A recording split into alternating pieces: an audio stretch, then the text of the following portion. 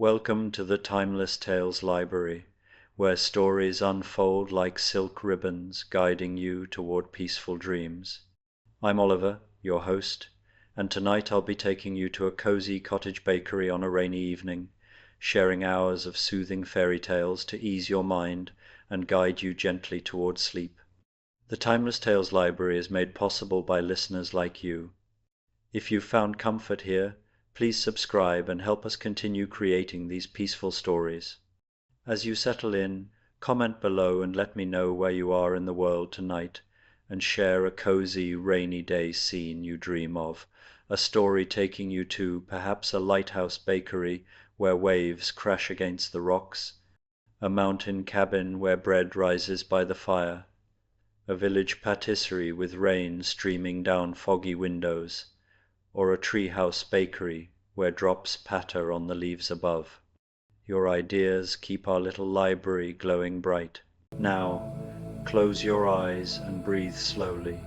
Tonight, you're not in your room. You are descending into the sunken library within the Timeless Tales Library. Here, the air is thick with peaceful silence, and the light is soft and hazy, filtering down from the water's surface far above. Every shelf is covered in smooth green moss, and the books glow with a soft bioluminescent light. The only sounds are the gentle currents and the occasional brush of a fish's tail. Feel yourself sink deeper, your body becoming as weightless as a page adrift in the water. Your bed is a soft bed of sand at the bottom of this quiet sea, cradling you securely. Release your jaw, your shoulders, and your hands.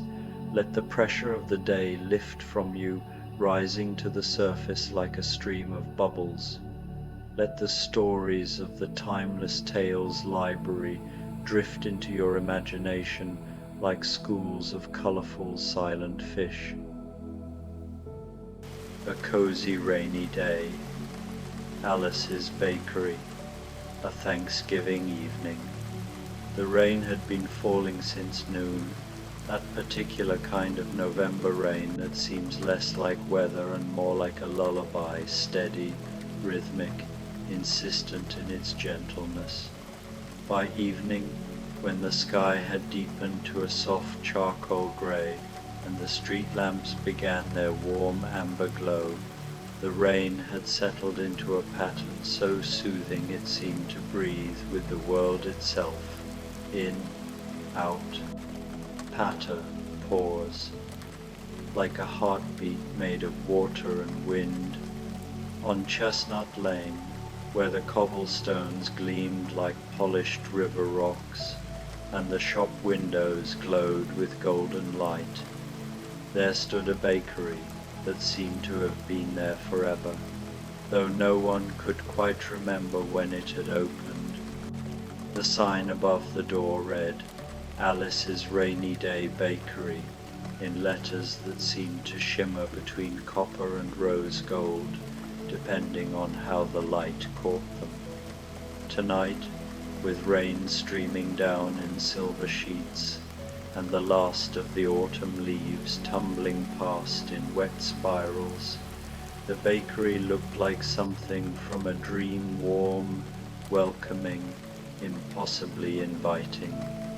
Inside, the air was thick with warmth and fragrance, the scent of cinnamon and nutmeg, of butter and brown sugar, of yeast and vanilla, and something else, something that couldn't quite be named but smelled like comfort itself, like safety and home and long ago childhood memories all woven together.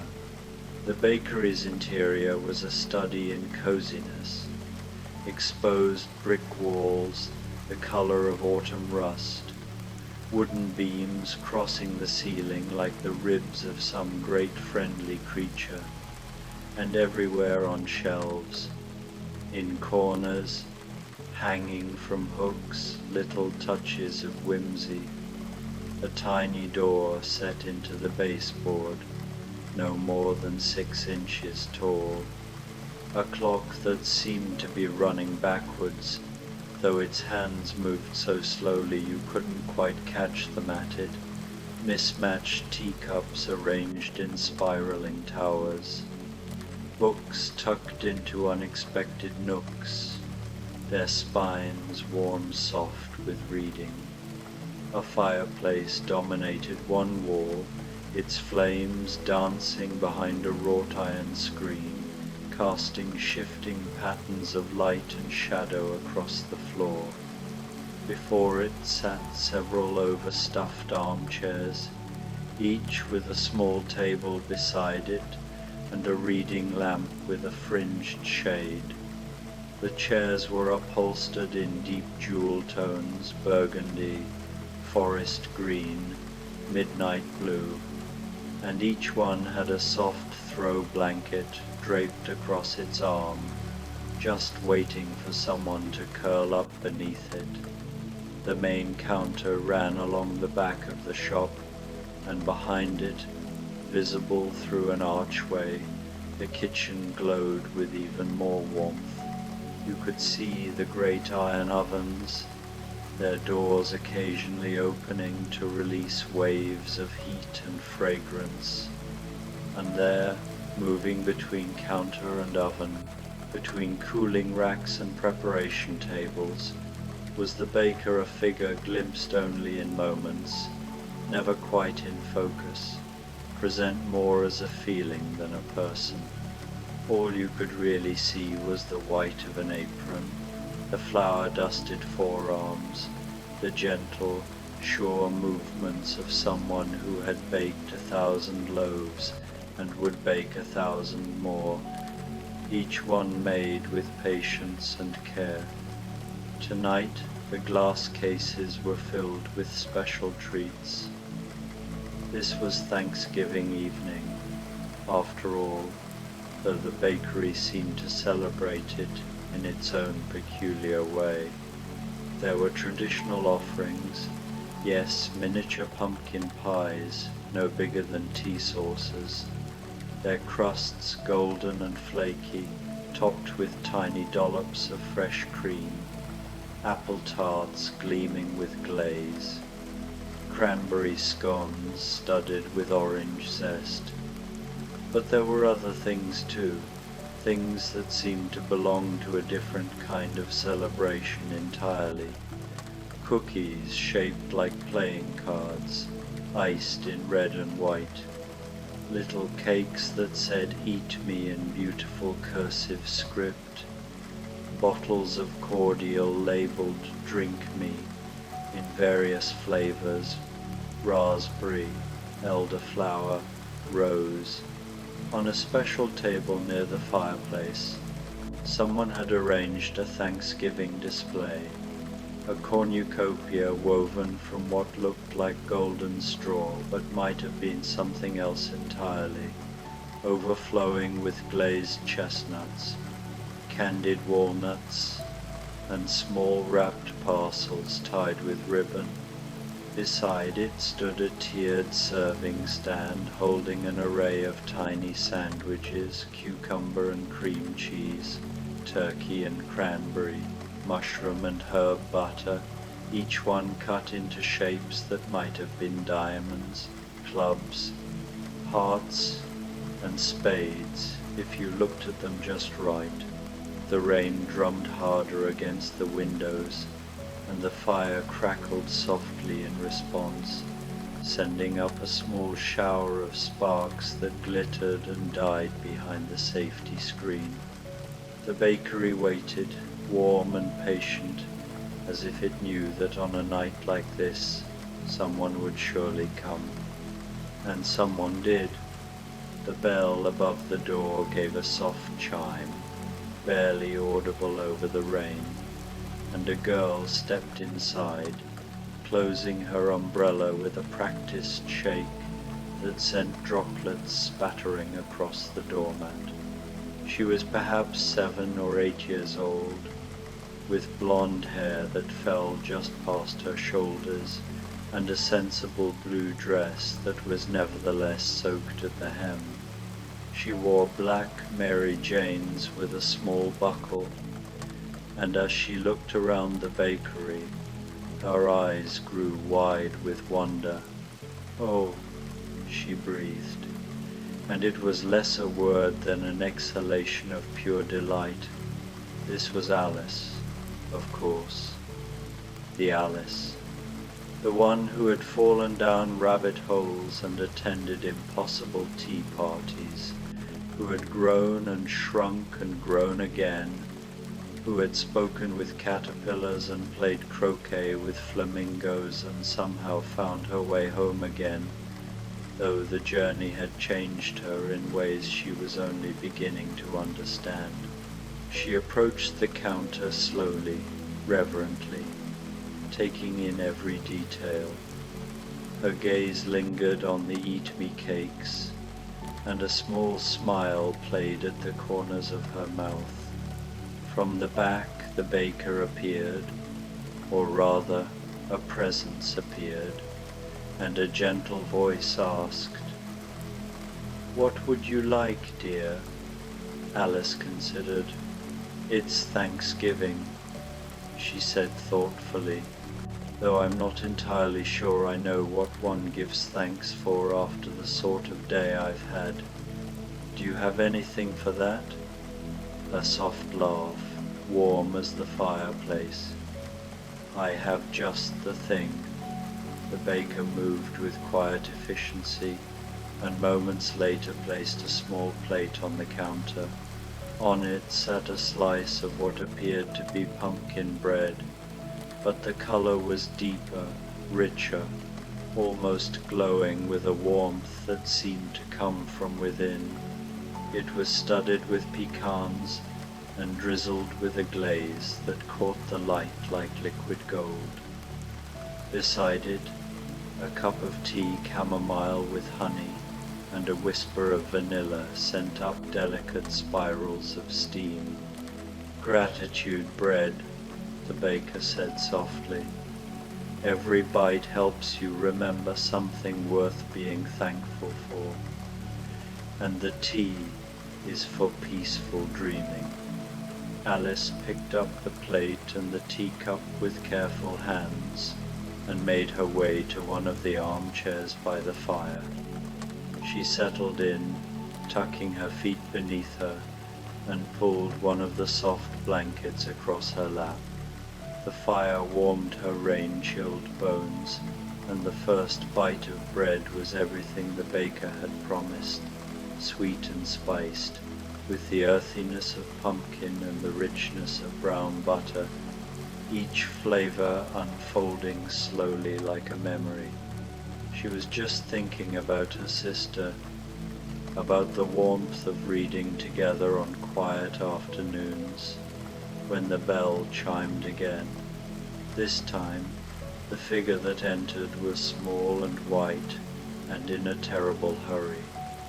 The white rabbit burst through the door in a flurry of wet fur and anxiety, his pink nose twitching, his waistcoat soaked through, his pocket watch clutched in one paw as he stared at it with mounting distress. "Late, late, terribly late," he was muttering. Oh dear, the turkey will be quite spoiled, and the guests will all have gone home, and Her Majesty will have my head." "Hello, Rabbit," Alice called softly from her chair. The white rabbit froze, his long ears swiveling toward her voice. "Alice, is that you?" "Oh, but I can't stop. I simply can't.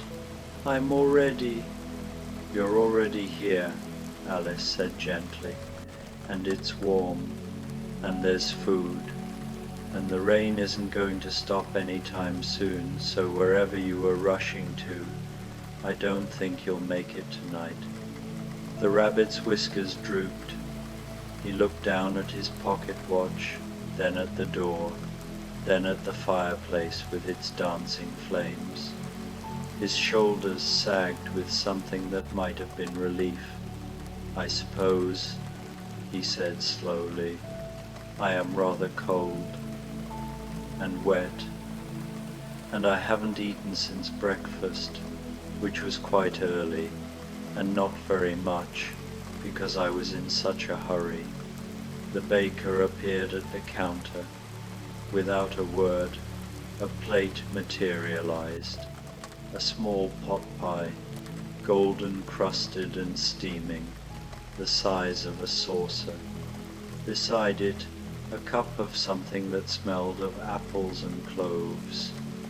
The white rabbit approached hesitantly, as if accepting comfort was somehow a dereliction of duty. But when he picked up the plate and inhaled the savory steam rising from the pie, his eyes closed in something very like bliss.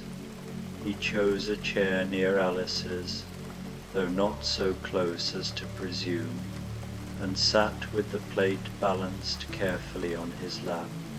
The first bite of pie filled with tender turkey, root vegetables, and rich gravy seemed to melt something in him. His rapid breathing slowed. His ears, which had been standing at attention, relaxed by slow degrees. "This is," he said quietly, "rather nice." "Yes," Alice agreed, sipping her tea.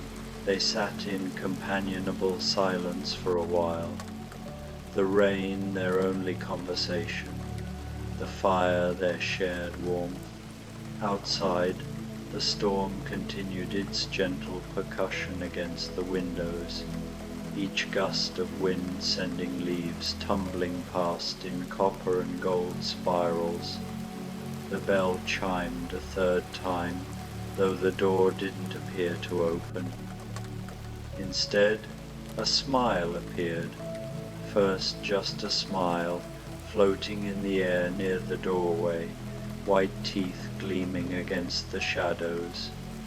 Then, gradually, the rest of the Cheshire Cat materialized around it, his grey and pink striped fur only slightly damp, as if rain were something he could choose whether or not to experience. "Well, well," he purred, his tail curling in a languid S. "Fancy meeting you here, Alice. And the rabbit too. How delightfully unlikely. Or was it inevitable? I can never quite remember which." "Hello, cat," Alice said, not at all surprised. She had learned long ago that being surprised by the Cheshire Cat was rather missing the point of him. The cat drifted more than walked to the counter, his body occasionally becoming translucent, so that you could see the brick wall through his middle. He peered into the display cases with interest. "What curious confections," he mused. "Do you suppose they're real, or just very convincing ideas of food?" The baker appeared, unfazed by a partially invisible customer. "What would you like?" The cat's grin widened, which shouldn't have been possible but was. "Surprise me. I do so enjoy a good paradox." What appeared on the counter was a small tart, its filling a swirl of colors that seemed to shift as you looked at them, purple to blue, to green to gold, never settling, never still. Beside it, a cup of tea that steamed with different scents each time you breathed in. Mint, then chocolate, then something floral, then something spicy. "The uncertainty tart," the baker said quietly. "It tastes like whatever you most need it to taste like. The tea changes too. Nothing stays the same." "Perfect," the cat purred, and faded almost to nothing except for his eyes and his smile. These floated over to a different chair from either Alice's or the rabbit's, maintaining that perfect feline distance that was neither too close nor too far. The tart and tea followed, held by invisible paws. The three of them settled into a peaceful quiet.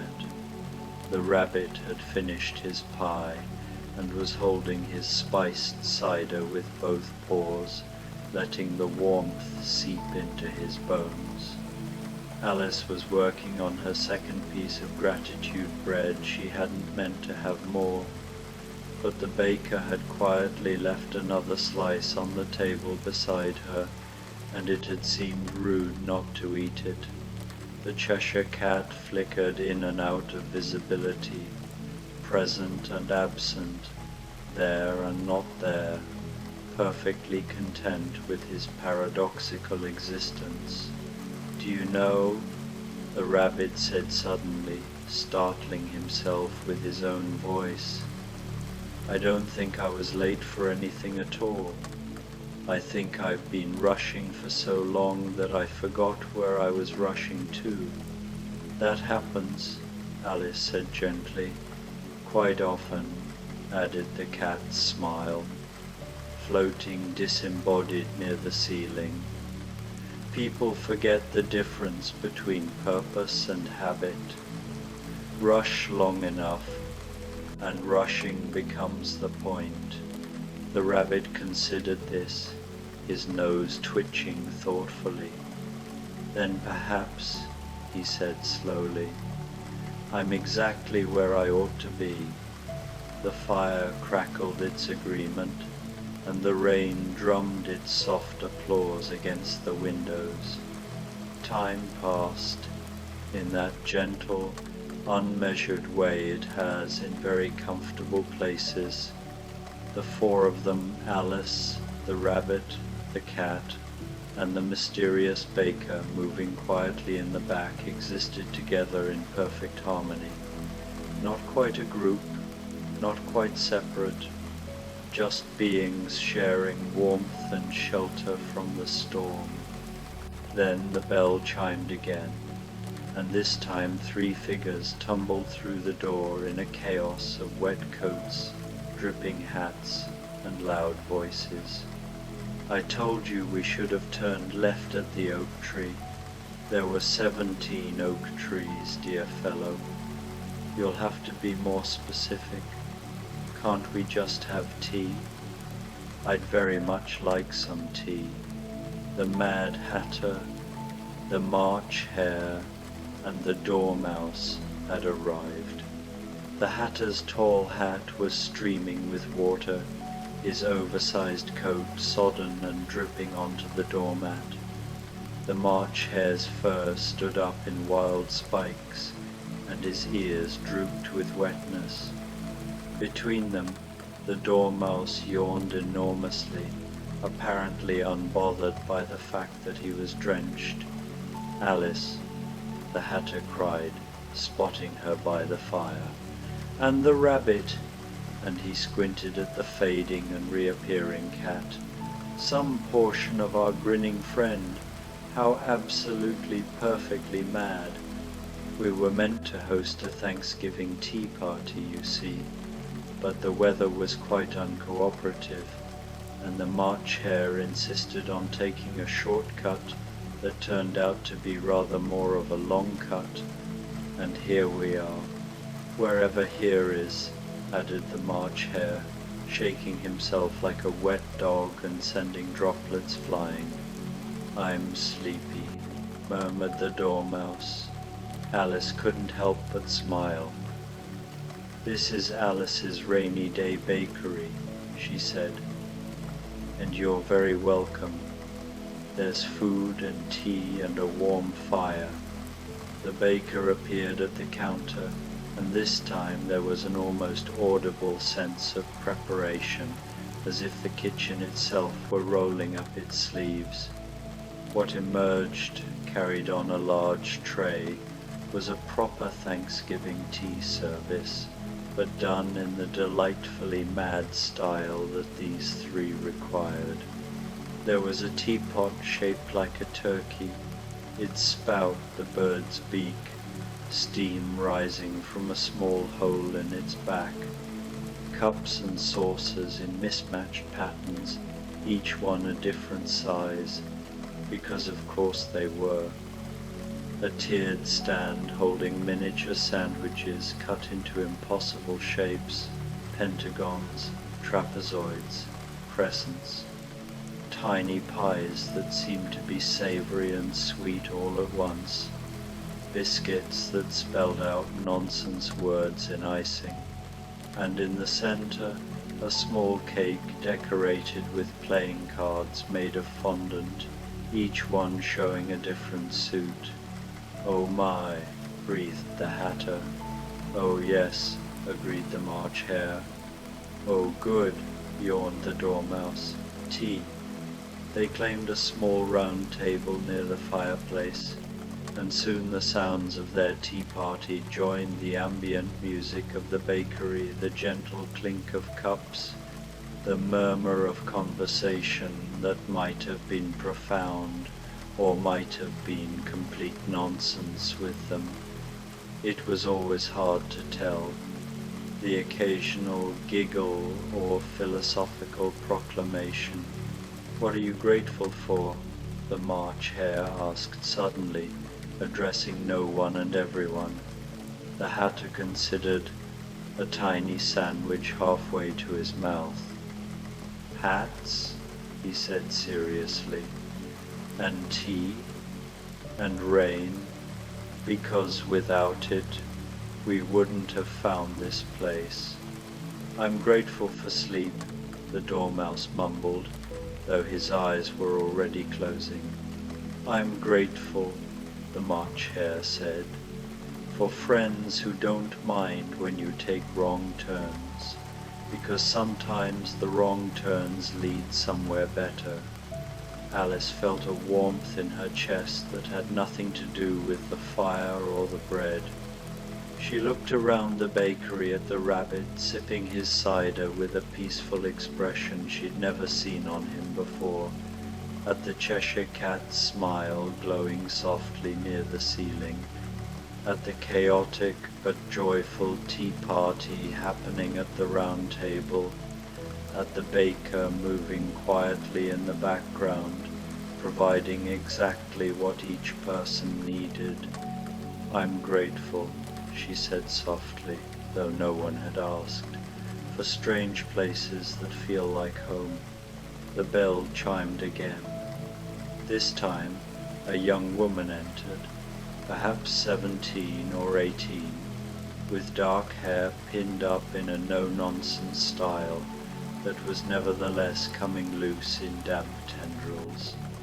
She wore a practical wool coat over a simple dress, and she carried a leather satchel that bulged with what looked like papers or perhaps a notebook.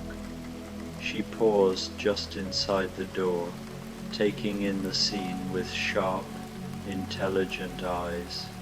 "Well," she said, brushing rain from her shoulders, "this is unexpected and wonderful.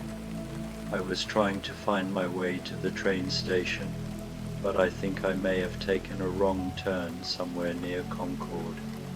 Alice recognized the forthright manner, the way this young woman seemed to take strangeness in stride. "Are you Joe?" she asked. "Joe March?" The young woman's eyes widened. "I am. How did you—" She looked around again, noting the Cheshire Cat's floating smile, the white rabbit in his waistcoat, Alice herself, and understanding dawned. "Ah, I see. I've stumbled into a story that isn't quite mine. How perfectly splendid. Joe March, who had written stories and dreamed dreams, who had cut her hair to help her family and refused to make herself smaller for anyone, who knew that the best adventures were the ones you chose for yourself." She crossed to the counter with the confident stride of someone who had never met a situation she couldn't turn into material for a story. "What do you have that's warm and filling?" she asked the baker. "I've been walking for hours, and my stomach is quite convinced I've forgotten it exists." The baker produced a bowl of soup, rich turkey and wild rice, with vegetables and herbs, served with a thick slice of crusty bread and honey butter. Beside it, a mug of hot chocolate topped with fresh cream and a sprinkle of cinnamon. Joe chose a chair near Alice and dove into the soup with the unself-conscious hunger of someone who had spent too long choosing art over comfort and was now ready to have both. After several spoonfuls, she sighed with deep satisfaction. "This," she declared, "is exactly what I needed. Thank you. What are you thankful for?" The March Hare called from his table, having apparently decided this was the question of the evening. Joe considered while buttering her bread. "My sisters," she said, "my words, my freedom to choose my own path, and unexpected places like this, where the impossible becomes possible, and a girl with ink on her fingers can sit down to dinner with characters from other people's dreams." "Well said," the Hatter cheered, raising his teacup in salute. The door chimed once more, and a girl of about 13 tumbled in, her red hair escaping from 2 braids, her grey eyes wide with wonder. She wore a dress that had been carefully mended in several places, and she carried a small basket over one arm.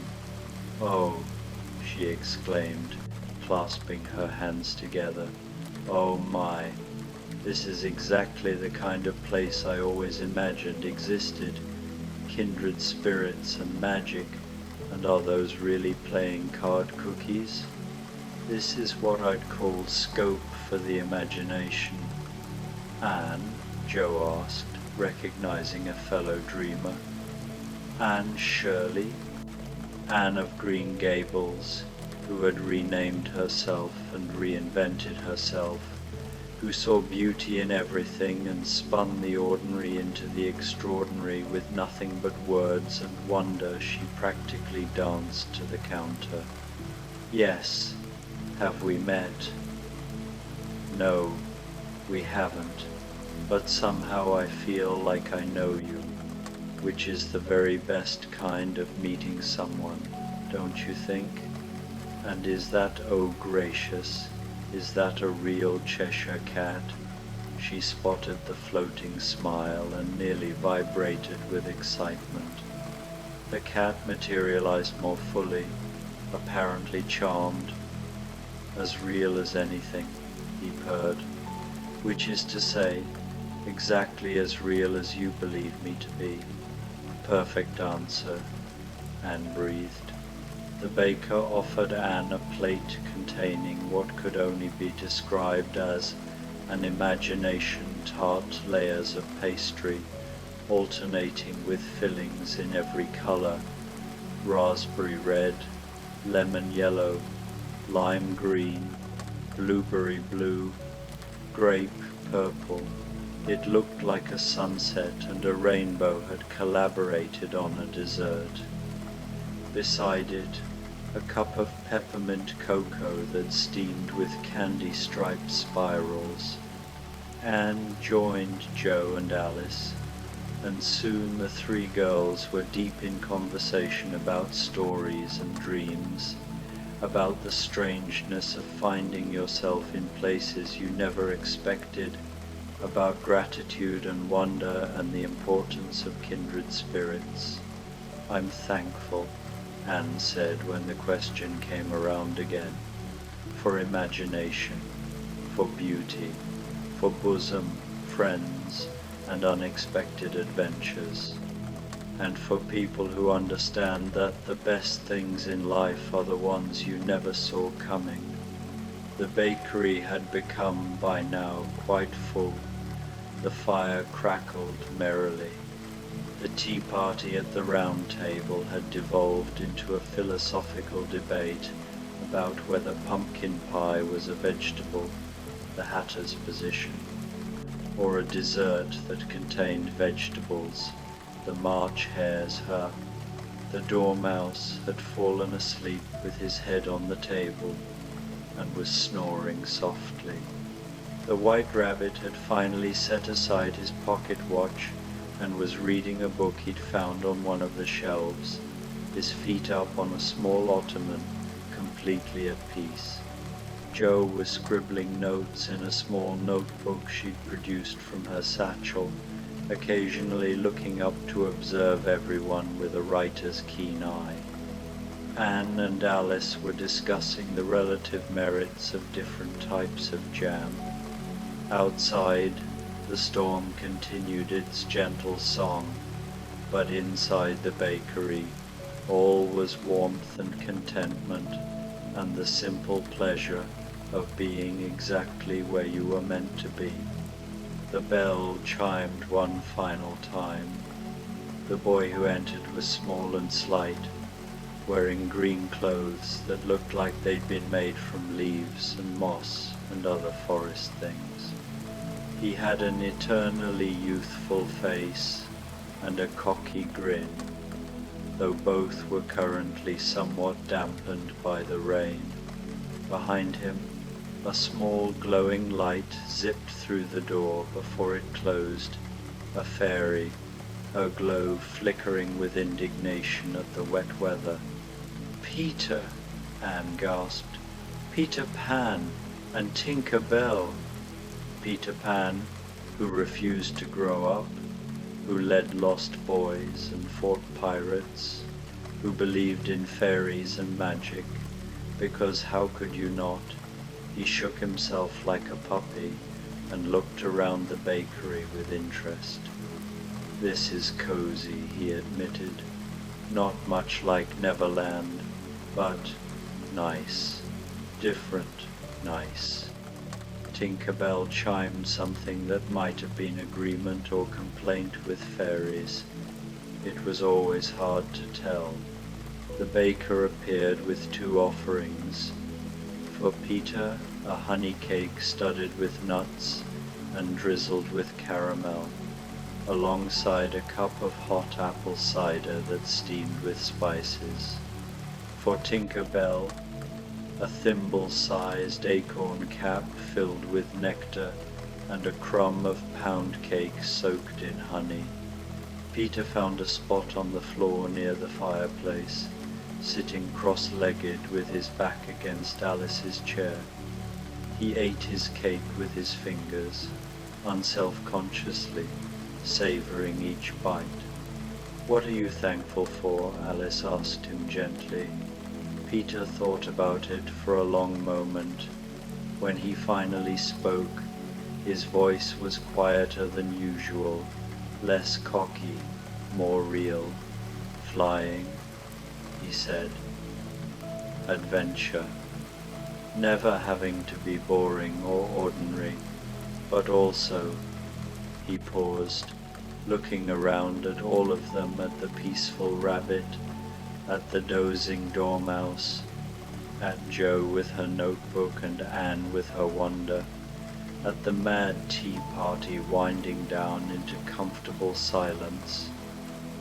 Also this, places like this, where you can rest between adventures. I didn't know I needed that, but I think maybe I do.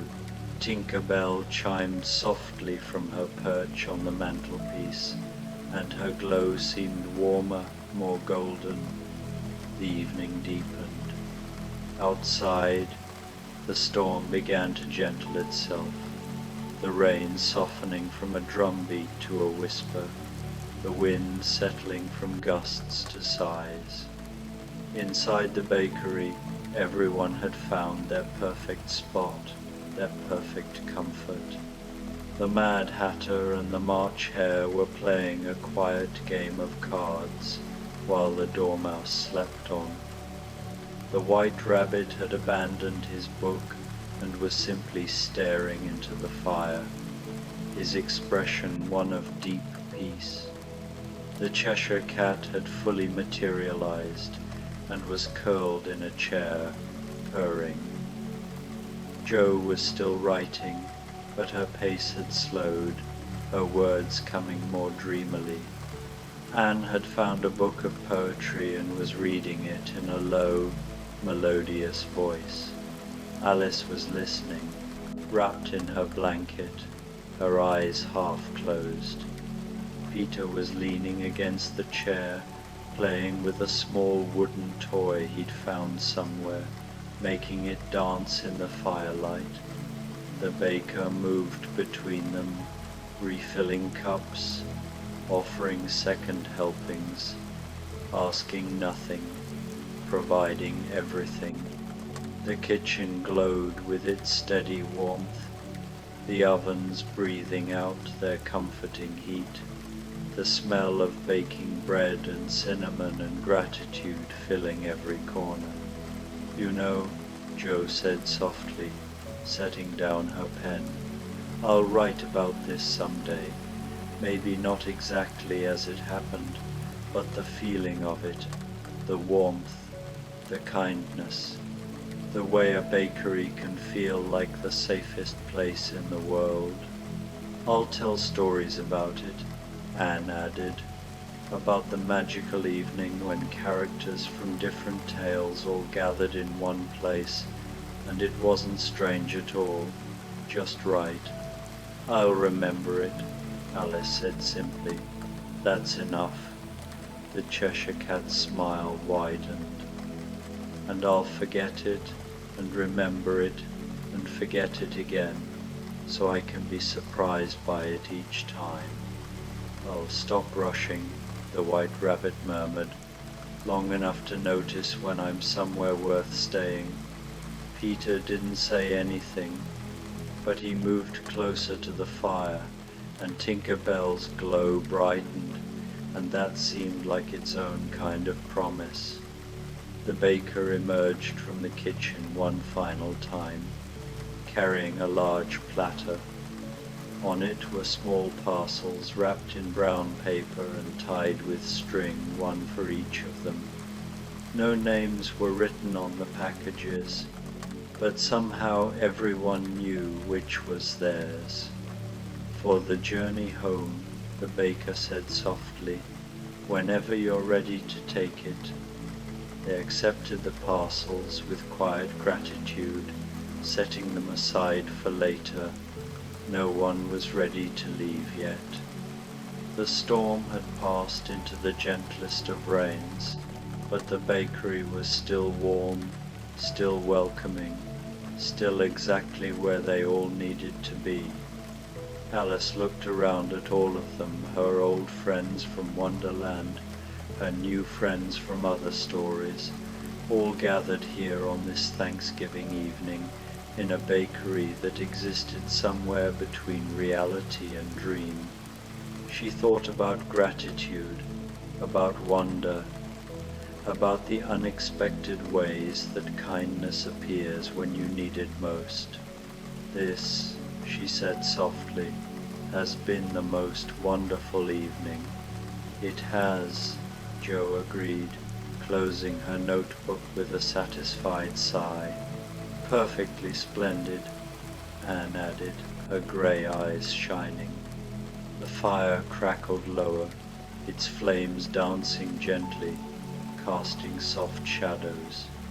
The rain whispered against the windows like a lullaby. One by one, the assembled characters settled deeper into their chairs, their cushions, their chosen spots. The dormouse was already asleep. The March Hare's head was nodding. The White Rabbit's eyes were closed, his breathing deep and even. Peter had curled up on the floor with his head on a pillow someone had provided, Tinker Bell's glow dimming to the softest nightlight beside him. The Cheshire Cat faded to just a smile, just eyes, just a presence, comfortable in his own particular way of existing. Jo set aside her pen and pulled her blanket up to her chin. Anne closed her book of poetry and let it rest in her lap, her hands folded over it. Alice finished the last sip of her chamomile tea and snuggled deeper into her armchair, the fire's warmth washing over her like a blessing. The baker moved through the room one last time, dimming lamps, banking the fire, covering the sleeping dormouse with a small blanket, making sure everyone was comfortable. Then the baker retreated to the kitchen, and even that light dimmed to a soft glow. Outside, the rain had become the merest whisper, a gentle percussion that was less sound than feeling, a rhythm that seemed to synchronize with the breathing of all the sleeping characters. The storm had passed. The world was washed clean, and in Alice's rainy day bakery, on this perfect Thanksgiving evening, a gathering of kindred spirits from across the pages of literature rested together in perfect peace. The fire breathed softly, the rain whispered its good night, and the bakery, that impossible, wonderful place where magic and comfort were the same thing, kept watch over them all as they drifted into the gentlest, most grateful of dreams. In the morning, they would wake, they would open their parcels and find inside exactly what they needed for their next adventure: a compass, a map, a jar of honey, a new notebook, a perfectly restored hat, whatever it was. They would thank the baker, who would smile and wave them off with the promise that the door was always open, the fire always burning, the kettle always on. But for now, on this stormy Thanksgiving evening that had become a peaceful, grateful night, they simply rested, together, safe, warm, home. The coziest rainy English countryside cottage, bakery, a Christmas bedtime story. The rain began just after tea time, as it so often does in the English countryside during the deepest part of winter. Not the harsh, driving rain of autumn storms, but something gentler, a persistent, whispering rain that turned the lane outside the bakery into a silver ribbon and made the bare branches of the ancient oak tree tap softly against the cottage windows like a friend asking to come in. Inside the rainy day bakery, everything glowed. The cottage itself seemed to have grown from the hillside over centuries, its stone walls thick and ancient, its windows set deep with leaded panes that caught the candlelight and held it. Ivy grew around the door frame even in winter, and a painted wooden sign swung gently in the wind. A simple loaf of bread crossed with a rolling pin, and beneath it, in letters that seemed to have been there forever, the Rainy Day Bakery. The door was never locked. Inside, the warmth wrapped around you like an embrace. The main room stretched long and low, with heavy beams crossing the ceiling, darkened by centuries of wood smoke and time. A massive stone fireplace took up most of one wall, and within it, a fire burned, with that particular cherry-red glow of oak logs that have been tended carefully all day. The flames never crackled too loudly, just a soft, steady whisper of heat and light. Against the far wall stood the brick oven, its iron door slightly ajar so that the amber glow of baking bread spilled out across the flagstone floor. and from that oven came such smells as would make anyone who passed by stop, turn, and follow their nose through the rain to find the source. Tonight it was gingerbread, deep and dark with molasses, sharp with crystallized ginger, warm with cinnamon and cloves. But beneath that there were other scents weaving through the air, rising yeast and butter, caramelized sugar, the bright note of orange zest, and something else, something harder to name. Perhaps it was simply the smell of safety, of shelter, of being exactly where you needed to be. Between the fireplace and the oven stood a long wooden table, its surface worn smooth by countless hands, countless meals. Around it were mismatched chairs, some ladder back, some Windsor, one or two that might have started life as garden seats, each one inviting in its own way. In one corner, a tall dresser displayed blue and white pottery, teapots and cups and saucers, cream jugs and sugar bowls, each piece slightly different from the others, but all belonging together somehow.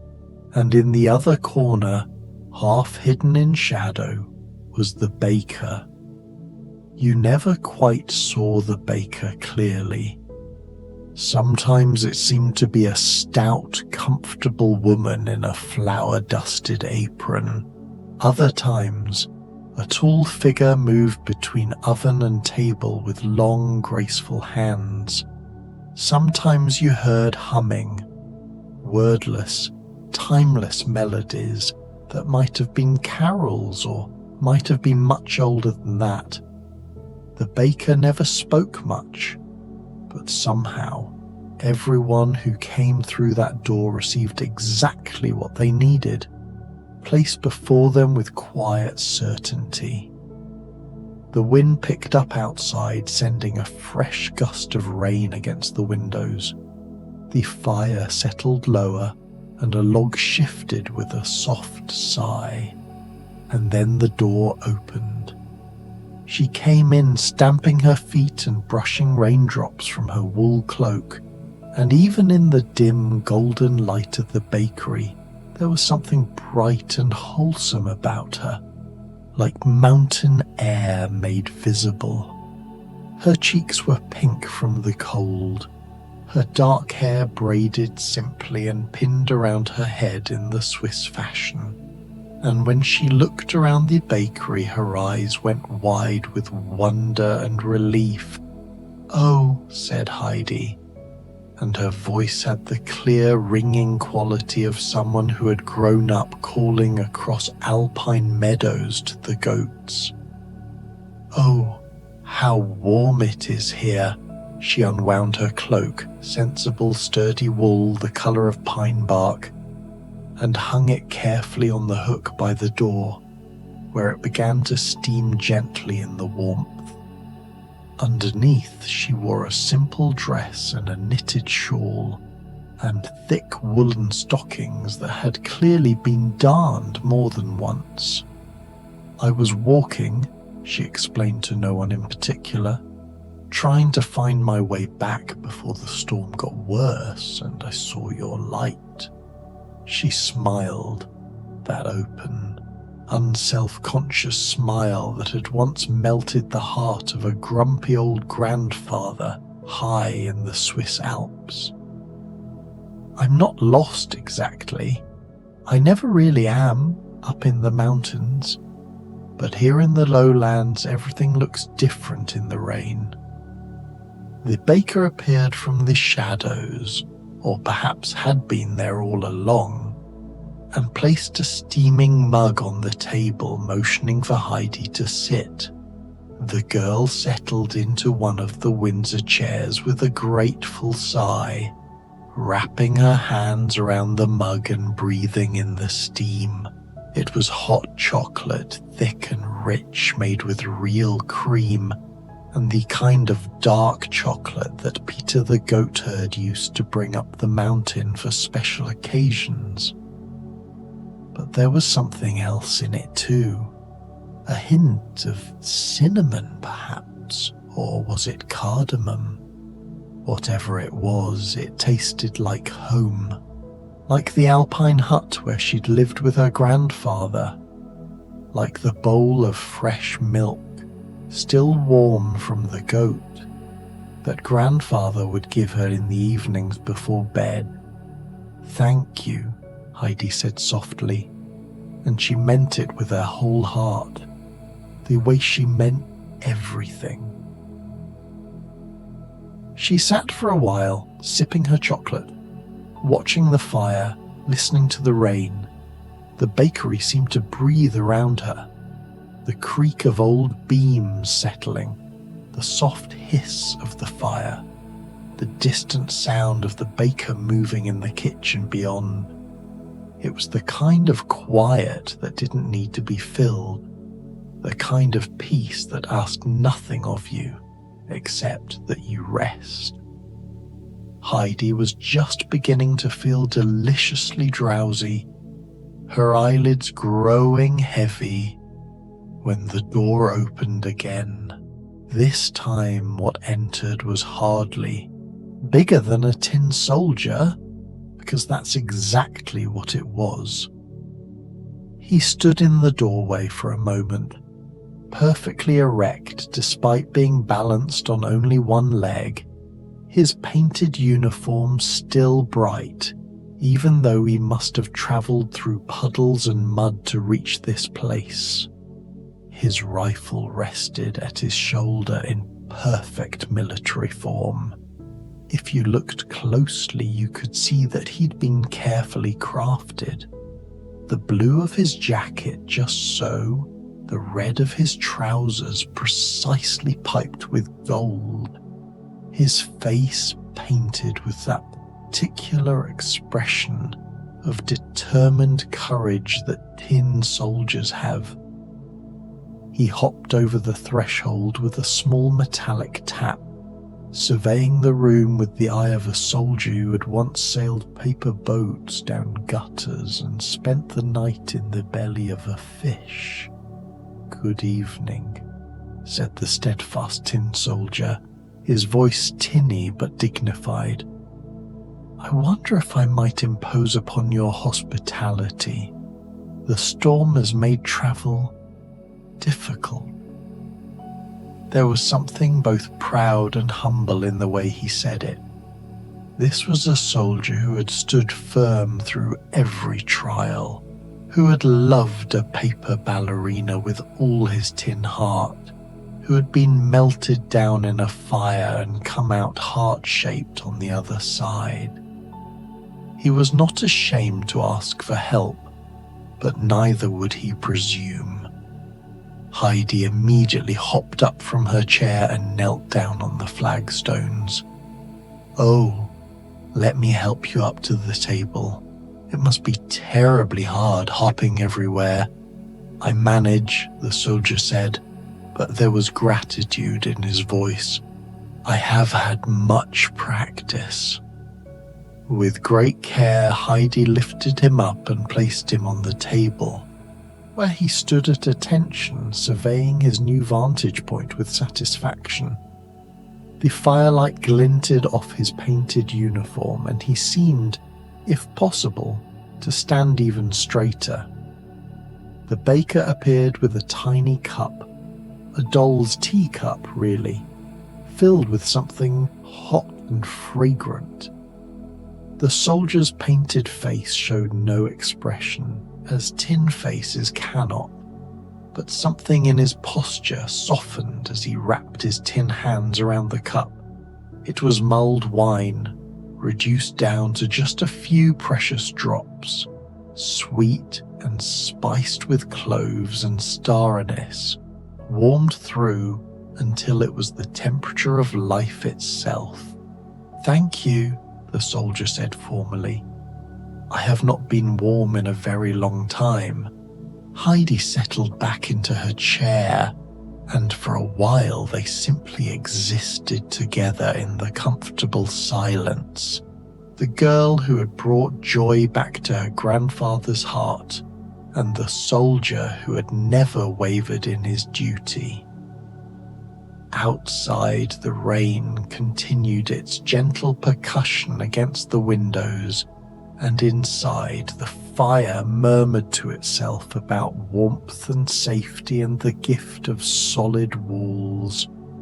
"I was in the Alps once," Heidi said eventually, her voice soft and dreamy. "High up, where you can see forever, where the snow never quite melts even in summer. Did you ever see the Alps?" "I have sailed paper boats," the soldier replied, "and fallen into drains and been swallowed by fish and thrown into fire. But I have never seen mountains. Are they very tall?" "Taller than anything," Heidi said, smiling into her chocolate. "Tall enough to hold up the sky." They fell quiet again, and the bakery held them both in its golden warmth. And then the door burst open with rather more energy than before. She came in like a small whirlwind, shaking rain from her dark curls and pulling off her wool cap with one hand while trying to manage an umbrella with the other. Her clothes were practical but showed the wear of someone who spent more time thinking about stories than about mending. Ink stains on her fingers, a button missing from her coat, her boots sturdy but scuffed. "Oh, thank heavens," Joe March declared, finally wrestling the umbrella closed and propping it by the door. "I've been walking for simply ages, and I thought I might have to spend the night under a hedge like some character in a Gothic novel, which would be wonderfully atmospheric, I suppose, but not terribly comfortable." She unwound her scarf and hung up her coat, talking the whole time. "And then I saw your light, and I said to myself, Joe March, that is exactly the kind of bakery where interesting things happen. And, oh," she'd finally looked around properly and spotted her fellow visitors. "How perfectly lovely," Joe exclaimed, her whole face lighting up. She had that quality of someone who found most things either perfectly lovely or perfectly dreadful, with very little in between. "Are we having a sort of gathering? How cozy." She threw herself into a chair near the fire, the kind of throwing that suggested she'd grown up with sisters and was used to claiming a spot quickly, and leaned forward eagerly. "I'm Joe." "Well, Josephine, but nobody calls me that except Mummy. When I've been particularly trying. I'm a writer, or trying to be one anyway. I was out walking because I was stuck on a particularly difficult scene and thought the rain might help with inspiration, but mostly I just got wet." "I am Heidi," said the Swiss girl with a smile, "and this is the steadfast tin soldier." "Tin soldier? How splendid!" Joe's eyes gleamed with the light of someone already composing a story in her head. "Have you had adventures?" "Some," the soldier replied with military understatement. Joe was about to launch into another enthusiastic observation when the baker appeared, and this time brought something that made even Joe March fall silent with wonder. It was a slice of Christmas cake, but not just any Christmas cake. This was the kind of cake that took weeks to make, fruit soaked in brandy until it was plump and sweet, then folded into batter dark with molasses and spice, baked slowly until it was dense and rich, fed with more brandy week after week until it was almost black, then covered in marzipan and royal icing that had been sculpted into tiny winter scenes, trees laden with snow, a tiny sledge, even tinier figures skating on what looked like a frozen pond made of spun sugar. Beside it, the baker placed a pot of tea, proper English tea, strong enough to stand a spoon in, with a small jug of cream and a bowl of rough brown sugar. "Oh, my stars," Jo breathed. She picked up her fork with the spherunts usually reserved for great books or perfect sunsets and cut into the cake. The inside was jeweled with fruit, glacé cherries and sultanas, and bits of candied peel that gleamed like stained glass. She took a bite, and for once Jo March was utterly speechless. It tasted like Christmas itself, like the Marches' parlour on Christmas morning when she and her sisters were small, like Marmy's hands tucking blankets around them, like the year they gave away their Christmas breakfast to the poor family down the lane and somehow felt richer for it. "That," Jo finally managed, "is the best thing I've ever tasted. And I've tasted Meg's mince pies, which are saying something." Heidi smiled and offered a taste of her chocolate to Jo, who sipped it and declared it perfectly transcendent. The tin soldier stood at attention, but there was something warm in his stance now. Something that suggested he was, in his own way, content. The three of them sat together, an odd little company, the mountain girl, the tin soldier, and the aspiring writer, while the rain continued its soft conversation with the windows and the fire hummed its ancient song. Jo was just starting to tell them about her family, about Meg and Beth and Amy, about Marmee and the way their home always felt full even when it was empty of money, when there came a sound at the window, a tapping, then a scratching, then a whoosh of cold air as the window unlatched itself and swung open, and in flew a boy who should have been far too old for such things. Peter Pan tumbled through the window in a whirl of rain and leaves and something that might have been fairy dust or might have been just ordinary magic. He landed on the flagstones with perfect balance.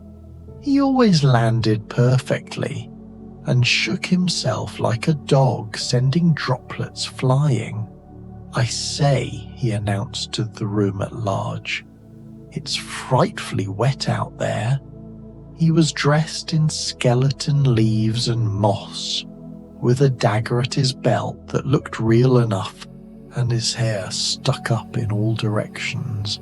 His eyes had that peculiar quality of someone who had never quite learned to see the world the way adults did.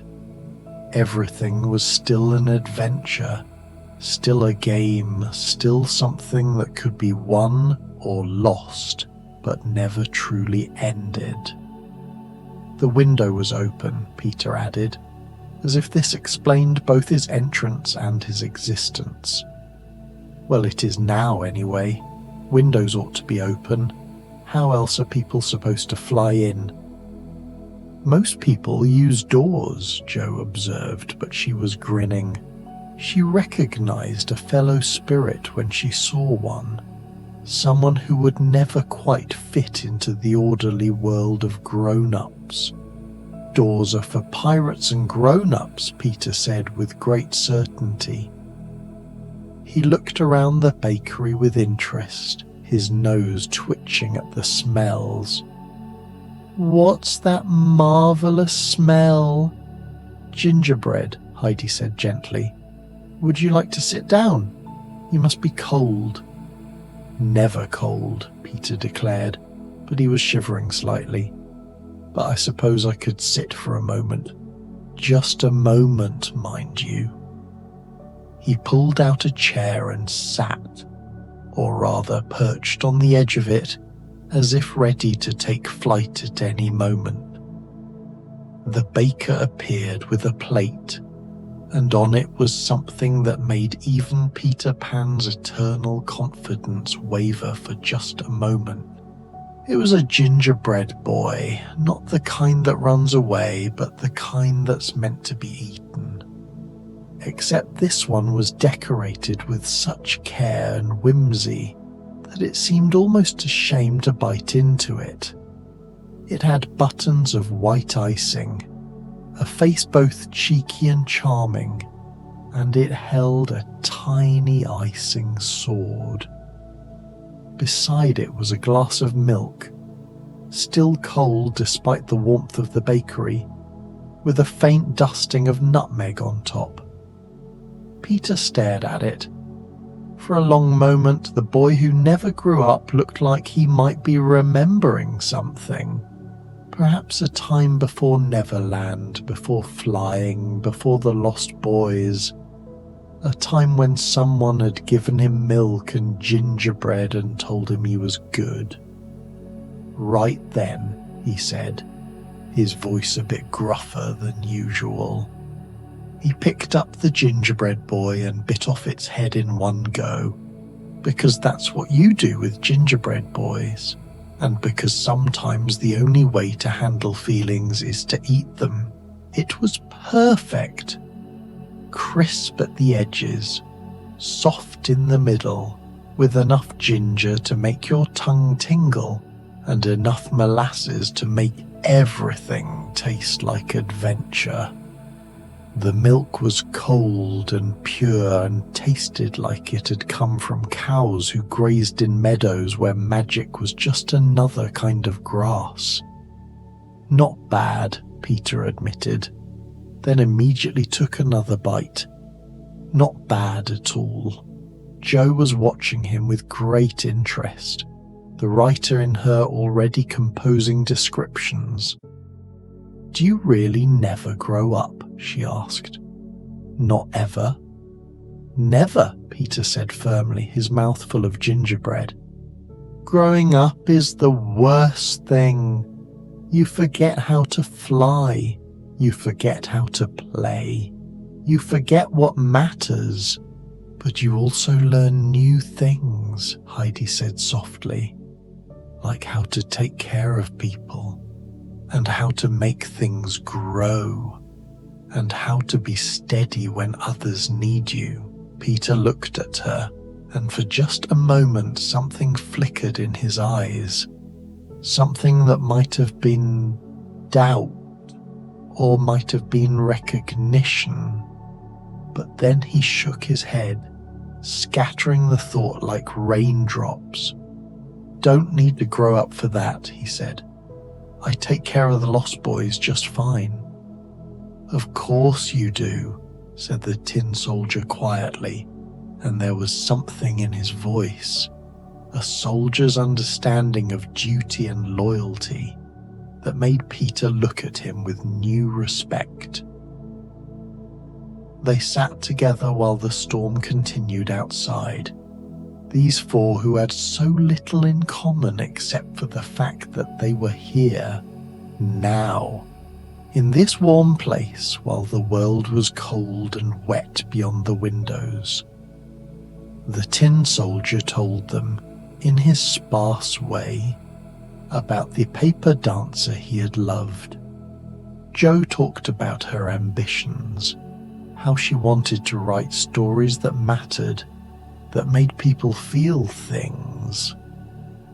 Heidi spoke of her grandfather and the mountains and how the world looked different when you were high enough to see it all spread out below you like a patchwork quilt.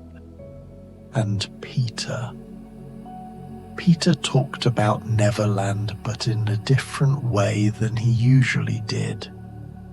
Not about battles and adventures, but about the quieter things, the way the mermaids sang at twilight, how the stars looked when you were flying among them, the sound of the lost boys sleeping all around him.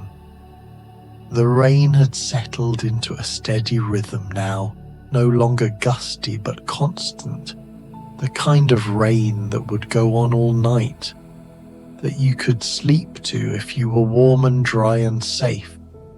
And then the door opened once more. The girl who entered had red hair that seemed to catch and hold what little light came from the street. Even drenched with rain, even with her hat askew and her coat dripping, she had a quality of brightness about her, an irrepressible energy that seemed to shine from the inside out. "Oh," she exclaimed, stepping inside and closing the door quickly behind her. "Thank goodness. I saw your light and I said to myself, Anne Shirley, that is clearly a place where kindred spirits gather, and I wasn't wrong, was I? Look at you all." She unwound her scarf with quick, graceful movements, talking the whole time. "I've been walking for ever so long. Well, not really ever so long, but long enough that I began to compose tragic poetry about dying alone on the moors like a Bronte heroine, which was actually rather exciting until I got too wet and cold to properly appreciate the drama of it all." She hung up her coat, revealing a dress that had been mended carefully and a shawl that had clearly been knitted with more love than skill. When she turned around, her eyes, grey-green and enormous, swept across the gathered company with delight. "I'm Anne," she announced. "Anne Shirley from Green Gables, though I haven't always lived there. I'm an orphan, or I was, but now I'm a daughter, which is much better. And you must all introduce yourselves properly so we can determine if we're kindred spirits, which I'm quite certain we are. Cooked down with honey and spices until they were jewel bright and gleaming. On top, a lattice of pastry had been woven so delicately it looked like lace. Beside it, a cup of raspberry cordial, the real kind, made from summer berries and sugar and thyme, diluted with just enough water to make it perfect. Anne stared at it, her eyes suddenly bright with tears. "Raspberry cordial," she whispered. "The first time I ever tasted raspberry cordial, I thought it was the most elegant, sophisticated thing in the world." She laughed softly. "This is much better." She took a sip and a bite of the tart, and for once Anne Shirley was quiet. But it was a peaceful quiet, a satisfied quiet, the quiet of someone who has found exactly what they needed without knowing they were looking for it. The five of them sat around the table now, in the deep heart of the evening, while the storm continued its gentle work outside. The conversation drifted and flowed like the rain. Sometimes one person talking, sometimes all of them at once. Sometimes long stretches of comfortable silence where the only sounds were the fire and the rain and the occasional clink of a cup or fork. Anne told them about Green Gables and Marilla and Matthew, about Diana Barry, who was her bosom friend, about how she'd spent years dreaming of belonging somewhere and now she finally did. Jo talked about writing and the difficulty of being a girl who wanted things that girls weren't supposed to want. Peter grew quieter as the evening wore on, But it wasn't a restless quiet anymore. He sat curled in his chair like an actual child, his eternal youth softened somehow by the warmth and the company. The tin soldier stood on the table throughout, but he seemed less rigid now, more at ease with his painted stance.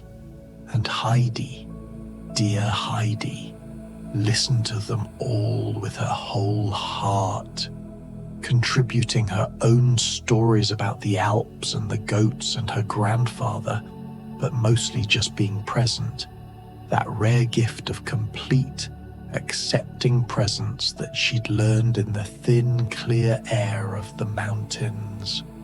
The baker moved between them, refilling cups, offering second helpings, bringing out a plate of shortbread, buttery and crumbly, studded with bits of candied ginger, and setting it in the middle of the table for everyone to share.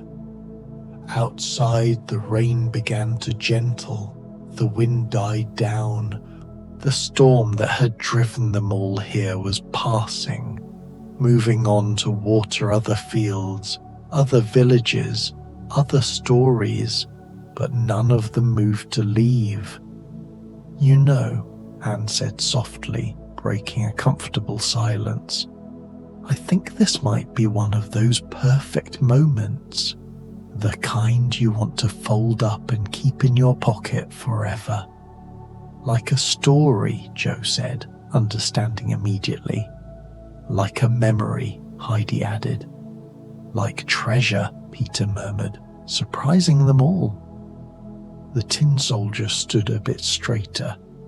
Like standing firm, he said, but not being alone. They smiled at each other, this impossible gathering of characters who had never met and could never meet, except here, in this place outside of stories, where the bakery held them all in its warm embrace. The baker appeared one last time, carrying a tray laden with the final treats of the evening. There were tiny mince pies, their tops dusted with powdered sugar, slices of stolen, dense with fruit and marzipan, chocolate truffles rolled in cocoa, spiced nuts still warm from the oven, and a large teapot, steam curling from its spout, smelling of chamomile and honey and sleep. The baker set it all on the table, and for just a moment the shadows shifted in such a way that you could almost see a smile, not just on a face, but in the very air of the bakery itself. They ate slowly, savouring everything. The conversation drifted into softer topics now. Favourite books, favourite seasons, favourite dreams. Anne talked about wanting to be a teacher someday, and Joe immediately declared they would correspond and share their triumphs. Peter admitted, so quietly they almost didn't hear, that sometimes he missed his mother, even though he barely remembered her. Heidi took his hand, her mountain-strong, work-roughened hand holding his wild, never quite clean one, and said, "That's okay. Missing someone means you loved them. That's a good thing to feel." The fire burned lower, the candles guttered.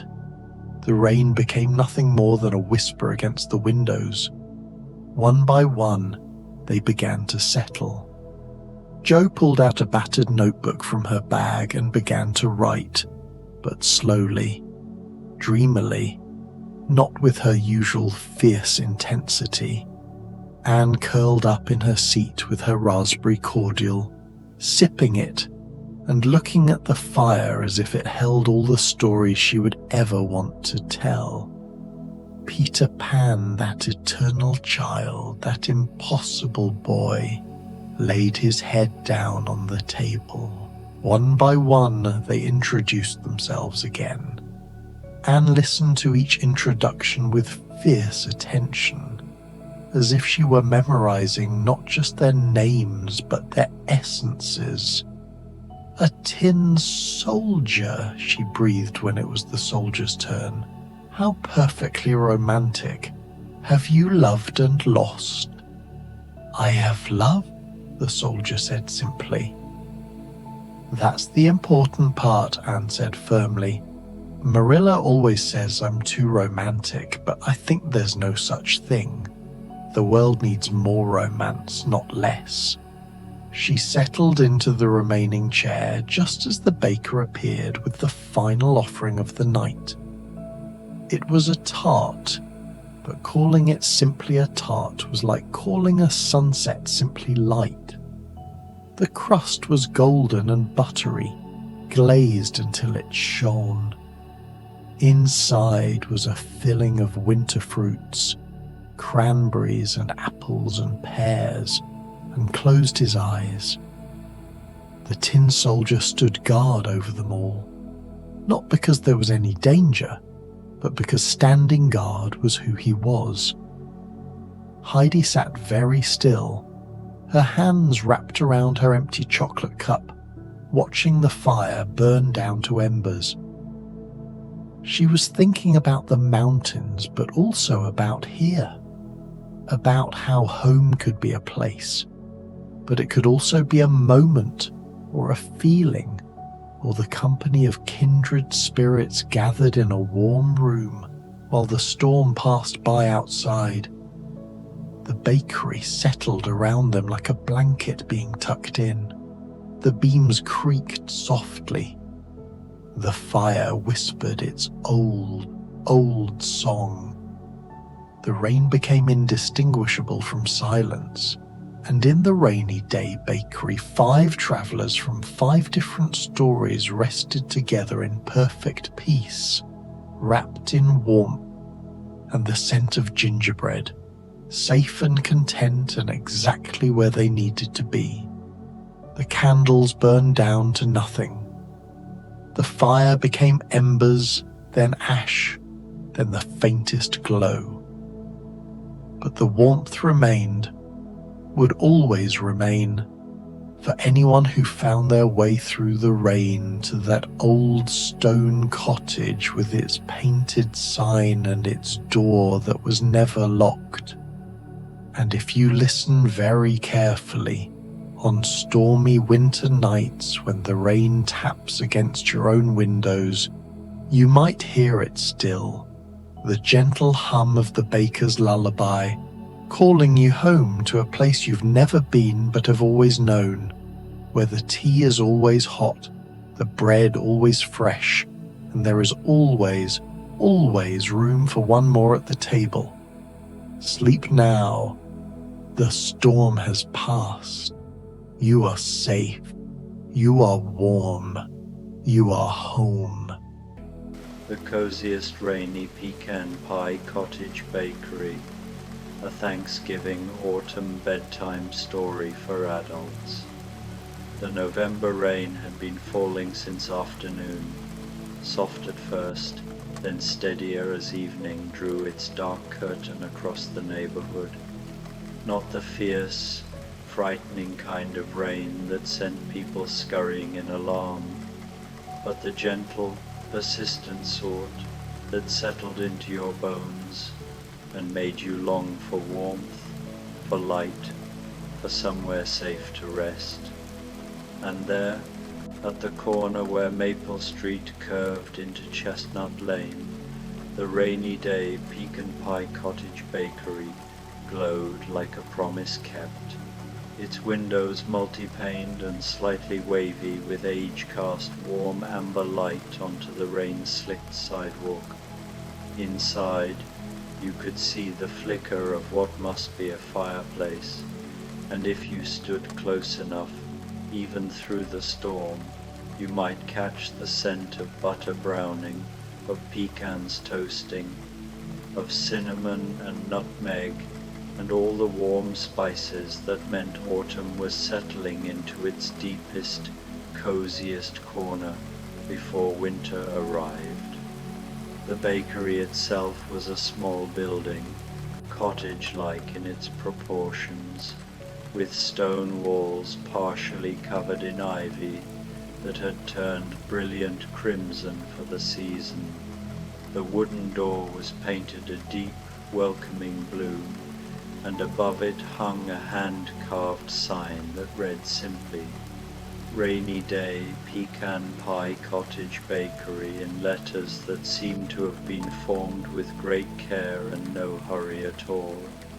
Smoke curled from the chimney, grey against the darker grey of the storm clouds, and the rain made soft percussion on the slate roof, a gentle, rhythmic sound that was neither urgent nor alarming, just present, like a lullaby that had no ending. Inside, the baker moved quietly through the warm space, tending to things that needed tending. The ovens hummed their steady song. Trays of pecan pies in various sizes cooled on wooden racks, some traditional, with their tops glossy with caramelized filling, and pecans arranged in perfect spirals. Others more experimental, tiny pecan tarts topped with maple whipped cream, pecan pie bars drizzled with dark chocolate, hand pies shaped like autumn leaves with pecan filling tucked inside their golden crusts. The baker, whose face you could never quite see clearly, always turned toward the oven or the counter, always in shadow or backlit by the fire, worked with the calm efficiency of someone who knew exactly what was needed before it was asked for. There was a pot of spiced cider warming on a side burner, filling the air with notes of clove and orange. There was a kettle beginning its quiet whistle. There were cups and saucers waiting, cream in a small pitcher, honey in a ceramic pot with a wooden dipper. Everything was ready. Everything was waiting. And then, as if summoned by the very coziness of it all, the blue door opened. The first to arrive was a young woman with rain-dark hair and eyes that held the memory of both Kansas prairie and Emerald City spires. Dorothy Gale stepped inside, shaking drops of water from her sensible traveling coat, and paused just past the threshold to take in the scene before her.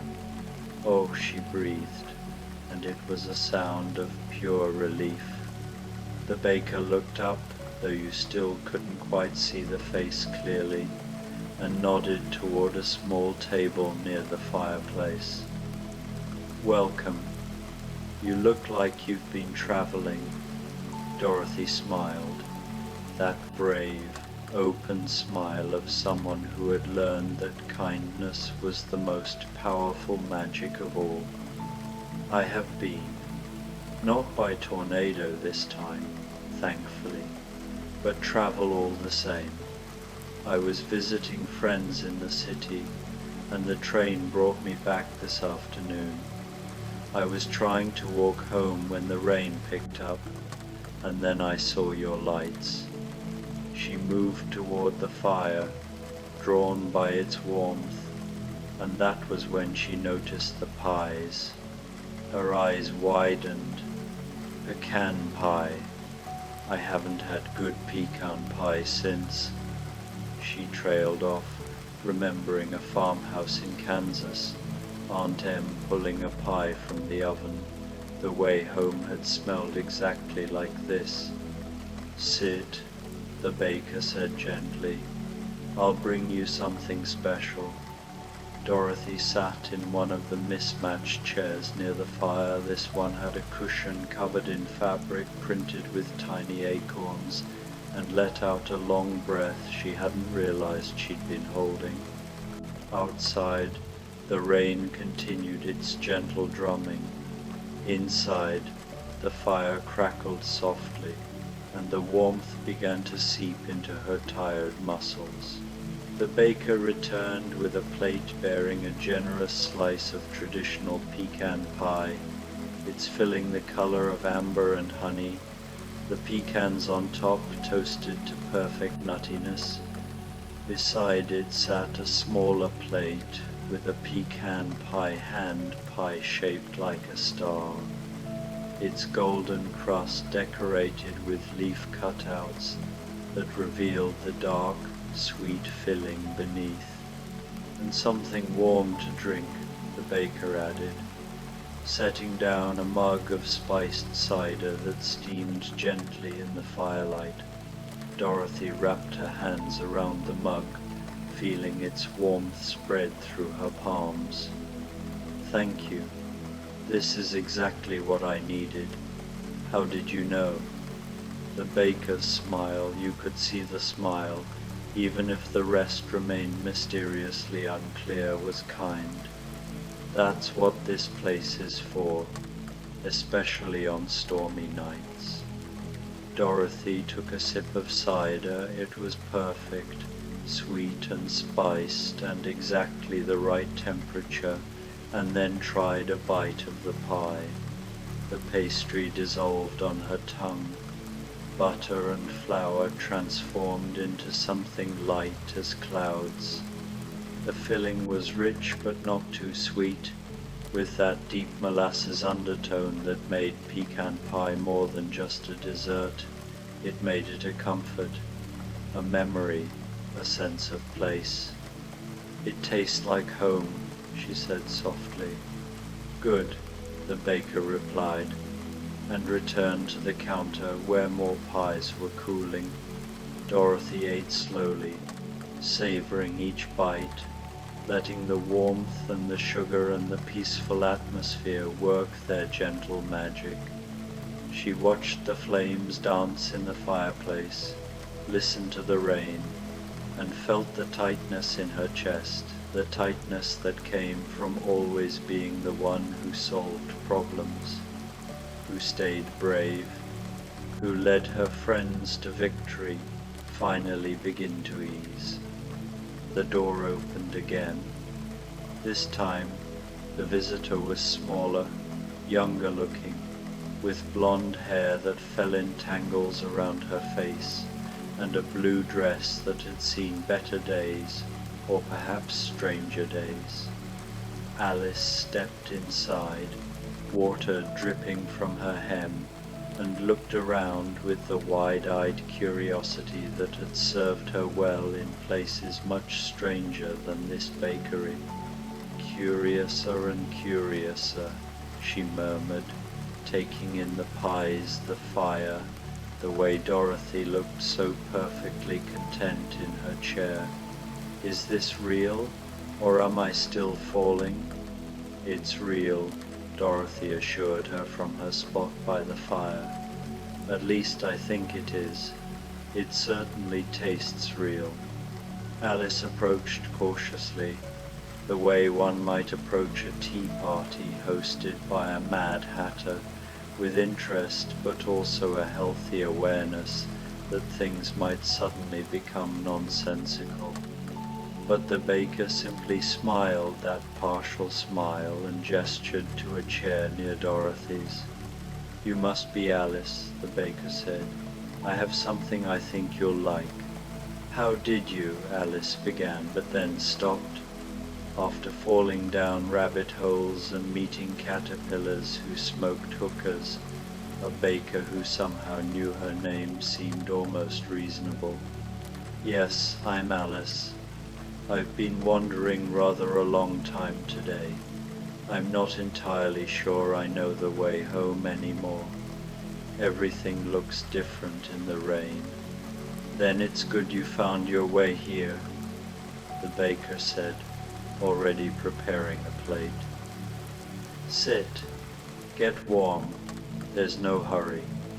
Alice sat, and a moment later found herself presented with something wonderful. A pecan pie tart the exact size of a teacup saucer, topped with a swirl of maple cream and a single candied violet. Beside it, arranged on a small plate, were 3 pecan pie truffles, each one rolled in cocoa powder and looking for all the world like the little eat-me cakes she'd once encountered, but these, she somehow knew, would only make her feel exactly the right size, cozy-sized, safe-sized. "And tea," the baker added, setting down a proper cup and saucer delicate china with a pattern of autumn leaves, "with cream and honey." "Oh, proper tea," Alice sighed with genuine pleasure. "Not a mad tea party at all." Dorothy laughed softly.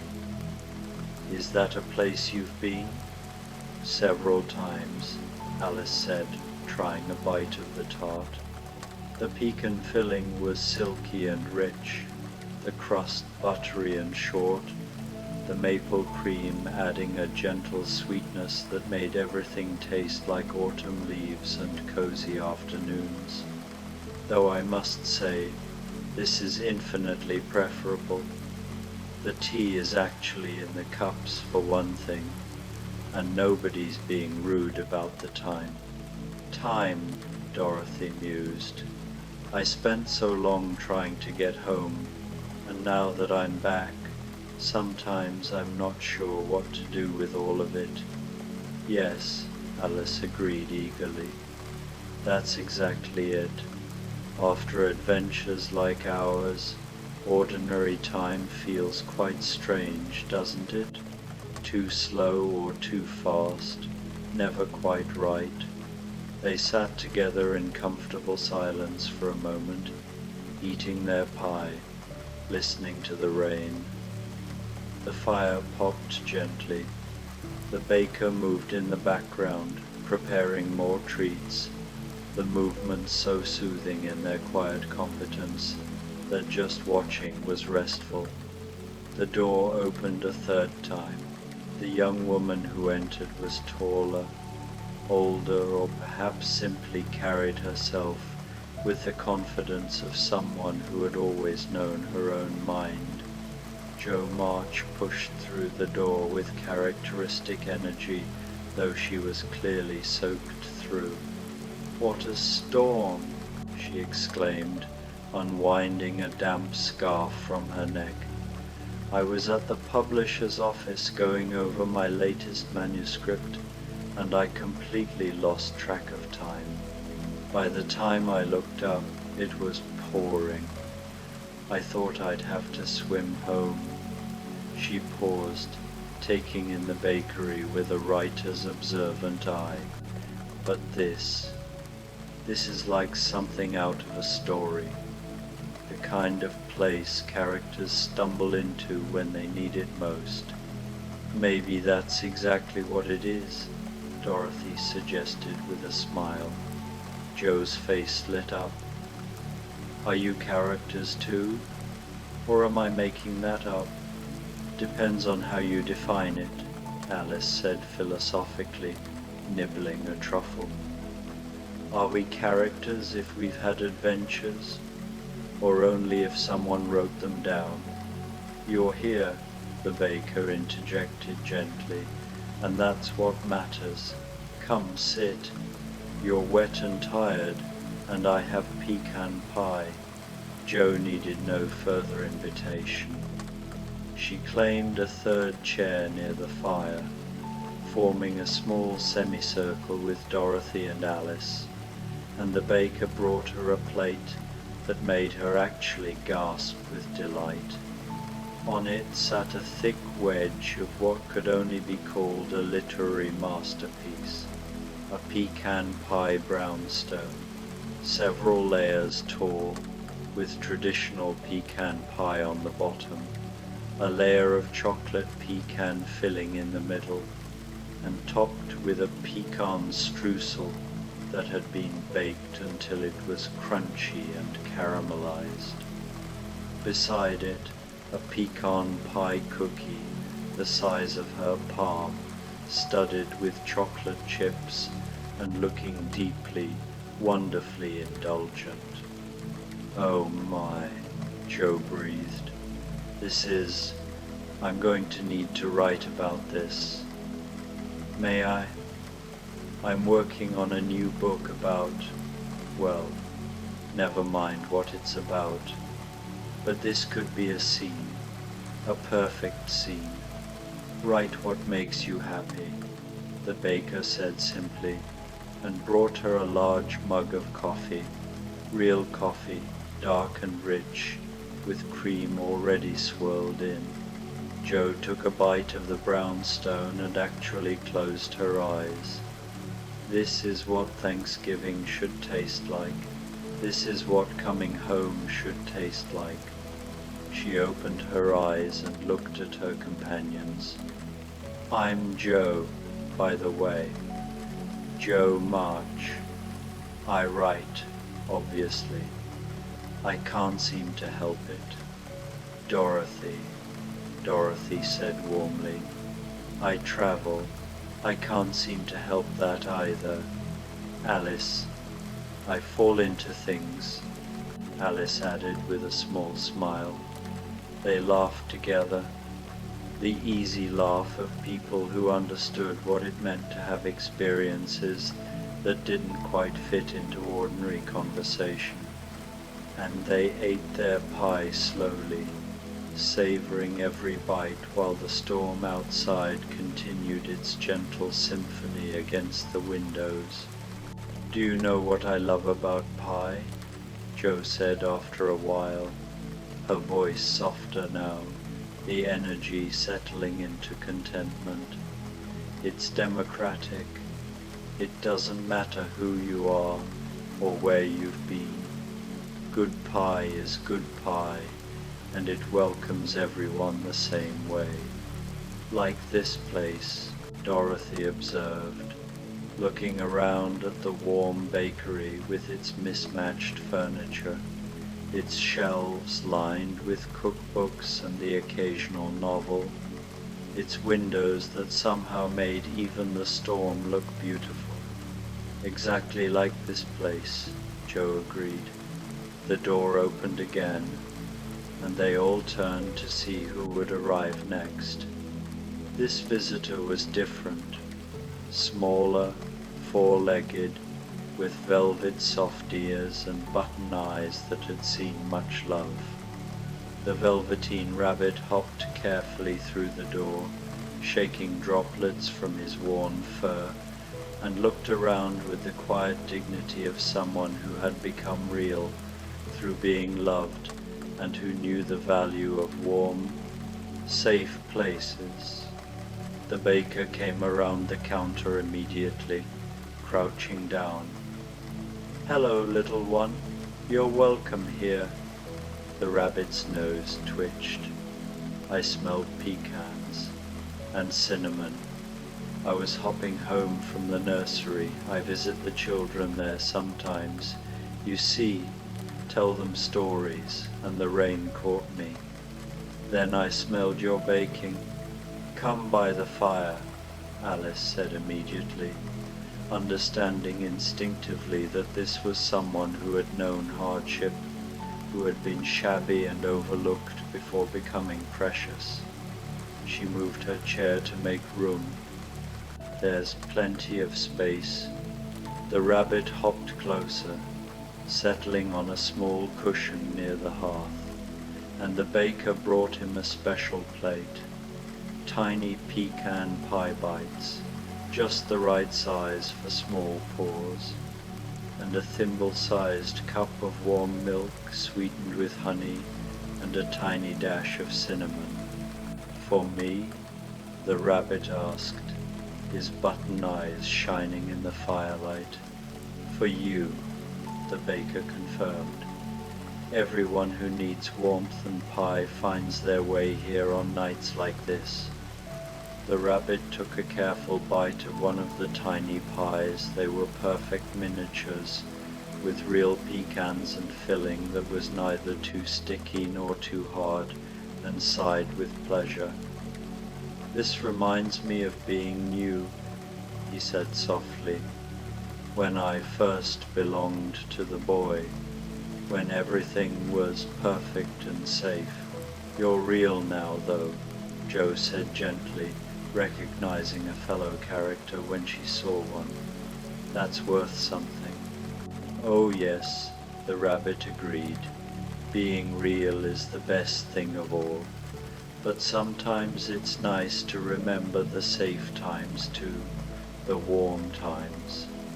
"That's what tonight is for," Dorothy said, reaching down to gently stroke his soft ears, remembering that it's okay to rest, that we don't always have to be on adventures or being real or solving problems. Sometimes we can just be. They sat together, the four of them, three travelers from different stories and one who had become real, and let the bakery work its magic. The fire crackled, the rain fell, the scent of pecan pie and cinnamon and coffee and warm milk filled the air. Outside, the world was stormy and dark. Inside, everything was exactly as it should be. The door opened one more time. The last visitor arrived with a burst of characteristic enthusiasm, despite being thoroughly drenched. Anne Shirley practically tumbled through the door, her red hair plastered to her face, her eyes sparkling with the joy of someone who found adventure and beauty even in getting caught in a rainstorm. "Oh," she exclaimed, pushing wet hair from her eyes. "Oh, this is exactly the kind of place I've always imagined. A sanctuary on a stormy night, all warm and golden, with the smell of baking, and are those pecan pies? Real pecan pies. I've read about them in books, but we never had them at Green Gables. We had apple and wild strawberry, but never pecan. And I've always wanted to try one. And this is just like something from a story. And oh, I'm dripping all over your lovely floor. I'm so sorry." The baker laughed, a real laugh this time, warm and genuine. "Don't worry about the floor. It's used to rain. Come in, come in, join the others." Anne looked over at the group by the fire, and her face transformed with delight. Others. Oh, how wonderful. I love meeting new people, or characters, or whatever we all are. She hurried over, somehow managing to look graceful even while soaked.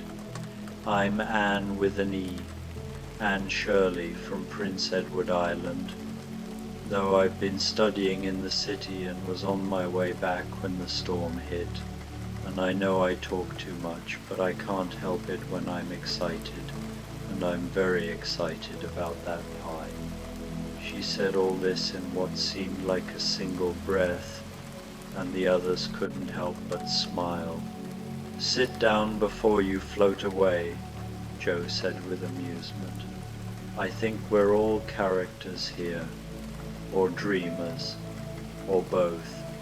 Anne sat, and the baker brought her something spectacular, a slice of honey pecan pie with a golden crust and filling that had been infused with real clover honey, topped with a crown of candied pecans that caught the firelight like amber jewels. Beside it, a pecan scone drizzled with maple glaze and a cup of tea that smelled of bergamot and autumn spices. "It's beautiful," Anne whispered, for once nearly speechless. "It's the most beautiful pie I've ever seen."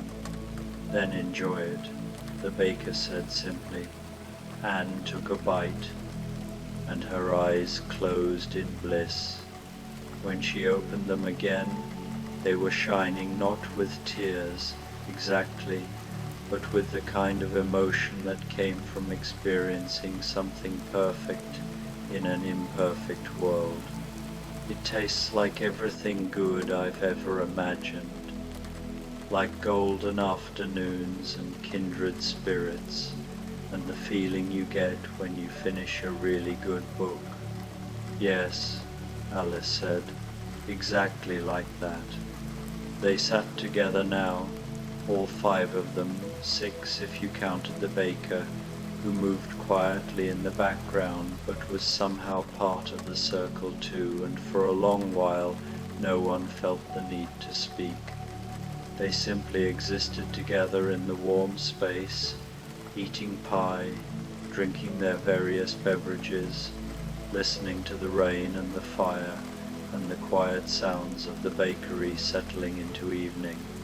Finally, Dorothy broke the silence. What do you think makes a place feel safe? Love, the Velveteen Rabbit said immediately. When you've been loved enough, you recognize places where love lives. Acceptance, Alice added thoughtfully, where you can be exactly who you are, even if who you are is rather strange. Honesty, Joe contributed, where you don't have to pretend or perform, you can just be real. She glanced at the rabbit. No offense. None taken, the rabbit assured her. I agree entirely. Kindness without strings attached, Dorothy said. Help that doesn't expect anything in return. Like Kansas, like home, like here. Stories, Anne said softly, surprising them with her quiet tone. Places feel safe when they hold good stories. Not just books, but the stories of everyone who's been there, everyone who's been welcomed. This bakery has good stories in its walls. I can feel them.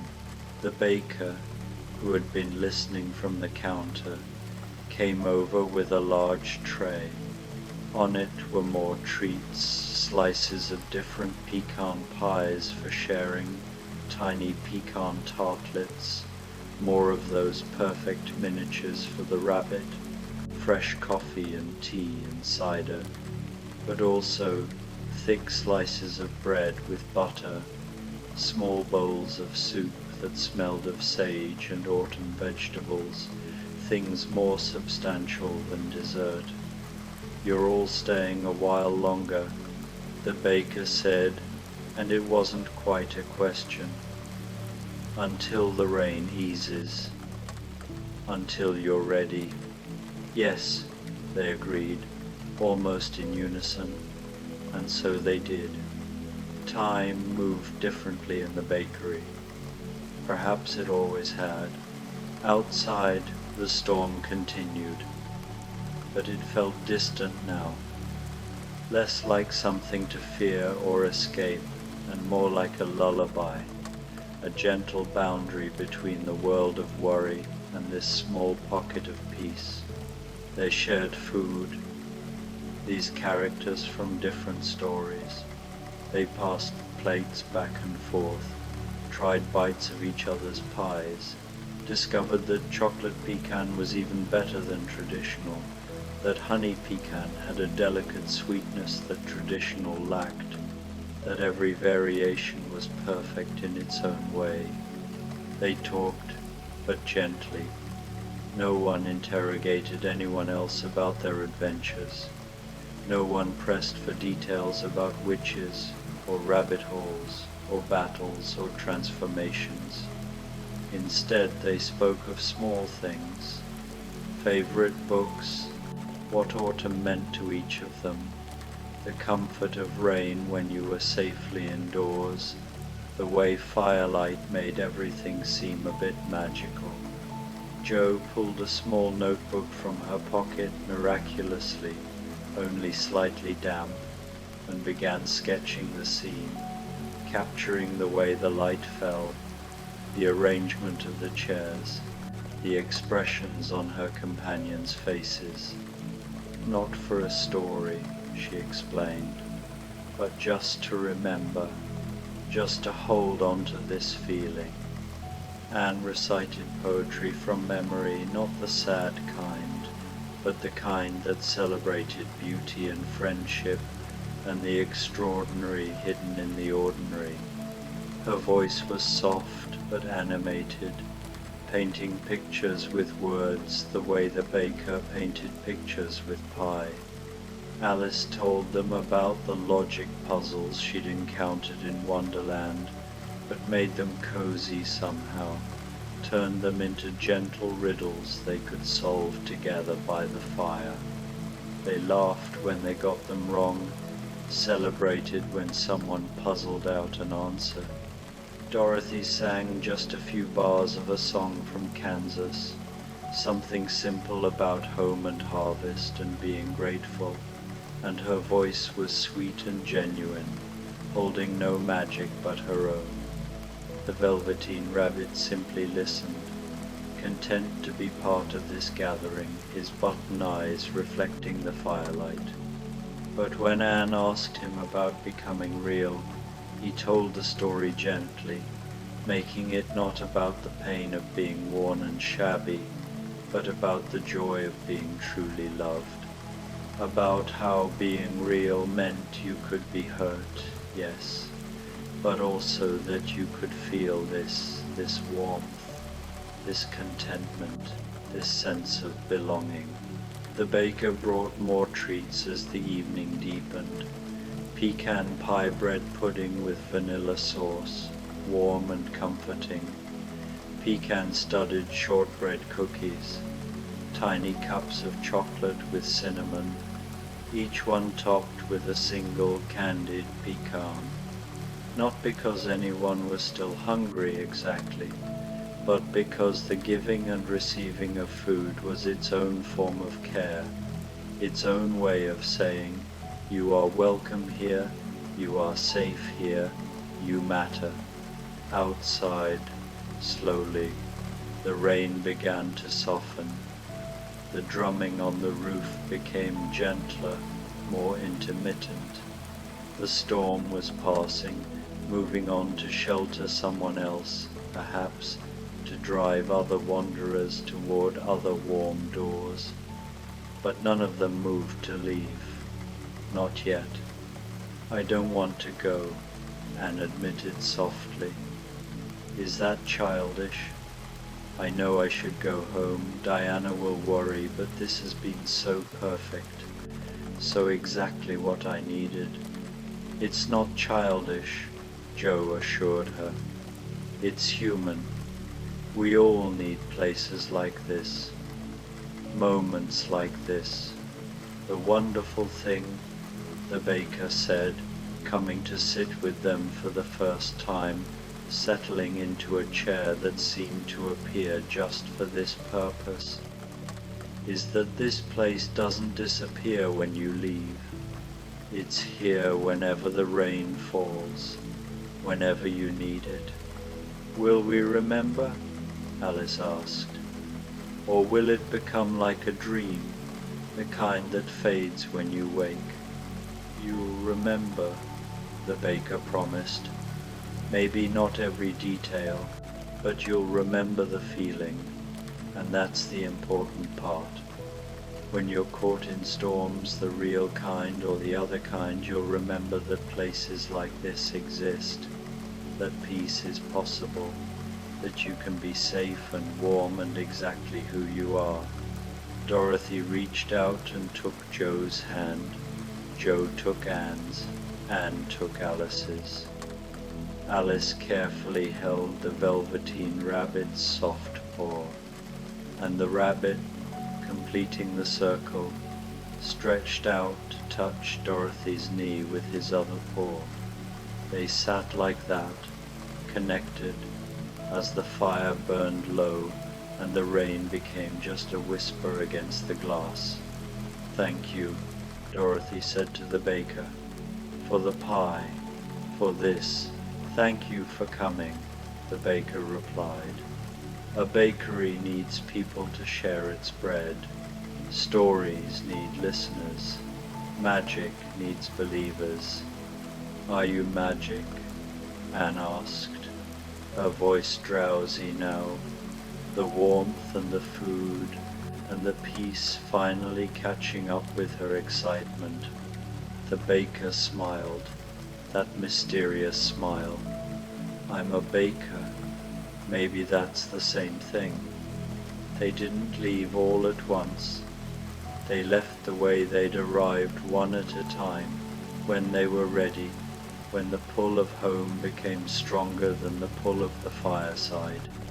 First the Velveteen Rabbit, hopping to the door with his tiny belly full of pecan pie, turning to wave goodbye with one velvet paw before heading out into the night that was now just mist and occasional drops. Then Alice, who left with a pecan tart wrapped carefully in brown paper, a treat to take home or to her next adventure, whichever came first. Jo followed, her notebook full of sketches and her mind already working on how to capture this evening in words, though she suspected some things were too perfect to fully translate. Anne lingered longer, helping the baker clean up or trying to, though the baker insisted it wasn't necessary, and finally left with a recipe for pecan pie carefully written in elegant script, a promise that she could recreate a piece of this magic at Green Gables. Dorothy was last. She stood at the door, looking back at the bakery that had given her exactly what she'd needed, not just shelter from the storm, but a reminder that home wasn't just a place in Kansas. Home was any place where you were welcomed, where you were safe, where someone handed you warm pie and asked for nothing in return. "Will you be here," she asked the baker, "if I come back?"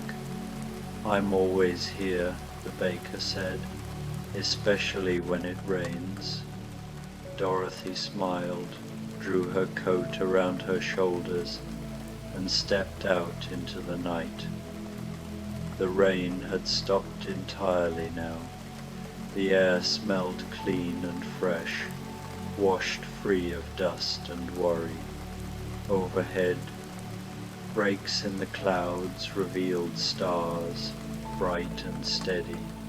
She walked home through the quiet streets, a heart full of pecan pie and gratitude, carrying with her the memory of firelight and friendship and the certain knowledge that magic was real. It just looked different than people expected. It looked like warm bakeries on stormy nights. It looked like strangers becoming friends over shared desserts. It looked like being exactly who you were and finding that was not just enough, but perfect. Inside the rainy day pecan pie cottage bakery, the baker cleaned the last dishes, banked the fire, and set out fresh ingredients for tomorrow's baking. The ovens cooled with small ticking sounds, like clocks winding down. The chairs sat empty, but somehow not lonely. They held the warmth of the people who'd sat in them, the impression of good company, the echo of gentle conversation. Outside, the last of the clouds drifted away, and the moon emerged, full and silver, casting long shadows across the quiet neighborhood. Somewhere, a night bird sang. Somewhere, a door closed softly as someone arrived home safe.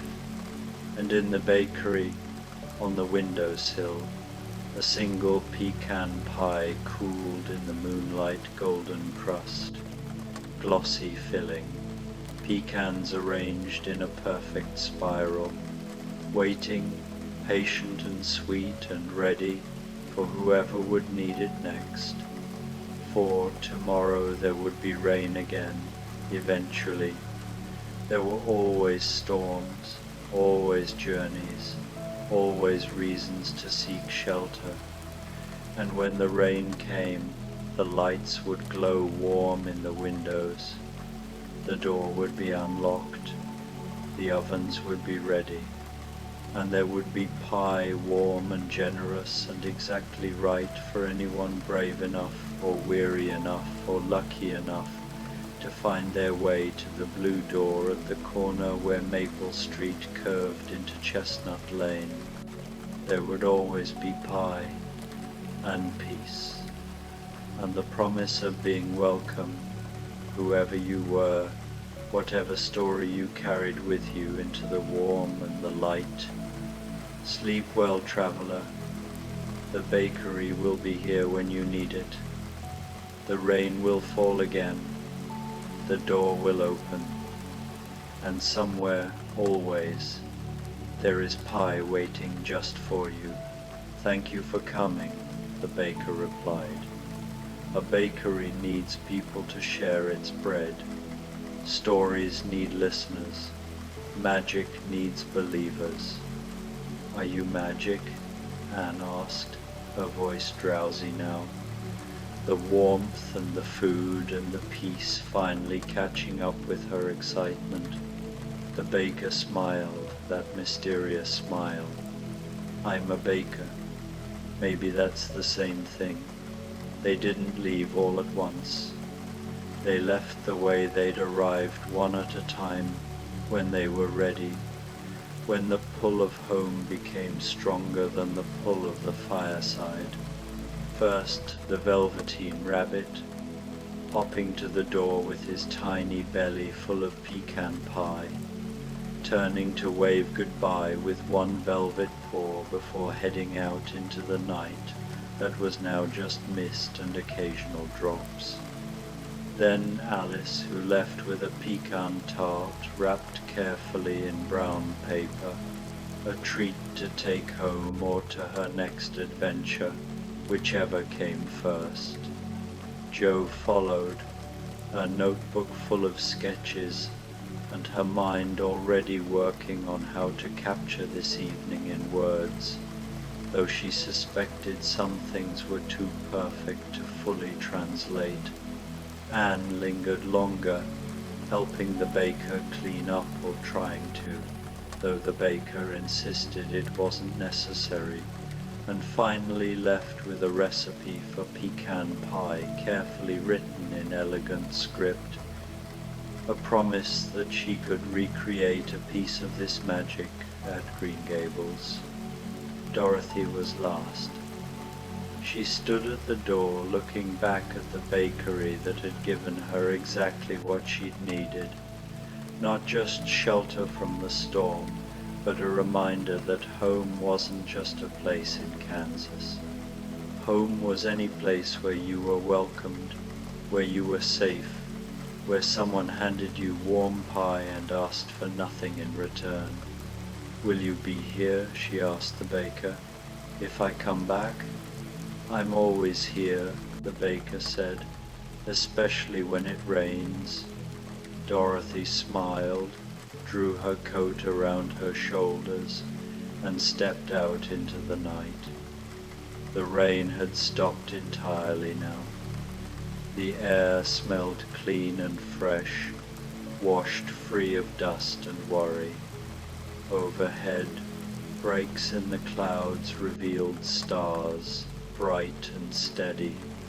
She walked home through the quiet streets, a heart full of pecan pie and gratitude, carrying with her the memory of firelight and friendship, and the certain knowledge that magic was real. It just looked different than people expected. It looked like warm bakeries on stormy nights. It looked like strangers becoming friends over shared desserts. It looked like being exactly who you were and finding that was not just enough, but perfect. Inside the rainy day pecan pie cottage bakery, The baker cleaned the last dishes, banked the fire, and set out fresh ingredients for tomorrow's baking. The ovens cooled with small ticking sounds, like clocks winding down. The chairs sat empty, but somehow not lonely. They held the warmth of the people who'd sat in them, the impression of good company, the echo of gentle conversation. Outside, the last of the clouds drifted away, and the moon emerged, full and silver, casting long shadows across the quiet neighborhood. Somewhere a night bird sang. Somewhere a door closed softly as someone arrived home safe. And in the bakery, on the windowsill, a single pecan pie cooled in the moonlight, golden crust, glossy filling, pecans arranged in a perfect spiral, waiting, patient and sweet, and ready for whoever would need it next. For tomorrow there would be rain again, eventually. There were always storms, always journeys, always reasons to seek shelter. And when the rain came, the lights would glow warm in the windows. The door would be unlocked, the ovens would be ready, and there would be pie, warm and generous and exactly right for anyone brave enough or weary enough or lucky enough to find their way to the blue door at the corner where Maple Street curved into Chestnut Lane. There would always be pie and peace, and the promise of being welcome, whoever you were, whatever story you carried with you into the warm and the light. Sleep well, traveler. The bakery will be here when you need it. The rain will fall again. The door will open. And somewhere, always, there is pie waiting just for you. The coziest rainy peppermint bark cottage bakery. A Christmas bedtime story. The storm had been building all afternoon, rolling in from the east with grey clouds that turned the winter sky the color of pewter. By evening, rain fell in steady sheets against the windows of the rainy day peppermint bark cottage bakery, each droplet catching the golden light that spilled from within and transforming into tiny amber jewels before sliding down the glass. Inside, the bakery glowed like a lantern against the darkness. The front room was small but perfectly arranged, with round wooden tables scattered across white plank floors that had been worn smooth by countless footsteps over countless years. Each table held a small oil lamp with a frosted glass shade, casting pools of butter-yellow light that didn't quite reach the shadowy corners, leaving them mysterious and inviting. The walls were lined with shelves holding ceramic jars of various sizes, their contents labeled in elegant handwriting. Vanilla from Madagascar, cinnamon from Ceylon, peppermint from Oregon, chocolate from Ecuador.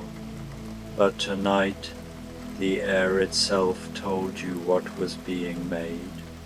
The scent of peppermint and dark chocolate swirled through the warm space, sweet and sharp and utterly Christmas. Underneath it ran notes of butter and sugar, vanilla and cream, all of it mingling with the wood smoke from the stone fireplace that occupied the far wall.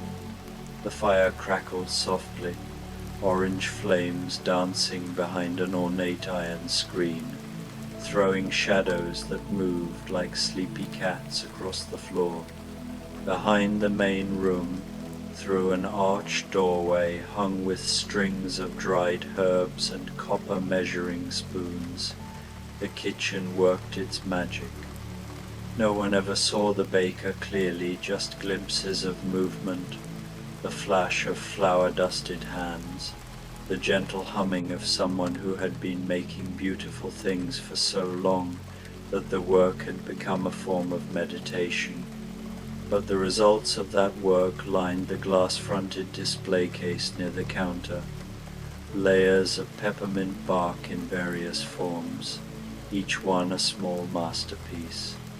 There was classic peppermint bark with its base of dark chocolate, layer of white chocolate, and crown of crushed candy canes. There were peppermint bark brownies, dense and fudgy with shards of peppermint candy pressed into their tops. Small tarts filled with peppermint ganache sat beside cookies striped with red and white icing. And in the center, on a pedestal cake stand, rested what looked like a small winter forest, white chocolate trees dusted with crushed peppermint, their branches holding tiny dark chocolate birds. The door chime was a series of small silver bells that rang with different tones, creating a little melody each time someone entered. Tonight, as the storm pressed against the windows and the fire settled into steady warmth, those bells began to sing. The first visitor came just as the street lamps outside flickered to life, their glow diffused by the curtains of rain. She entered like a story herself, wrapped in a deep blue cloak that darkened to indigo where the rain had soaked it. Her dark hair was pinned up in an elaborate style that suggested far-off places, and when she pushed back her hood, her eyes held the particular brightness of someone who had stayed awake through many long nights, telling tales to save her life and discovering in the process that stories themselves were a kind of salvation. "Scheherazade," she said softly to the empty room, as if introducing herself to the bakery itself. Then, seeing the shelves of spices, the carefully arranged tables, the fire burning steady and true, she smiled. "I have told 1,000 stories and more, but I have never told one about a place quite like this." She moved to a table near the fireplace and settled into the chair with a sigh that released 1,000 small tensions. Her cloak puddled around her, still dripping quietly onto the old wooden floor. Outside, thunder rumbled not the sharp crack of summer storms, but the low, rolling sound of winter weather that had traveled a long way to get here. From the kitchen came soft movement, and then a few moments later a tray appeared on the counter, not brought by anyone just there, as if the bakery itself had decided what she needed. Scheherazade rose and collected it with a small bow of thanks to the kitchen doorway, then returned to her table. On the tray, a large cup of drinking chocolate so dark it was almost black, its surface scattered with tiny pieces of crushed peppermint that were already beginning to melt into swirls of white. Beside it, 3 pieces of peppermint bark, each one showing the perfect layers, dark chocolate on the bottom, white chocolate on top, the candy cane pieces pressed in like stars into snow, and next to those, a small notebook with blank pages and a silver pen. Scheherazade wrapped her hands around the cup, feeling the heat seep into her palms. She had told stories about magical chocolate that granted wishes, about candies that could make you forget your sorrows, about bakeries where the bread never grew stale, but she had never imagined the simple perfection of this. Warmth spreading through cold fingers, the scent of peppermint clearing away the fog of a long journey, the knowledge that she didn't have to perform or entertain or save anyone tonight. She could just be. She took a piece of the peppermint bark, letting it melt slowly on her tongue, the snap of the candy cane, the smoothness of the chocolate, the way the two things that shouldn't work together somehow created something entirely new. Outside, the rain continued its endless conversation with the windows. The bells chimed again, and a young man stumbled in from the storm, looking as though he'd just climbed down from a ship's rigging.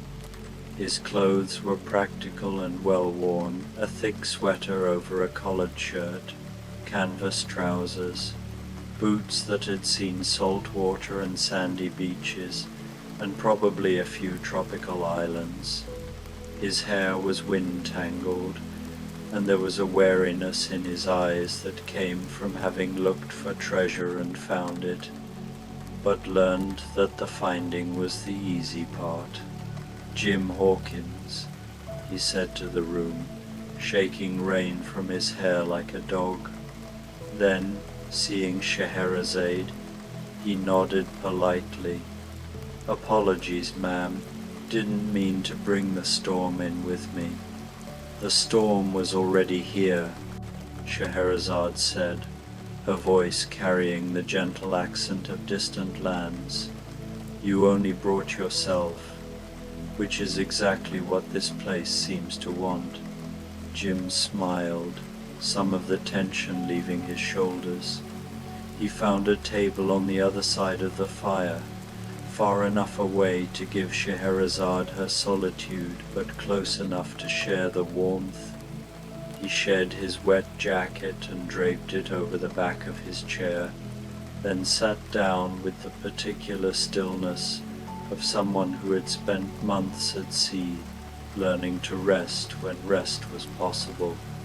The tray that appeared for him was different but equally perfect, a tall glass of hot milk with honey, already stirring itself into golden swirls, a plate with 4 squares of peppermint bark brownies, each one topped with a piece of candied ginger, and beside them, oddly, a small brass compass, the kind sailors used, with a glass face and needle that pointed true north.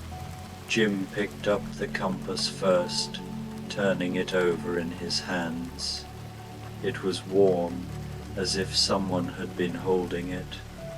He didn't question how the bakery knew he needed this reminder that even after all the treasure and adventure and betrayal, there were still true things in the world, things that pointed the right direction. He bit into a brownie, and the richness of the chocolate mixed with the sharp warmth of the ginger, the cool brightness of the peppermint cutting through it all like a ship's sail cutting through fog. It tasted like Christmas in port after months at sea, like coming home to a home you'd never actually had but had always dreamed about. "This is," he started to say, then stopped, because there weren't words for what this was. "Yes," Scheherazade said from her table, understanding completely. "Exactly that." They sat in comfortable silence, 2 travelers who had navigated very different kinds of danger, now safe in a bakery that existed somehow outside the normal rules of geography. The fire crackled. The rain drummed. The peppermint chocolate air wrapped around them like a blanket. The third arrival came with a burst of cold wind that made the fire dance wildly for a moment before settling again. She was younger than the others, perhaps 19 or 20, wearing a practical woolen coat that had been mended carefully in several places. Her hair was light brown and simply arranged, and she carried a worn leather satchel that looked like it held books and papers. There was something gentle but determined in her face, the look of someone who had chosen kindness, even when the world gave her every reason not to. "Oh," she breathed, taking in the bakery with eyes that widened with delight. "Oh, this is lovely." "Come in, miss," Jim said, standing politely. "Table near the fire's the best. I'm Meg," she said, smiling as she crossed the room. "Meg March. I was just trying to get home to my sister's, but the storm came up so quickly, and I saw the light, and I thought." She trailed off, looking around with wonder. "I thought surely this couldn't be real." "That's what makes it perfect," Scheherazade said quietly. "The very best things feel impossible right up until you find them." Meg chose a table between the other two, creating a small triangle of warmth around the fireplace. She set down her satchel carefully and removed her coat, shaking it out gently before draping it beside Jim's jacket. Underneath, she wore a simple dress with a shawl, the kind of outfit that had been nice once and was now maintained through careful darning and clever mending, the dress of someone who understood that true elegance had nothing to do with newness. Her tray arrived almost immediately, and she gasped with quiet pleasure at what it held. A cup of chamomile tea with honey, the steam rising in soft spirals. A small plate with 6 pieces of white chocolate peppermint bark arranged in a flower pattern, and beside them a piece of paper with sheet music for a Christmas carol, the notes hand-drawn with obvious care. "How did they know?" Meg whispered, picking up the sheet music. "We've been practicing carols at home, and this is Mother's favorite. But I couldn't remember the alto part for the bridge, and here it is, exactly as it should be." "The bakery knows," Jim said simply, taking another bite of his brownie. "Don't ask me how, just knows." Meg sat down and cradled the tea, breathing in the gentle floral scent.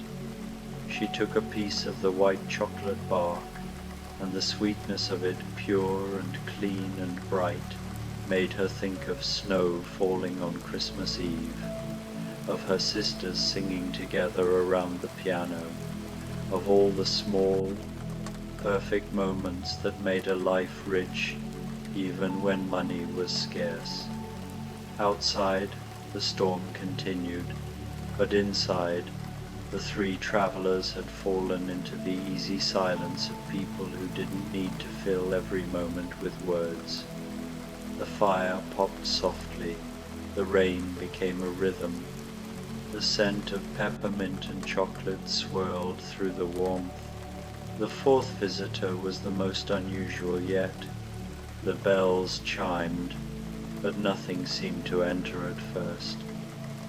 Then, hopping slowly across the threshold, came a stuffed rabbit. He was well loved, that much was obvious. His velveteen fur was worn smooth in places. One ear had been sewn back on with careful stitches, and his button eyes had the slightly loose quality of buttons that had been reattached more than once. He moved with the deliberate pace of someone very old or very wise, or perhaps both. "Well now," Jim said softly, leaning forward, "don't see that every day." The velveteen rabbit made his way across the floor, leaving tiny wet paw prints from where he'd come through the rain. He chose a spot near the hearth itself, close to the warm stones, and sat back on his haunches with a small sigh. Scheherazade set down her chocolate carefully. "I have told stories about toys that came alive," she said quietly, "but I never quite believed they were true." "They're true for those who need them to be," came a soft voice the rabbit's own, gentle and worn as old velvet. "I was made real through being loved. Not the pretend kind of real that new toys are, but truly real. And now I go where I'm needed, especially on nights like this." Meg's eyes filled with tears, the good kind, the kind that came from recognizing something beautiful and true.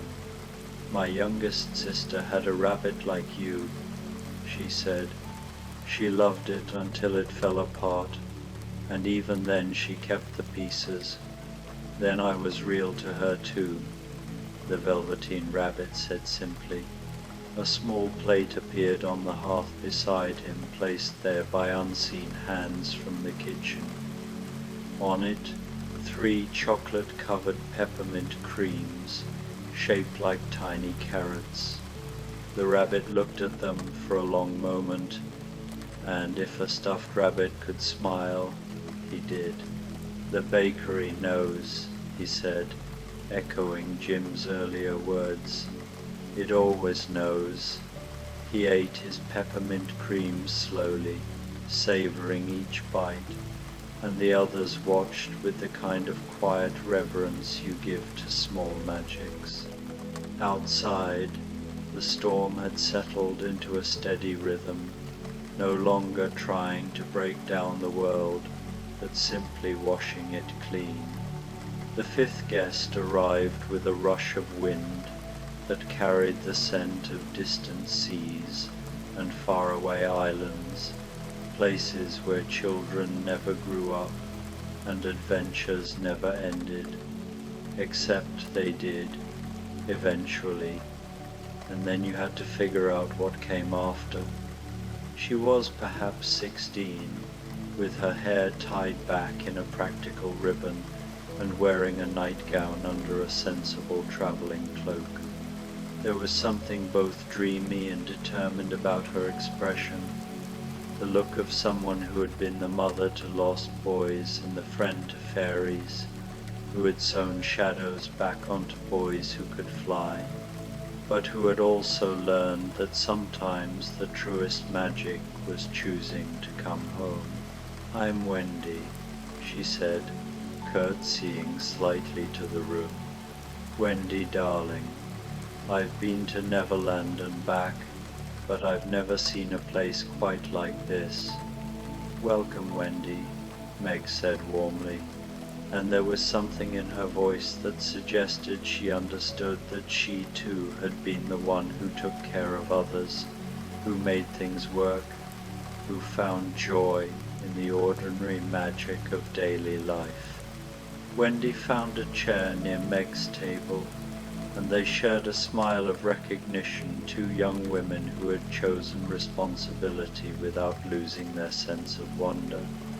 Outside, lightning flickered, briefly turning the rain into silver threads.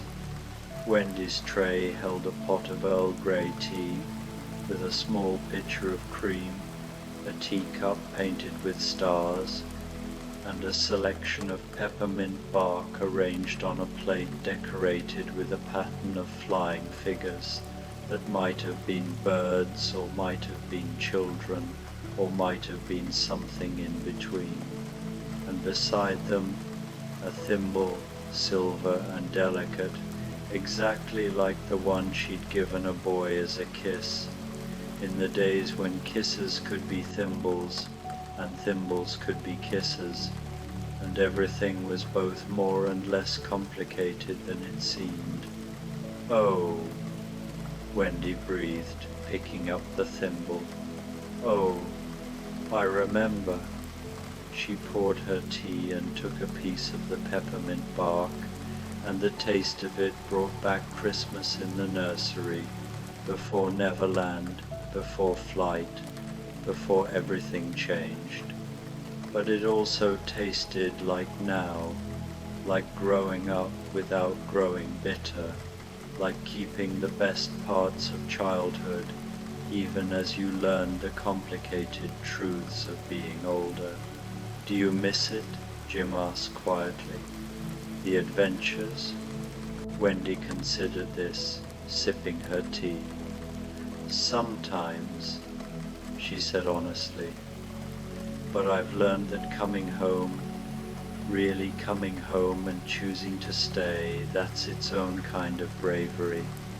The Velveteen Rabbit made a small sound of agreement from his place by the fire. Being real isn't always comfortable, he said, but it's always worth it. Scheherazade looked up from her notebook where she'd been writing. I told stories to stay alive, she said softly, but I kept telling them because they became more real than the danger. The stories became my home.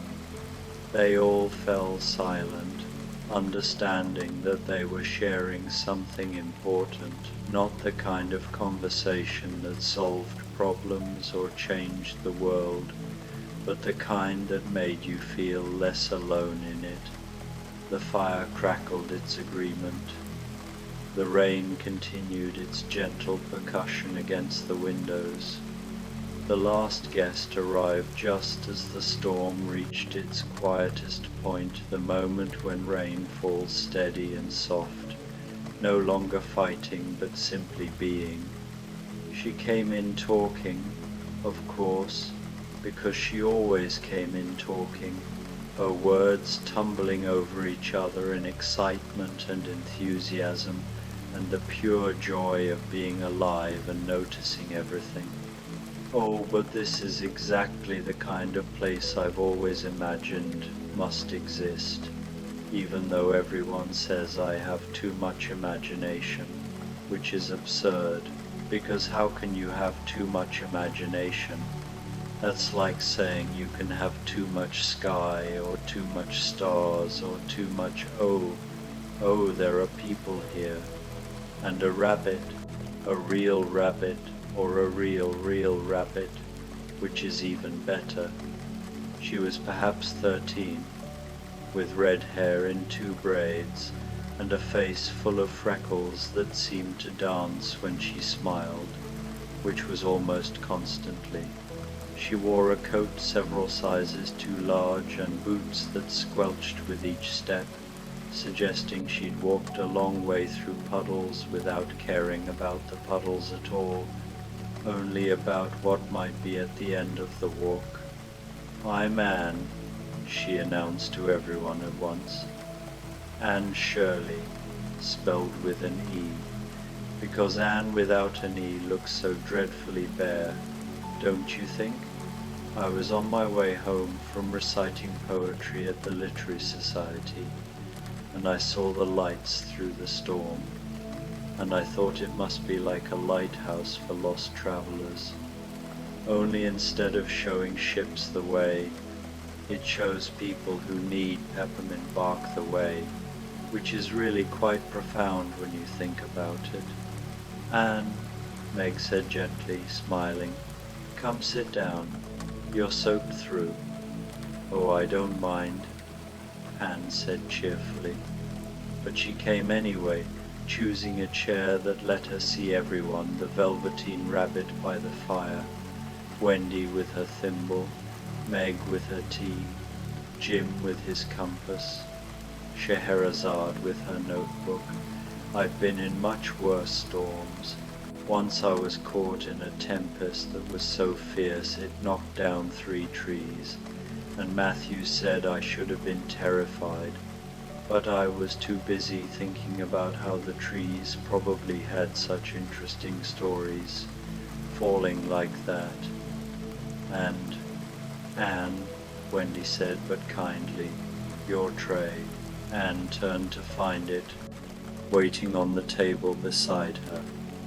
An enormous mug of hot cocoa, topped with whipped cream and crushed peppermint candy. A plate absolutely loaded with every kind of peppermint bark the bakery made: dark chocolate, white chocolate, brownies, cookies, even a small slice of peppermint bark cheesecake. And beside them, a small leather journal with blank pages and a fountain pen with green ink.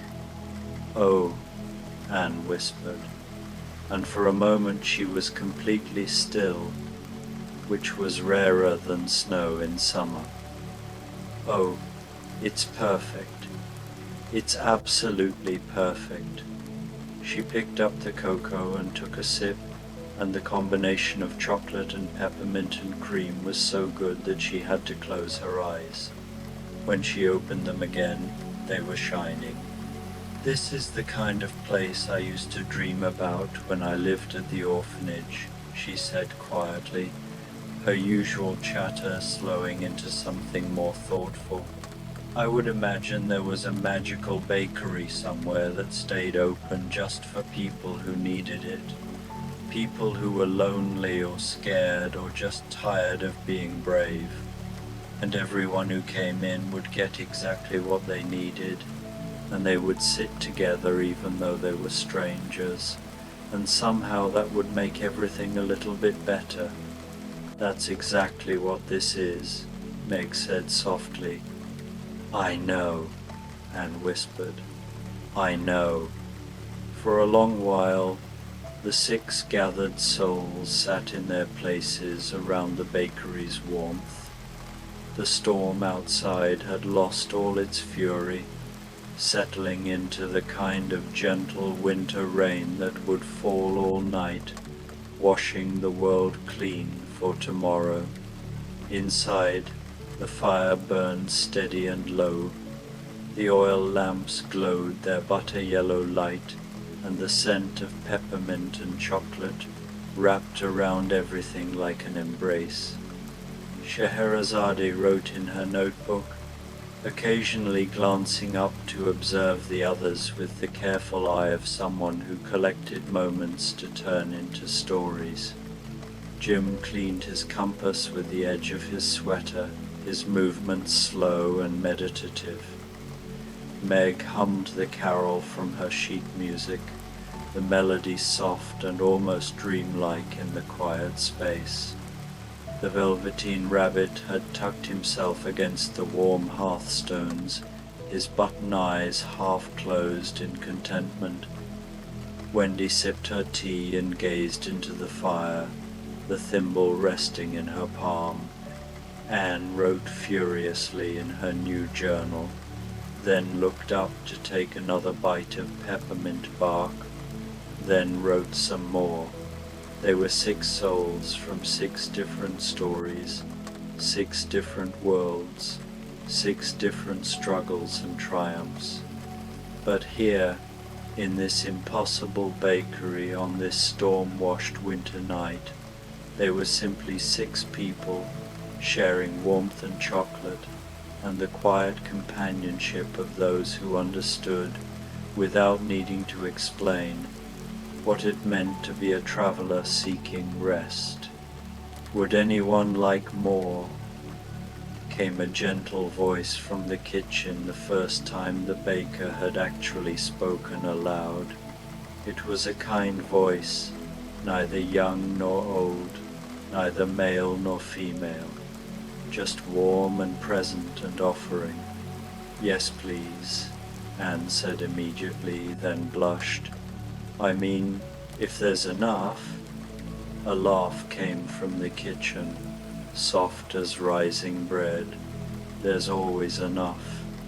New trays appeared, a fresh pot of tea for the table to share, and a large platter in the center with every kind of peppermint bark imaginable, arranged in a beautiful spiral pattern.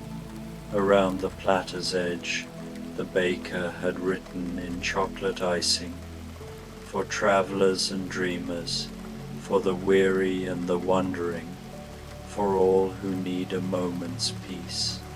They gathered around this central offering, pulling their chairs closer together, no longer separated by their individual tables, but forming a small circle of warmth. The Velveteen Rabbit hopped up onto Meg's lap with her permission, and she stroked his worn velveteen ears gently. Anne and Wendy fell into easy conversation about flying and imagination and the difficulty of growing up without losing magic. Jim and Scheherazade compared notes on navigation, his across oceans, hers through story. "I think," Meg said slowly, "that we all ended up here because we needed to remember something." "What's that?" Jim asked. "That the world is bigger and kinder than our hardest days make it seem," Meg said. "That there are places like this, where strangers become friends over something as simple as chocolate and peppermint. That magic isn't just in Neverland or in Treasure Islands or in story palaces. It's in warm bakeries on rainy nights. It's in the fact that someone knew to leave out a compass, a thimble, sheet music, a journal. That someone cared enough to make exactly the right thing for each of us. The world is made of stories," Scheherazade said, "and also of moments. The best lives have both. The realest things," the Velveteen Rabbit added from Meg's lap, "are the ones that connect us to each other." They sat together as the fire burned down to red coals, and the rain gentled to barely a whisper against the glass. They shared the peppermint bark slowly, making it last, because none of them wanted this moment to end. Anne read aloud from what she'd written in her journal, a poem about storms and lighthouses and chocolate. Wendy taught them a song from Neverland, and Meg harmonized, and soon they were all humming together, even Jim, even Scheherazade, even the rabbit in his creaky velveteen voice. The baker never came fully out from the kitchen, but occasionally they would glimpse movement in the doorway, the flash of a smile, a hand placing fresh wood on the fire, a gentle presence that asked nothing and gave everything. As the night deepened and the storm passed into the memory of storm, each of the travelers felt something shift inside them. The knot of tension between Scheherazade's shoulders finally released completely. Jim's hands stopped their unconscious, searching for danger. Meg's ever-present worry about her sisters faded into trust that they were safe. The Velveteen Rabbit's button eyes grew heavy with the kind of sleep that even real rabbits need. Wendy's lingering doubt about her choice to grow up transformed into certainty that she had chosen rightly. Anne's endless chatter slowed into peaceful silence. "I think," Anne whispered, "that I will remember this night forever, and when I'm old I'll tell people about it, and they won't believe me, but that's all right because I'll know it was real." "We'll all know," Wendy said. "That's what makes it real," said the Velveteen Rabbit, and yawned, showing tiny velveteen teeth. Eventually, as the night's deepest hour approached, and the storm gave way to clear, cold silence, each traveler found their perfect resting place. Scheherazade remained at her table, her notebook open to a half-finished story about a bakery at the end of the world, where every ending was also a beginning. Her head pillowed on her arms, she slept the dreamless sleep of someone who had finally told enough stories for one day. Jim stretched out on the cushioned bench along one wall, his compass held loosely in one hand, his other hand trailing down to where his fingers just brushed the warm hearthstones. He dreamed of sailing, but this time the seas were made of peppermint and chocolate, and the stars sang as they guided him home. Meg curled up in the large armchair nearest the fire, the velveteen rabbit tucked safely in her arms, the sheet music for the carol folded carefully in her pocket over her heart. She dreamed of Christmas morning with her sisters, and in the dream, the snow that fell tasted like peppermint. Wendy found a window seat with cushions, where she could watch the last clouds clearing to reveal winter stars. She held the thimble in one hand and a piece of peppermint bark in the other, and she dreamed of flying. But this time she knew exactly where she was flying to, and she knew exactly when she would land. And Iran, who never stopped talking, had finally run out of words. She lay on the rug before the fire, wrapped in someone's cloak, her red braids undone and her freckled face peaceful. She dreamed in poetry, every line about kindness and chocolate, and the way that sometimes the most magical thing in the world is finding the place where you belong, even if it's just for one perfect night. The fire burned down to embers, casting a gentle red glow across the sleeping travelers. The rain had stopped completely now, and through the windows you could see stars emerging in the clean-washed sky, bright winter stars, sharp and clear and steady. From the kitchen came the soft sounds of cleaning, of putting things away, of the baker preparing for tomorrow when new travelers would arrive needing their own specific comforts. But for tonight, these 6 had found exactly what they needed.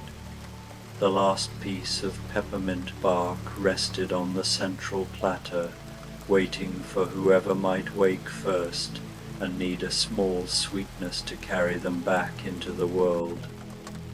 The oil lamps dimmed themselves to tiny glowing wicks. The bells on the door gave one last quiet chime, as if saying good night. And in that perfect moment, with the travelers safely asleep, the storm passed, the night deepening toward dawn, the scent of peppermint and chocolate still hanging soft in the air. The rainy day peppermint bark cottage bakery settled into its own kind of rest, not closing, never closing, but pausing, breathing, holding these souls gently until they were ready to continue their journeys. Outside, the world turned slowly toward morning. Inside, 6 travelers slept in perfect peace, their dreams flavored with peppermint and kindness, their hearts full of the knowledge that somewhere in the world there would always be a warm bakery with a light in the window, waiting to welcome whoever needed it most. The fire's last ember glowed red and gold.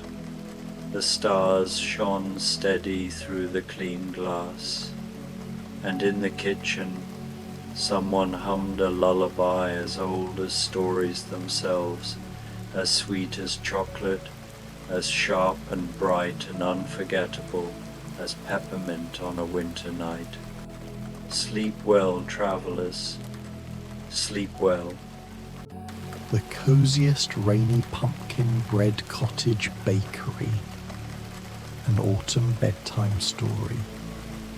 The rain had been falling since late afternoon, one of those soft November storms that seems to whisper rather than shout, its voice a constant gentle patter against windows and rooftops. The sky had turned the colour of pewter and lavender, that particular autumn twilight shade that makes every light glow warmer by contrast. And there, at the corner where Maple Street curves into a quiet lane most people never quite notice, the rainy day pumpkin bread cottage bakery stood with all its windows glowing honey gold against the deepening evening. The bakery itself was small, just the right size to feel like a secret, with a rounded door painted deep forest green and windows that steamed slightly from the warmth within. Ivy climbed the stone walls and a hand-painted sign swung gently in the rain, creaking ever so softly on its iron hook. The scent that drifted from the bakery was enough to make anyone pause, even in the rain.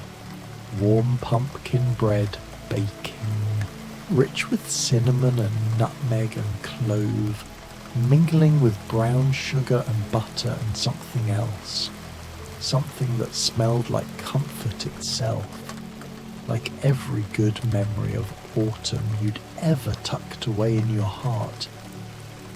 Inside, the bakery was even more welcoming than its exterior promised. The walls were lined with warm wood panelling the colour of honey, and open shelves displayed blue and white pottery, copper measuring cups that caught the firelight, and jars of spices with faded handwritten labels. A stone fireplace crackled peacefully in one corner, its flames dancing behind a wrought iron screen. The hearth was surrounded by an assortment of mismatched armchairs, some covered in faded floral fabric, others in worn velvet the colour of autumn leaves, all arranged in a loose circle that invited conversation. The display case near the entrance held the day's offerings, each one more tempting than the last. Rounds of golden pumpkin bread studded with pecans, smaller loaves wrapped in parchment paper and tied with twine, pumpkin scones glazed with maple icing, hand pies filled with spiced pumpkin and cream cheese, muffins topped with streusel that sparkled with coarse sugar. There were pumpkin cinnamon rolls, their swirls visible through the soft orange-tinted dough, and small tarts decorated with whipped cream and a single candied pumpkin seed. A three-tiered stand held what looked like pumpkin bread pudding in individual ramekins, their tops golden and slightly crispy. Behind the counter, mostly hidden in the soft shadows of the kitchen beyond, the baker moved with quiet efficiency. You could hear the gentle sounds of work, a wooden spoon stirring, an oven door opening with a warm whoosh, the soft thump of dough being shaped.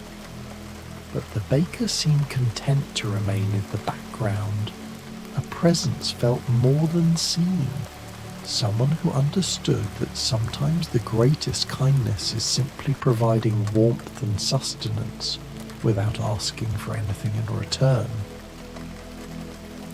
The first to arrive, just as the rain began to fall harder, was Jo March.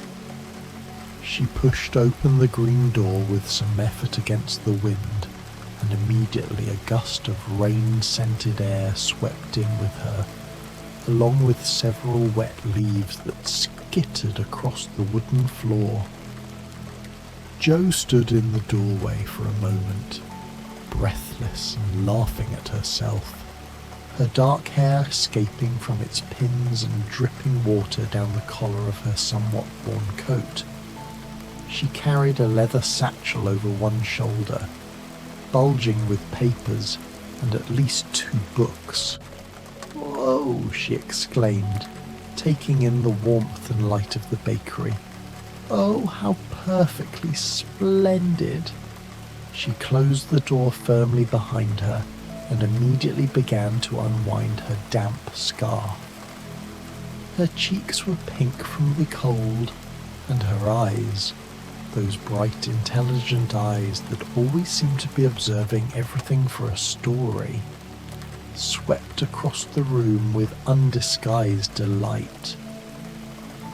"I've been walking for hours," she said, apparently to the air, though she glanced toward the kitchen area where the baker was working. "I was trying to think through the ending of my story, and I just kept walking and walking.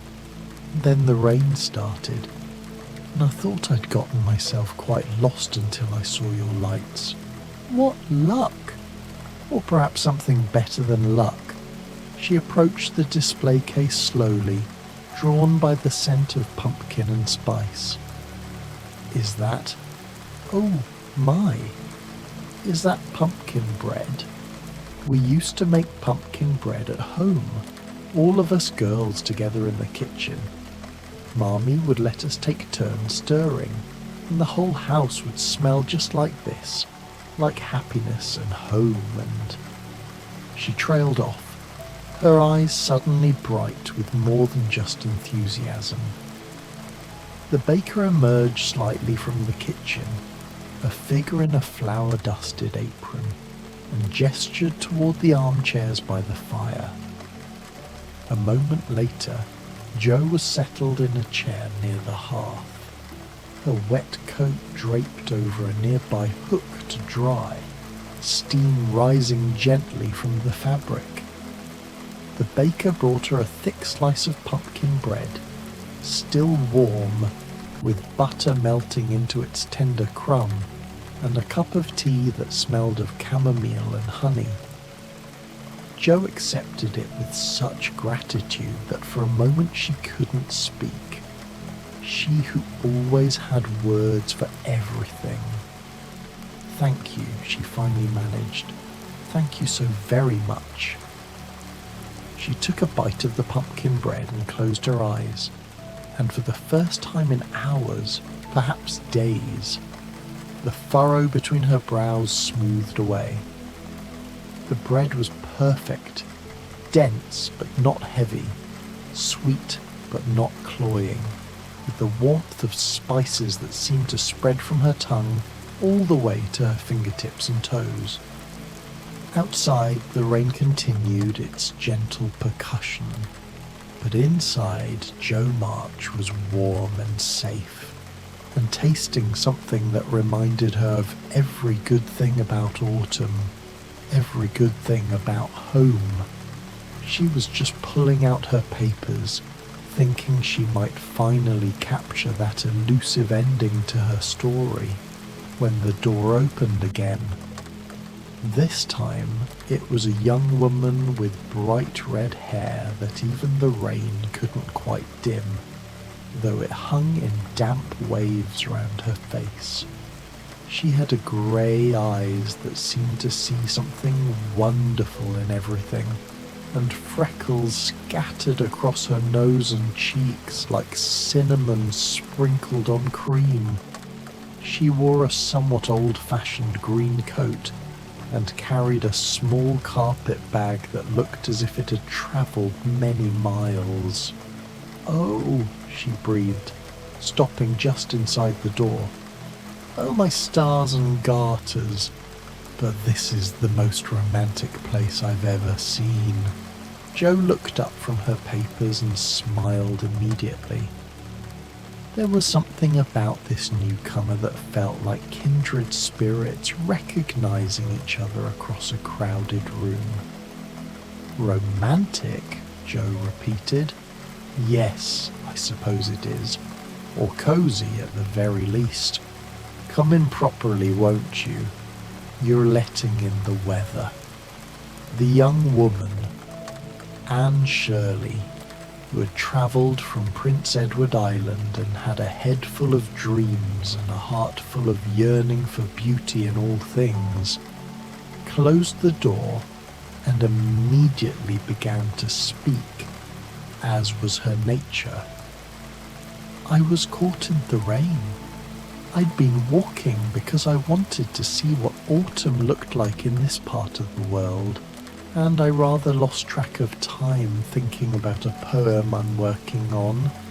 And then the rain started, and I didn't mind at first, because I think there's something so beautiful about rain, especially in November when it's cold but not quite winter yet. And then I saw the light from this bakery and I thought, oh, that's exactly the sort of place Anne Shirley with an E needs to find right now. She said all this without seeming to take a breath, and Jo found herself grinning.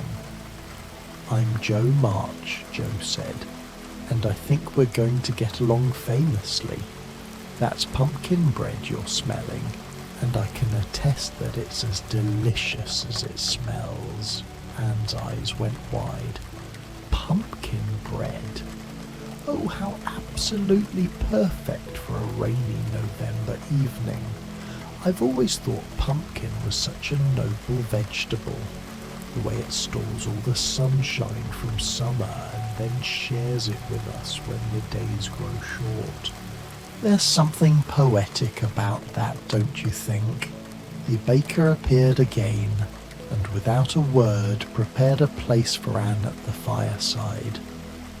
This time, alongside the pumpkin bread came a pumpkin scone drizzled with maple glaze, and a cup of something that steamed gently and smelled of apples and cinnamon. Anne settled into the chair across from Jo, tucking her feet under her and cradling the warm cup in both hands. This is exactly the sort of place I've always imagined, she said more quietly now, almost reverently. A place where travellers can come in from the storm and find warmth and kindness and good things to eat. A place where it feels like all your best dreams might come true, even the small ones. Small dreams? Jo asked, intrigued. Like being warm when you're cold, Anne said simply. Or finding beauty when you're lonely, or tasting something that reminds you of home when you're far away. Those aren't small dreams at all, really. They're quite enormous when you need them. Jo nodded slowly, understanding.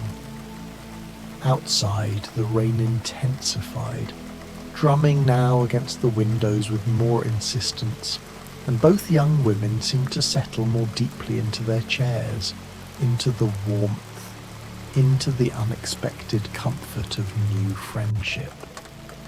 They had just begun to talk, Jo about her writing, Anne about her poetry, when there came a peculiar sound at the door.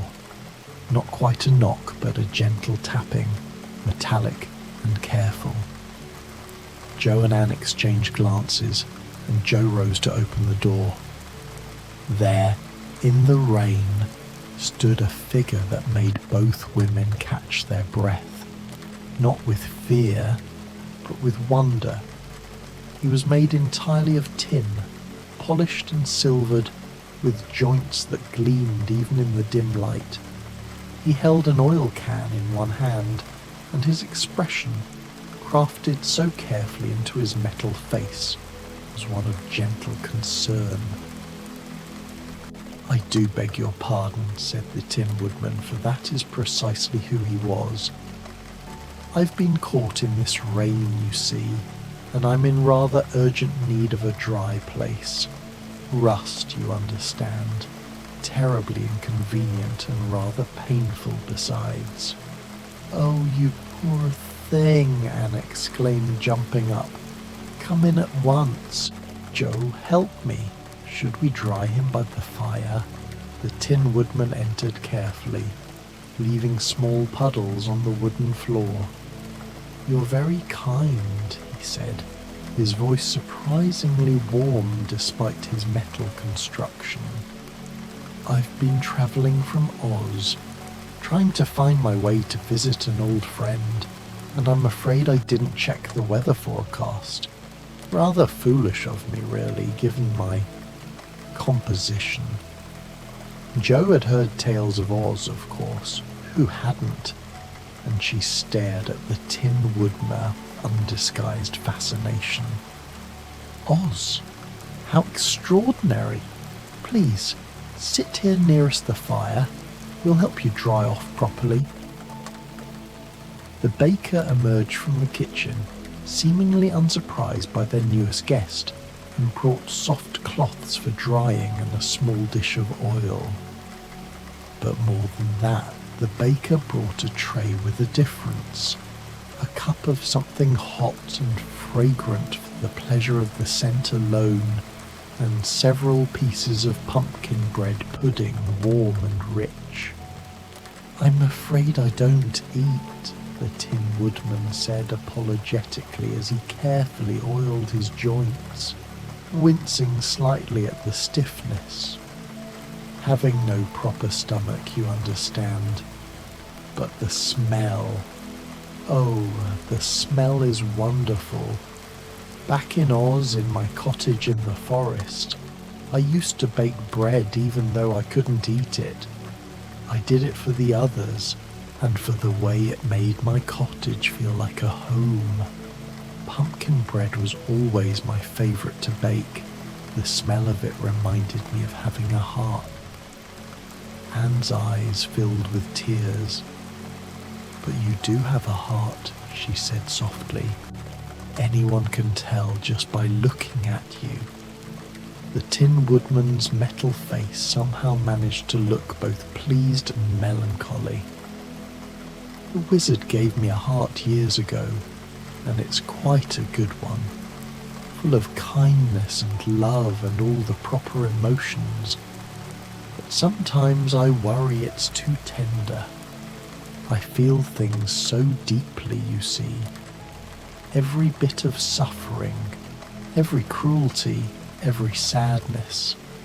That's why I travel now, trying to bring comfort where I can, trying to help. But tonight, I just wanted to be somewhere warm and safe.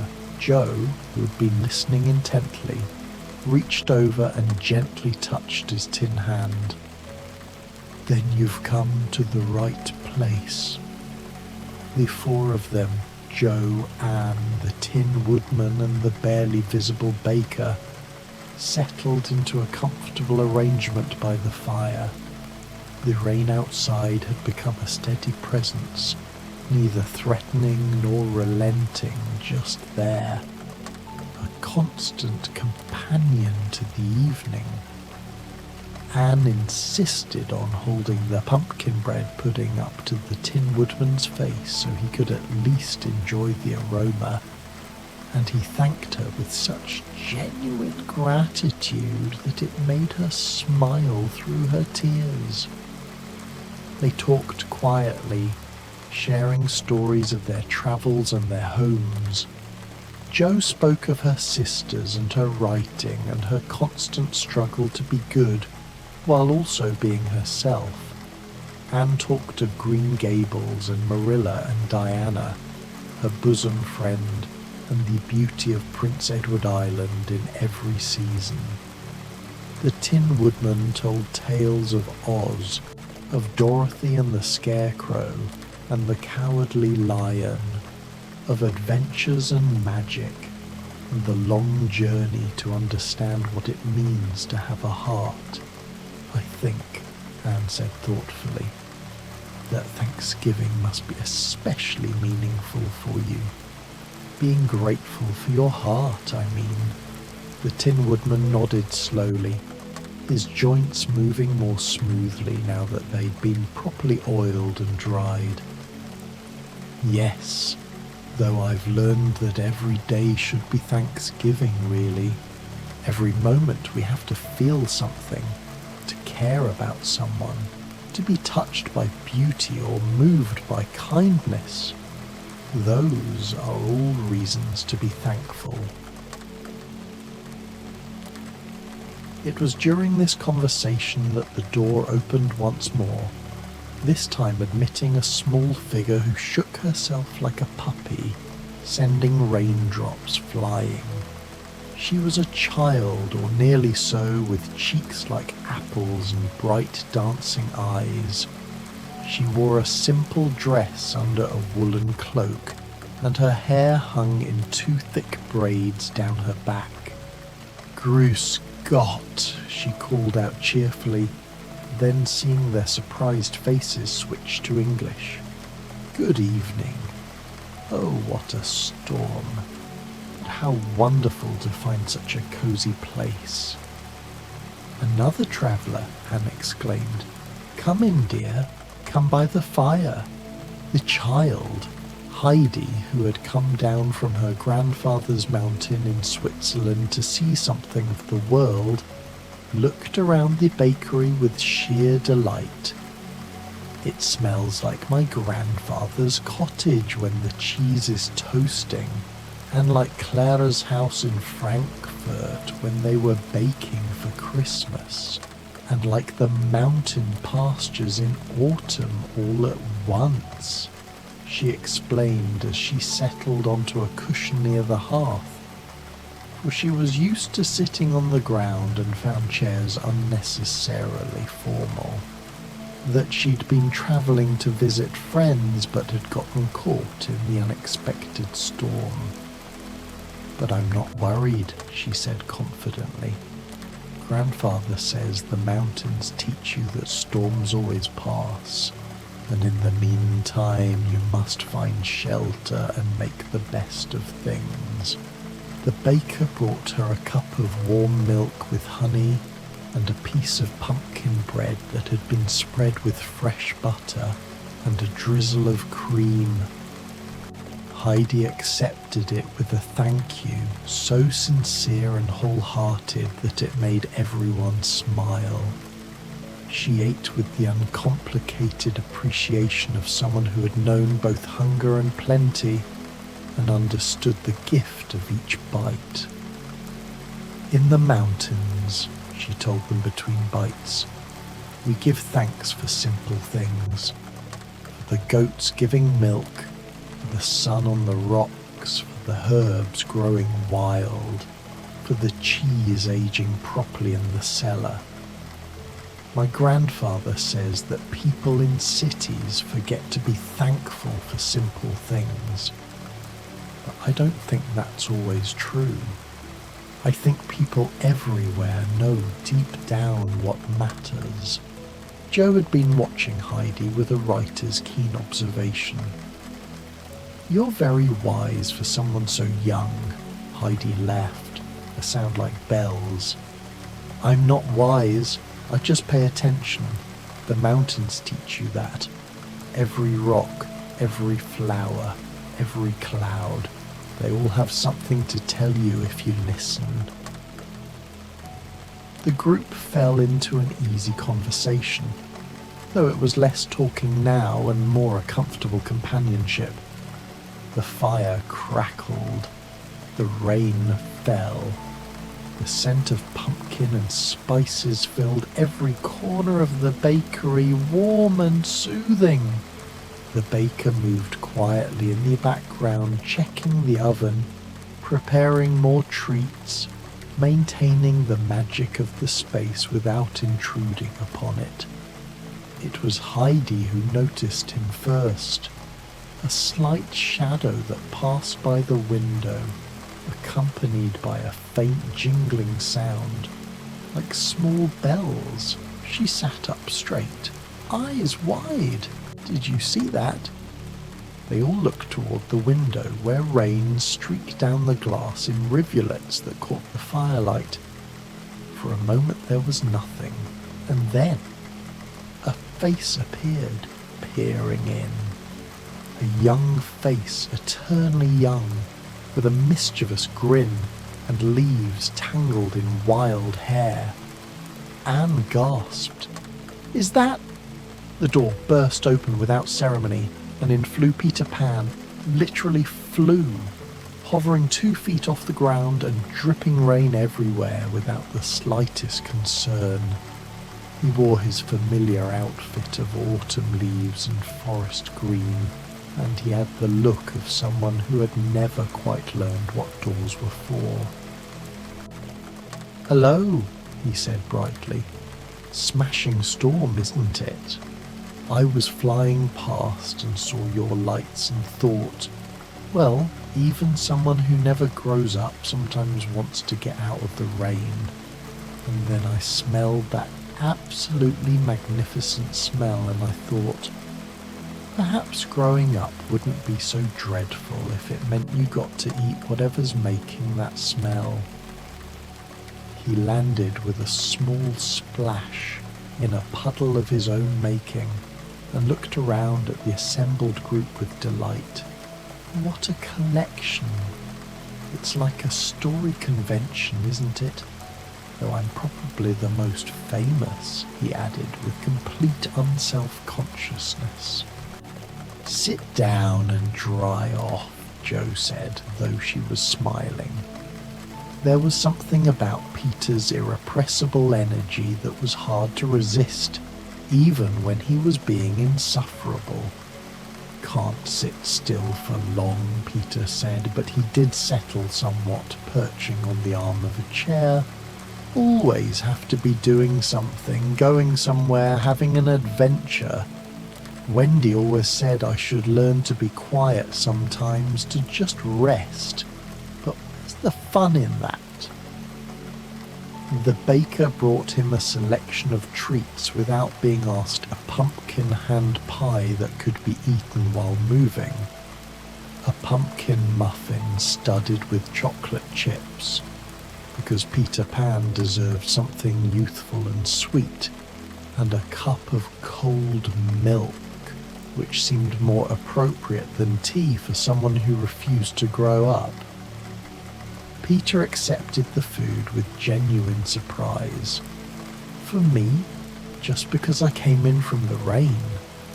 "That's what bakeries do," Heidi told him matter-of-factly. "They feed people, especially on stormy nights." Peter took a bite of the hand pie and his eyes went wide. For once he was silent, chewing thoughtfully. Then he said, more quietly than anyone had heard him speak, "It tastes like, I don't know, like something I've forgotten, like Wendy's mother baking, like being safe." Anne reached over and patted his leaf-covered knee. "That's what good food does. It reminds us of being cared for." For the next hour, as the storm reached its peak outside, and then slowly began to gentle into something softer, the 6 of them, 7, counting the baker who remained mostly out of sight, simply existed together in that warm, spice-scented space. Peter, to everyone's surprise, did grow quieter, eventually settling fully into a chair and allowing the warmth to seep into him. Heidi told them about the mountains, painting pictures with her words of sunrise on the peaks and the sound of goat bells and the taste of fresh bread eaten in pastures full of flowers. The Tin Woodman spoke of his garden in Oz and how he'd learned to grow things despite not needing to eat them, because there was something about nurturing life that made his heart feel full. Jo read aloud from one of the stories she'd been working on, her voice steady and warm, and even Peter listened without interrupting.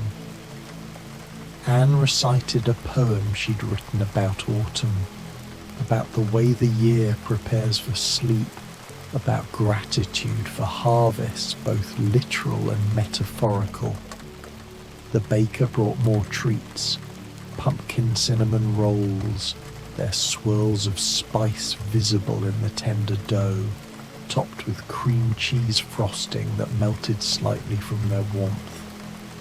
There were more cups of tea, more milk, more of that mysterious hot drink that smelled of apples and comfort. No one ate quickly. Each bite was savoured, each sip appreciated. This was not a meal to fill a stomach, but to feed something deeper. A hunger for connection, for peace, for a moment out of time when nothing bad could happen and everything good seemed possible. "You know what I'm thankful for?" Peter said suddenly. He'd been so quiet for so long that his voice startled them. "I'm thankful for this, right now, because in Neverland, everything's always an adventure, always exciting, always moving. But sometimes..." He paused, struggling to articulate something he'd perhaps never put into words before. "Sometimes exciting is exhausting. Sometimes you just want to sit by a fire and eat warm bread and not have to fight pirates or outwit crocodiles or prove you're brave.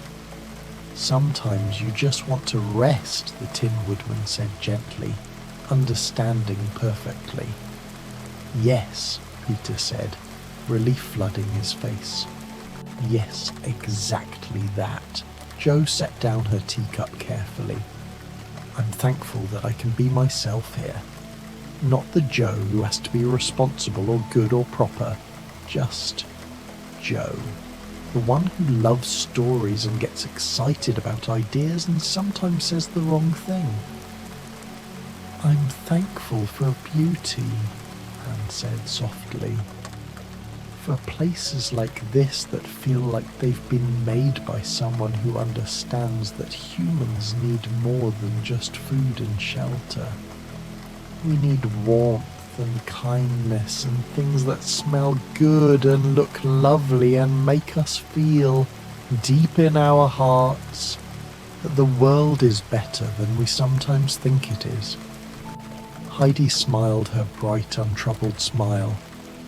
"I'm thankful for simple things, for milk and bread and butter, for warm fires and dry clothes, for strangers who become friends. My grandfather says these are the real riches, and I think he's right." The Tin Woodman placed one metal hand over the spot where his heart resided, that precious heart the wizard had given him so long ago.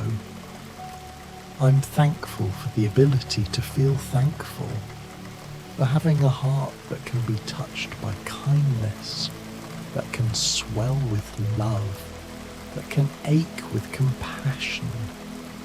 Even when it hurts, I'm grateful for it."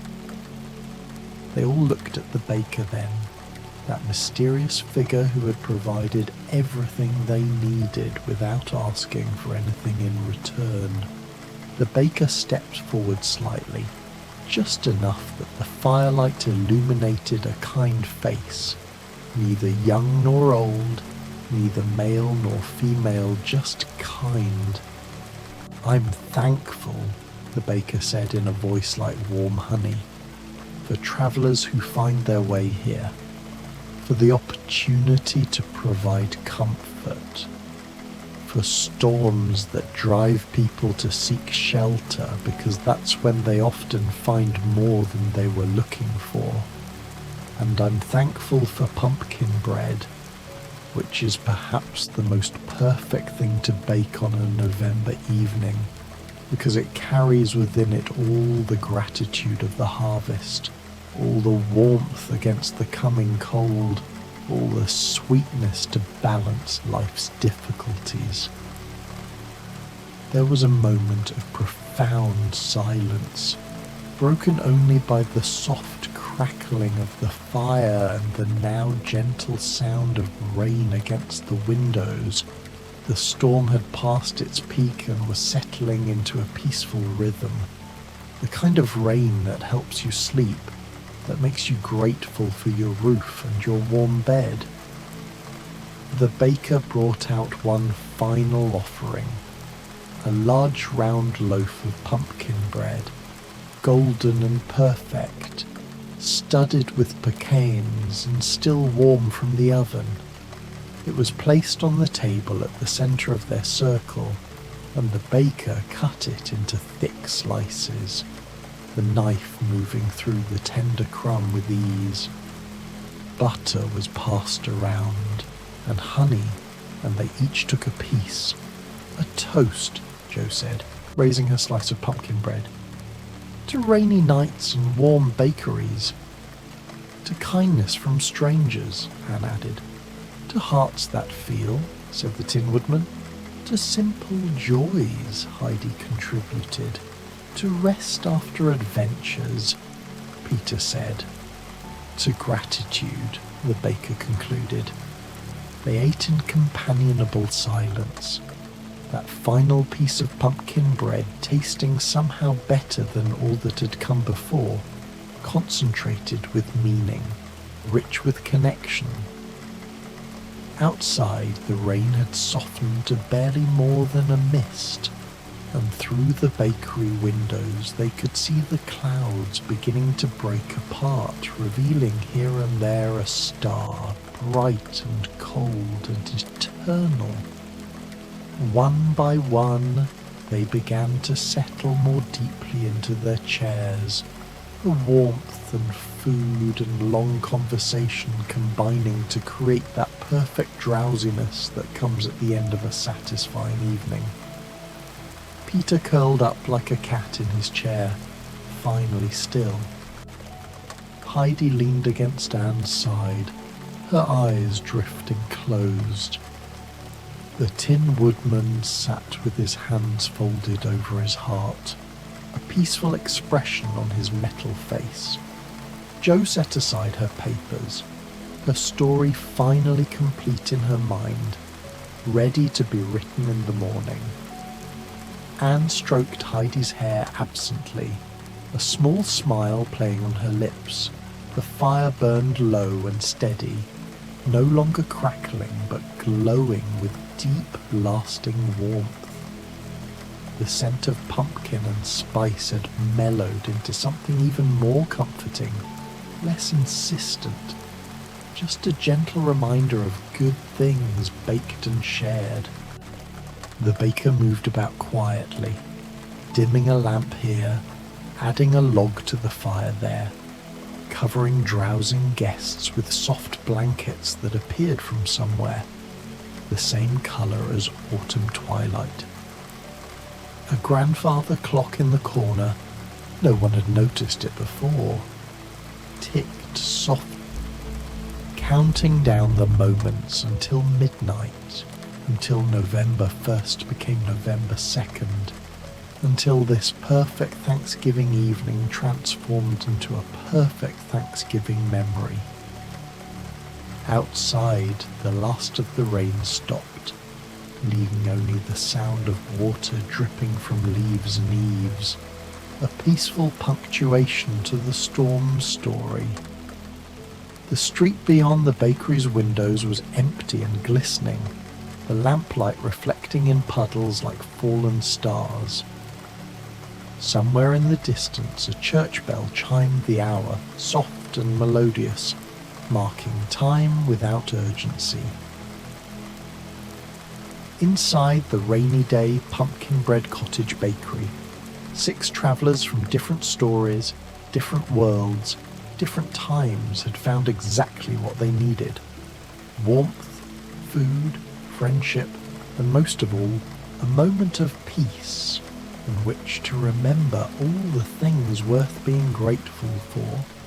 The baker stood in the kitchen doorway watching over them with quiet satisfaction, knowing that this was what the bakery was for, not just to feed bodies but to nourish souls, not just to provide shelter from storms but to remind weary travellers that kindness still exists, that comfort is always possible, that even in the darkest, rainiest nights, there are places where light glows warm and welcoming, where the door is always open, where you are always always welcome. The coziest rainy Scottish Highland cottage bakery. A Christmas bedtime story. The wind came down from the mountains first, as it always does in the Scottish Highlands in the deep of winter. It carried with it the smell of heather and peat smoke, of distant snow and ancient stone, and it rattled the shutters of the small cottage that sat at the crossroads where three paths met, one leading up to the high passes, one down to the loch, and one that seemed to go nowhere in particular, but was always there when you needed it. The cottage was built of grey stone, the kind that has stood against Highland weather for centuries and will stand for centuries more. Its roof was thick thatch, settled deep and snug against the wind, and from its chimney rose a steady stream of smoke that smelled of burning oak and something sweeter, the warm, comforting scent of baking. Above the door, a painted sign swung on iron hinges, a simple oat bannock and a wooden spurtle, and beneath them, in letters that might have been carved by a monk's careful hand, the Rainy Day Bakery. The door, as always, stood unlocked. Inside, the world transformed. The main room was low-ceilinged and intimate, with heavy oak beams blackened by centuries of peat fires. The walls were thick, so thick that the windows were set in deep alcoves, each one fitted with leaded glass that turned the grey Highland light into something softer, more golden. Tartan curtains hung at each window, their patterns mixing and matching in a way that should have clashed but somehow felt exactly right. The fireplace dominated one wall, built of the same grey stone as the cottage itself, large enough that you could have roasted a whole sheep in it if you'd wanted to. But tonight, as every night, it held a peat fire that burned with that particular red-orange glow that peat has, slower and steadier than wood, giving off a warmth that seemed to sink into your bones and stay there. Against the opposite wall stood the oven. Not the modern kind, but a proper Scottish bread oven, built of brick and stone with an iron door that glowed at the edges with the heat of whatever was baking inside. And oh, the smells that came from that oven. Tonight it was shortbread, that buttery, crumbly, perfect shortbread that Scotland has been making since before anyone can remember. But beneath that there were other scents, oat cakes baking on a griddle, the rich darkness of black bun studded with fruit and spice, the warming smell of whiskey and honey. Between the fire and the oven stood a long table of dark wood, its surface worn smooth by countless meals, countless gatherings. Around it were chairs, high-backed chairs with woven rush seats, each one placed as if waiting for a specific person to arrive. On the table sat pottery in the blue and white pattern of Scottish stoneware, and pewter candlesticks holding thick candles that burned with a steady, unwavering flame. And in the corner, moving between shadow and firelight with practiced ease, was the baker. You never quite saw the baker clearly. Sometimes it seemed to be an old woman with flour-dusted hands and a shawl of ancient tartan. Other times a tall figure with the bearing of a Highland chief moved between oven and table. Sometimes you heard singing, old Gaelic songs that had been sung in these hills since before the Romans came. The baker never spoke much, but somehow everyone who came through that door found exactly what they needed, placed before them with quiet certainty. The rain began properly now, not the gentle rain of gentler places, but highland rain, driven sideways by the wind, drumming against the windows like fingers tapping an insistent rhythm. The fire settled lower with a soft hiss. A log at the hearth shifted, sending up a small shower of sparks, and there's the door opened. He came in cautiously, the way someone moves who has learned to watch for danger in every shadow. He was young, perhaps 14 or 15, with skin bronzed by a sun much warmer than Scotland's pale winter light.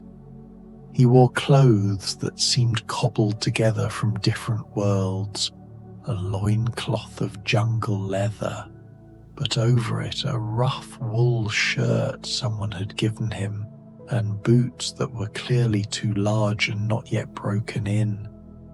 His hair was long and wild, and his eyes, dark and watchful, took in every corner of the room before he allowed himself to step fully inside. "I am Mowgli," he said, his voice carrying the careful precision of someone speaking a language that wasn't his first. "I was told there might be shelter here. The mountains, they are very different from the jungle." He closed the door behind him, shutting out the wind and rain, and for a moment he just stood there, shivering slightly. This was the man-cub who had been raised by wolves, who had run with Baloo and hunted with Bagheera, who had defeated Shere Khan and ruled the jungle. But here, in the cold highland winter, he was simply a young man far from home seeking warmth. The baker appeared from the shadows and gestured to a chair near the fire. Mowgli moved to it with that peculiar grace that comes from growing up in the jungle, balanced, aware, every movement economical. He settled into the chair and held his hands out to the fire, and slowly, the watchfulness in his eyes began to soften. The baker placed a bowl before him, steam rising from it in soft curls. It was porridge, but not the thin, sad porridge of workhouses and hard times. This was proper Highland porridge, made with steel-cut oats cooked slowly in milk and water until they were creamy and rich. On top, a pat of golden butter melted into a pool, and beside the bowl sat a small dish of heather honey, dark and fragrant. Mowgli picked up the spoon, carefully as if remembering how to use such things, and took a bite. His eyes closed. For a moment he was somewhere else entirely, perhaps remembering the first time Mesua had given him cooked food when he had first come to the man village and didn't know how to be human, or perhaps just tasting comfort itself, which has no memory and no future, only the present moment of warmth and safety. "Thank you," he said softly, and began to eat in earnest. He sat there for a long while, finishing his porridge slowly, letting the warmth of the food and the fire seep into him. The rain continued its drumming against the windows, and the peat fire whispered its old song. Mowgli's shoulders, which had been tight with cold and weariness, began to relax. His breathing deepened. He was just beginning to feel that delicious drowsiness that comes after being cold and then becoming warm when the door opened again. She was so small that at first you might have thought she was just a drift of snow blown in by the wind. But no, she was a girl, perhaps 8 or 9 years old, with pale blonde hair and paler skin, and the thinnest dress you could imagine for such a night. She held a bundle of matches in one hand, and her feet, oh, her poor feet were bare despite the cold. The little match girl stood in the doorway, not quite daring to come in, as if she expected at any moment to be told to leave. She had that look about her, the look of someone who has been turned away from warm places so many times that she no longer quite believes in them. "Please," she whispered, her voice barely audible over the rain. "I saw the light. I won't be any trouble. I'm so cold." Mowgli was on his feet immediately, his jungle-learned instincts recognizing a creature in distress. "Come in," he said, his careful English taking on the tone of command he'd used with the younger wolves. "Come to the fire. You should not be out in such weather." The girl stepped inside, and the baker appeared with a thick wool blanket, soft tartan in shades of blue and green, and wrapped it around her thin shoulders.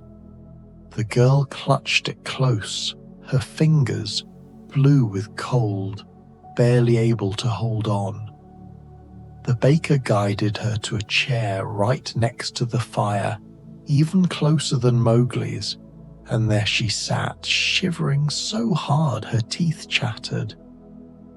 This was the girl who had tried to warm herself with matches, who had seen such beautiful visions in their brief flames: a warm stove, a Christmas goose, a loving grandmother.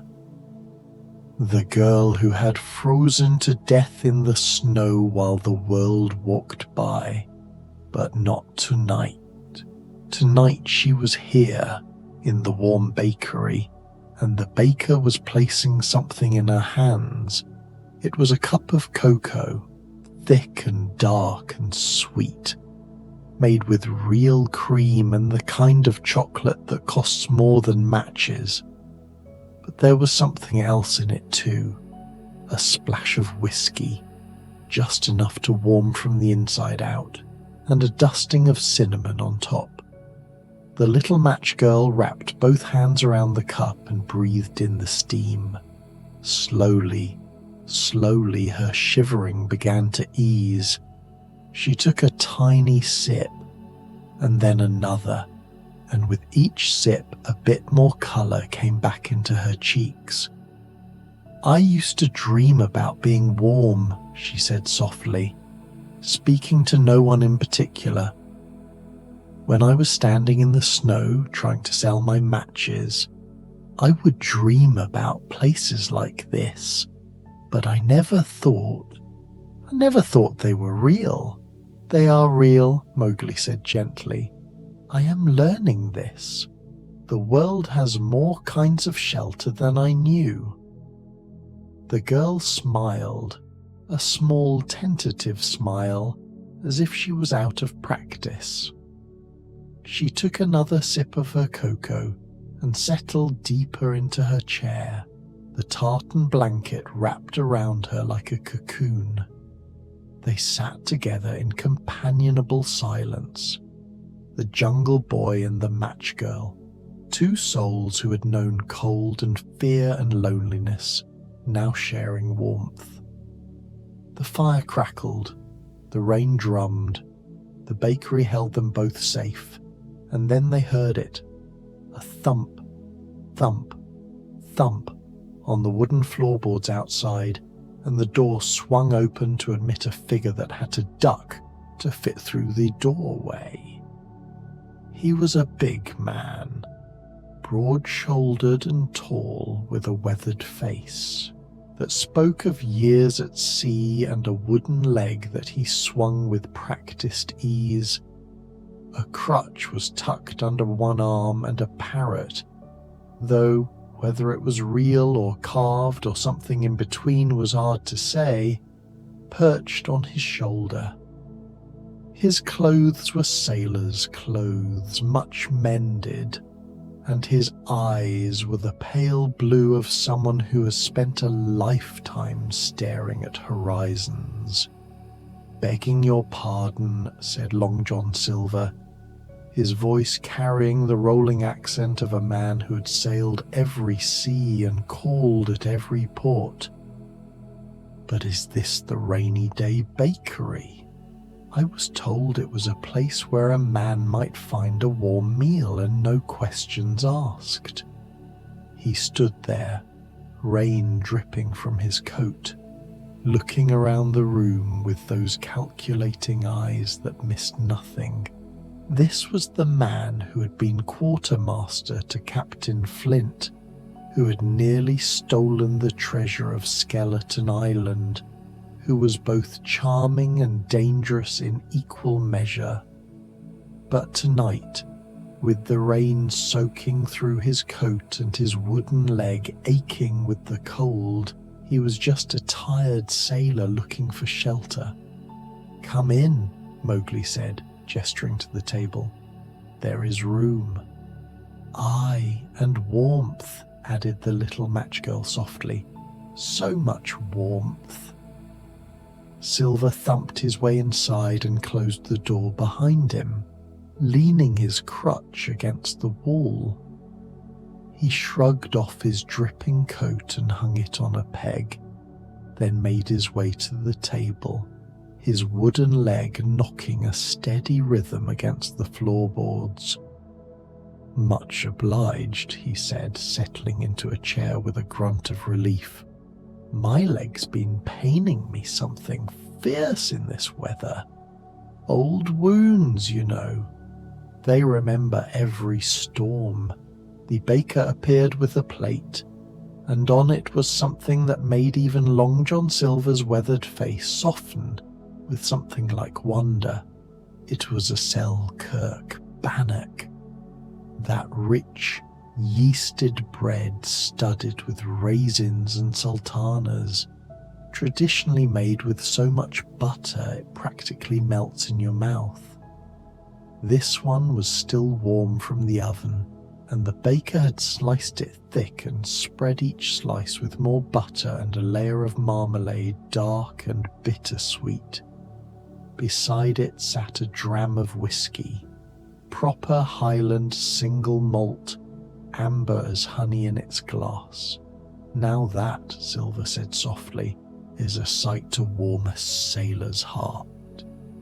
He picked up the glass, held it to the light to admire its colour, then took a careful sip, his eyes closed.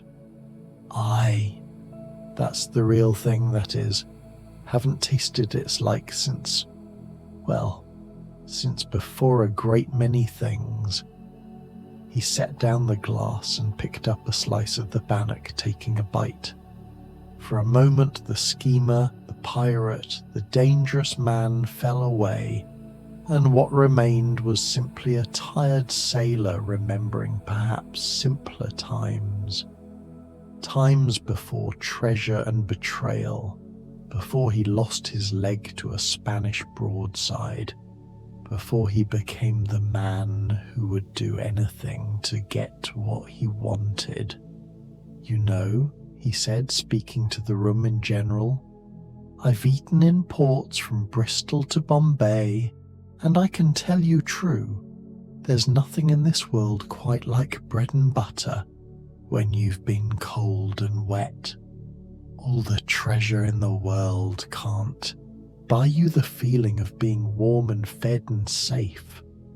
"The jungle has no bread," Mowgli observed, "but I think I understand.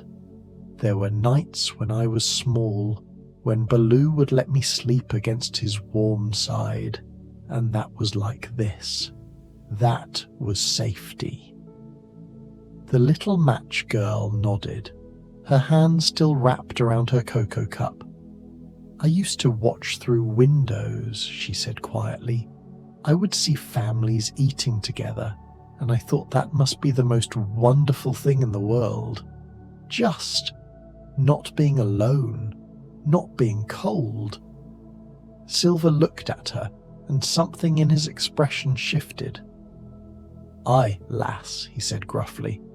"That it is, that it surely is." They sat together, these three, the jungle boy, the frozen girl, and the one-legged pirate, sharing the simple miracle of warmth and food and shelter. The wind howled outside, driving the rain against the windows in waves, but inside the bakery all was peace. And then the door opened again, and in rushed a whirl of gingham and excitement. She burst through the door as if blown by the wind itself, her dark hair in braids, her dress checkered blue and white, soaked through. She carried a small dog in her arms, a little cairn terrier who looked equally bedraggled and equally determined. "Oh!" she exclaimed, setting the dog down and pushing the door closed against the wind. "Oh, what a storm! I haven't seen weather like this since the cyclone took me to Oz. Well, not quite like that, but oh, this is much better than a cyclone because there's a door and I could come inside instead of being blown around like a leaf." She unwound her shawl and hung it up, still talking. "I'm Dorothy Gale from Kansas, though I've been to Oz and back, and now I'm here in Scotland, which is a long story but not nearly as strange as you might think. And this is Toto." She gestured to the little dog, who was busy shaking water from his fur onto the flagstone floor.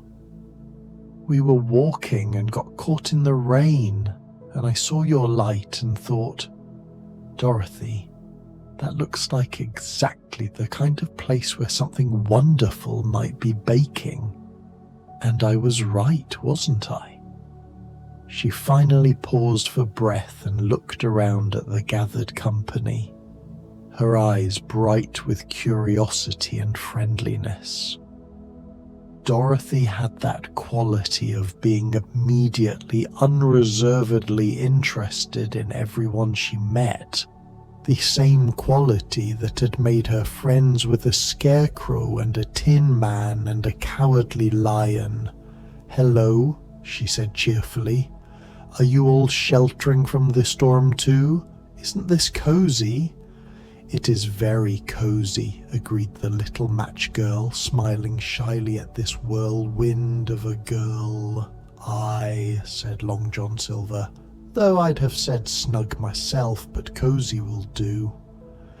Mowgli simply nodded, watching Dorothy with the interested gaze of someone encountering a new type of creature.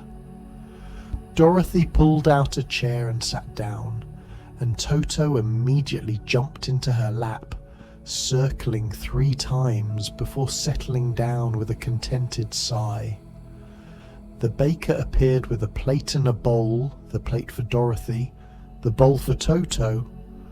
On Dorothy's plate sat a Scotch pie, that perfect combination of hot water crust pastry and spiced mutton steaming gently.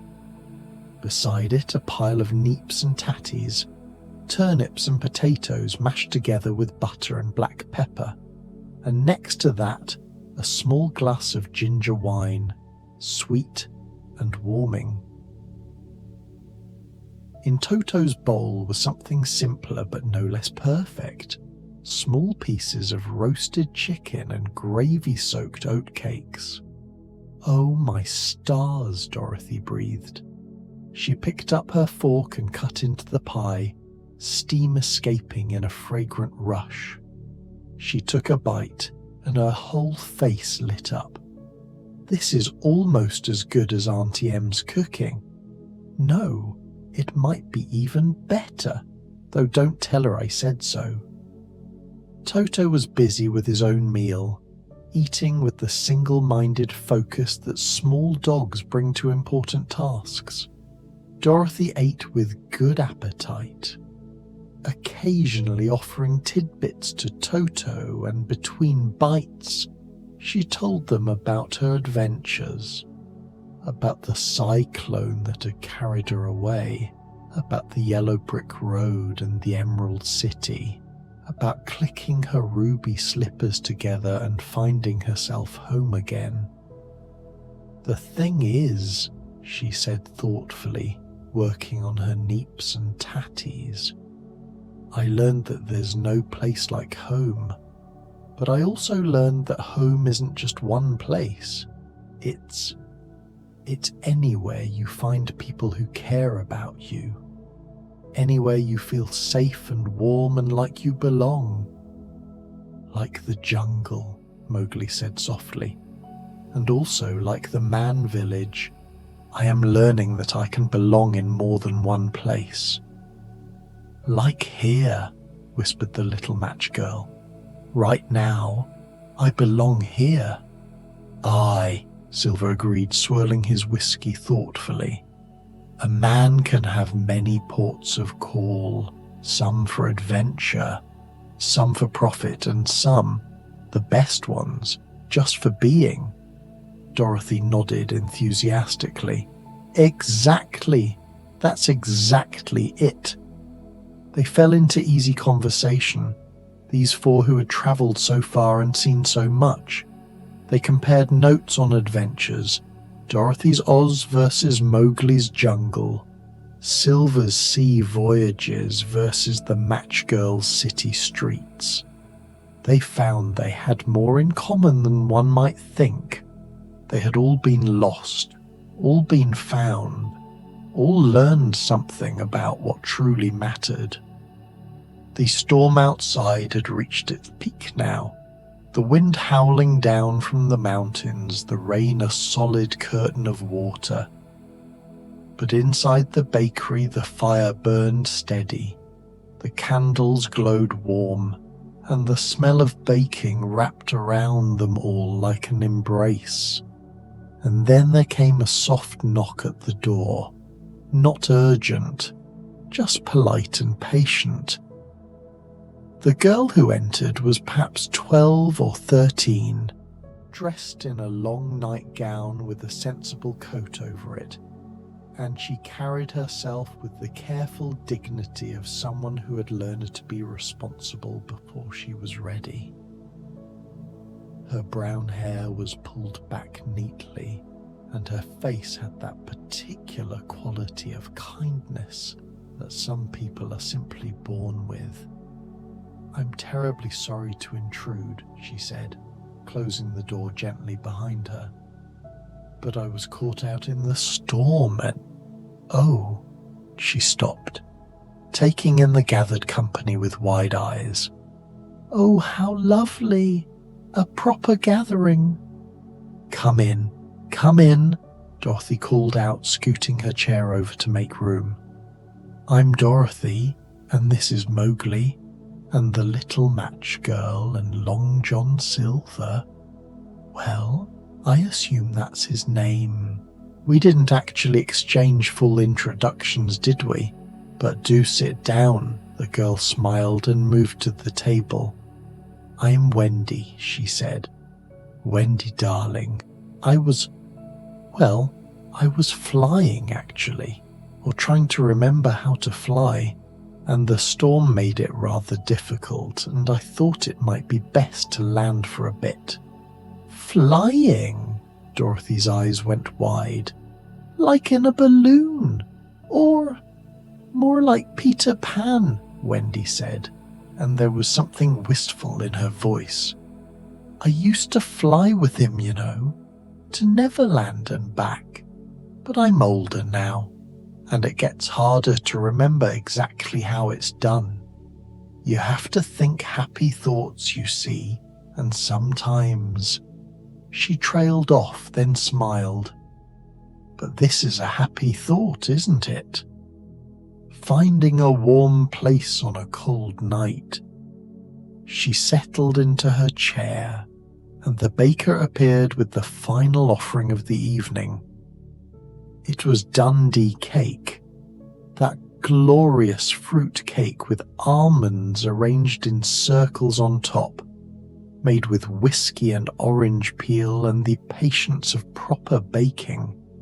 It was rich and moist and studded with sultanas and cherries, and the baker had cut a generous slice and served it with a pot of strong tea, the kind that's almost black with cream and sugar on the side. "Oh," Wendy breathed.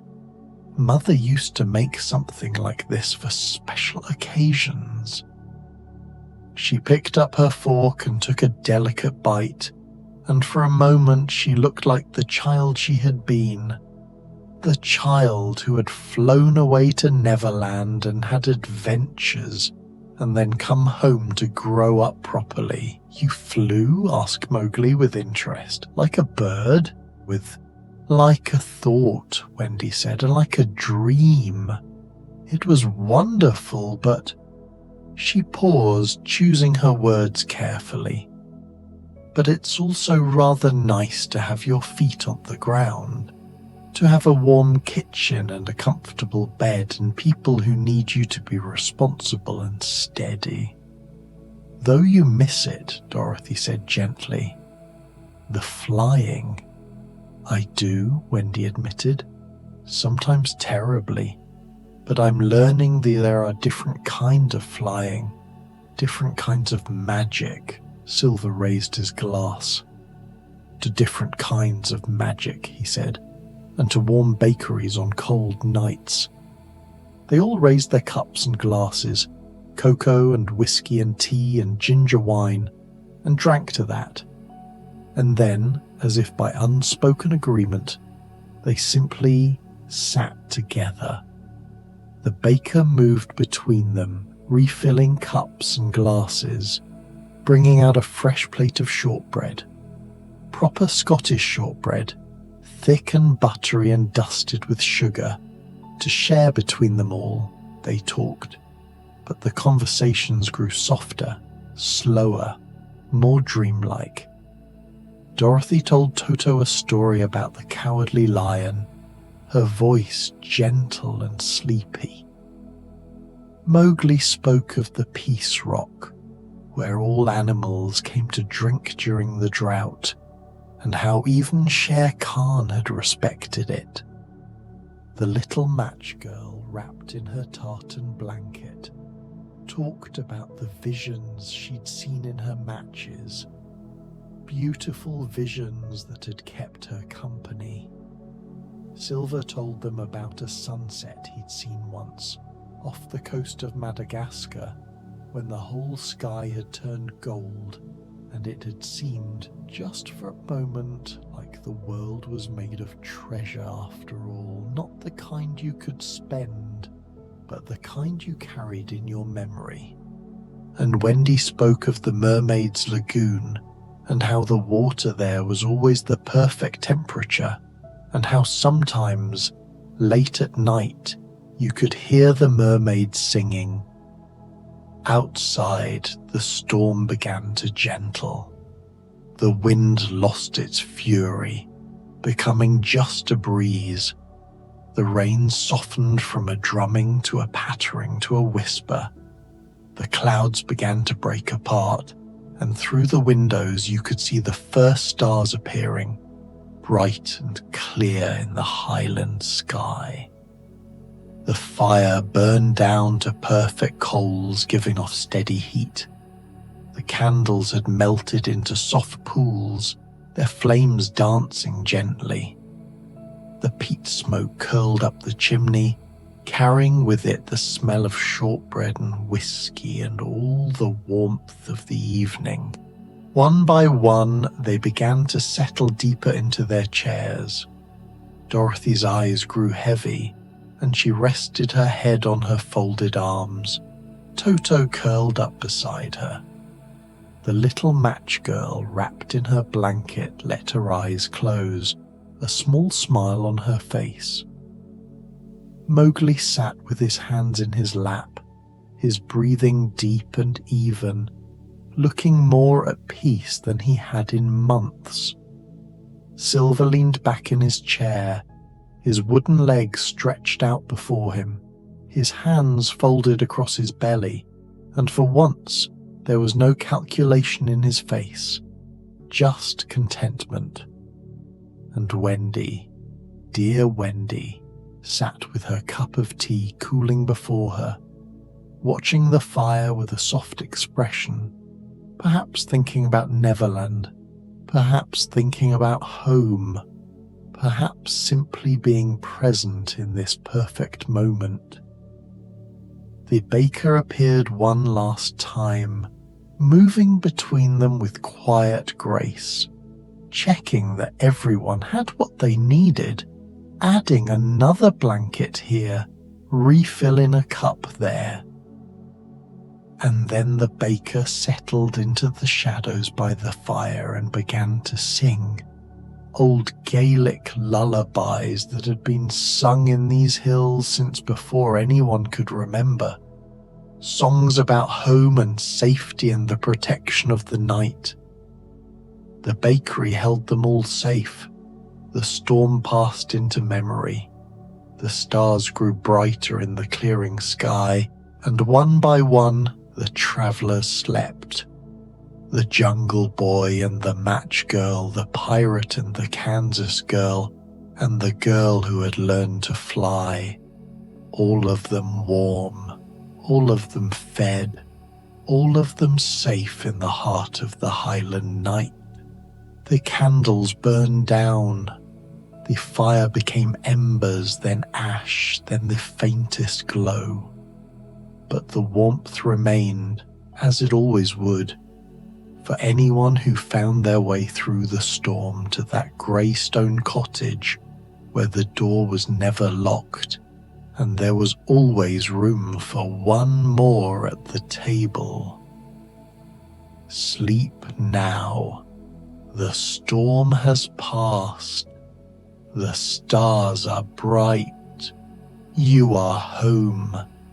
The coziest rainy sugar plum cottage bakery, a Christmas bedtime story. The rain had been falling since twilight, a steady winter rain that drummed against cobblestones and ran in silvery streams along the gutters of the winding village lane. It was the kind of rain that made every lit window a promise, every open door a miracle. And on this particular December evening, when the darkness came early and brought with it the scent of distant snow, there was one window that glowed more golden than all the others, the round, frost-kissed window of the rainy day sugar plum cottage bakery. Inside, the warmth enveloped everything like a whispered lullaby. The bakery was a small, snug place with low timbered ceilings darkened by decades of wood smoke and walls lined with shelves holding pewter plates, copper molds, and blue glazed jars filled with crystallized ginger and candied orange peel. A fire crackled softly in the great stone hearth, casting dancing shadows across the worn plank floors, and from somewhere in the back came the gentle sounds of the baker at work, the soft thud of dough being kneaded, the whisper of flour being sifted, the quiet hum of an old, old song. Tonight, the bakery smelled of Christmas itself.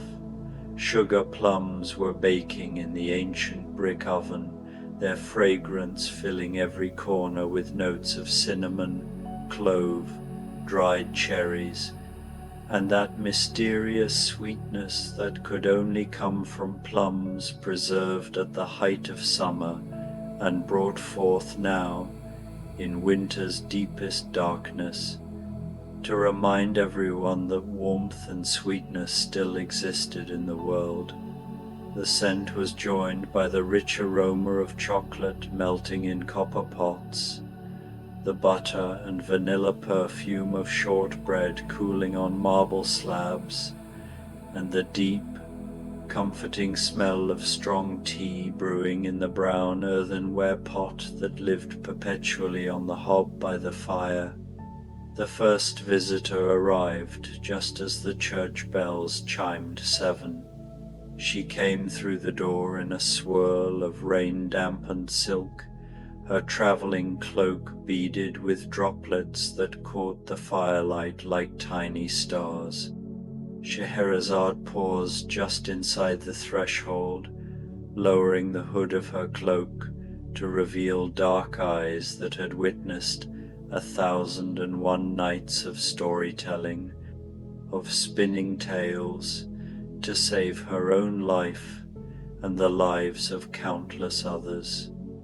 Those eyes, weary now but still bright with the intelligence that had outsmarted a sultan and changed a kingdom, took in the bakery with visible relief.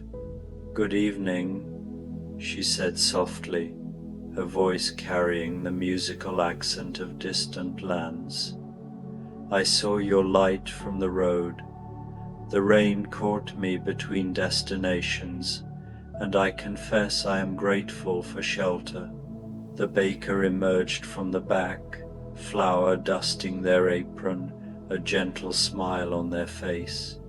They gestured toward the hearth, where a cushioned settle invited rest, and without a word began preparing a tray. Scheherazade settled herself by the fire, drawing her cloak around her shoulders. The warmth seeped into her bones, easing the chill of travel. She watched as the baker set before her a delicate cup of spiced tea that steamed with the scent of cardamom and rose water, and beside it, arranged on a small silver plate, 3 sugar plum pastries, each one a perfect dome of flaky pastry wrapped around that ancient filling of fruits and spices, glazed with honey that caught the firelight like amber. "These are beautiful," Scheherazade murmured, and there was something in her voice a storyteller, recognizing another form of artistry, another way of creating beauty and comfort in the world.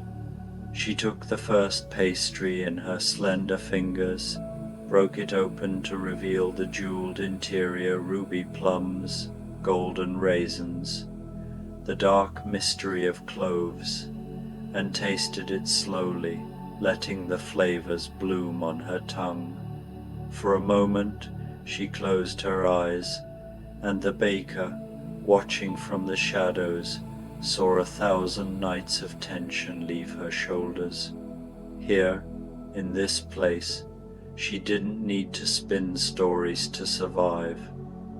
Here, she could simply rest. The rain continued its gentle percussion against the windows. Scheherazade sipped her tea, feeling the spices warm her from within, and gazed into the fire. She thought about the stories she had told, the lives she had saved with nothing but words and imagination, and she allowed herself, perhaps for the first time in years, to simply be quiet.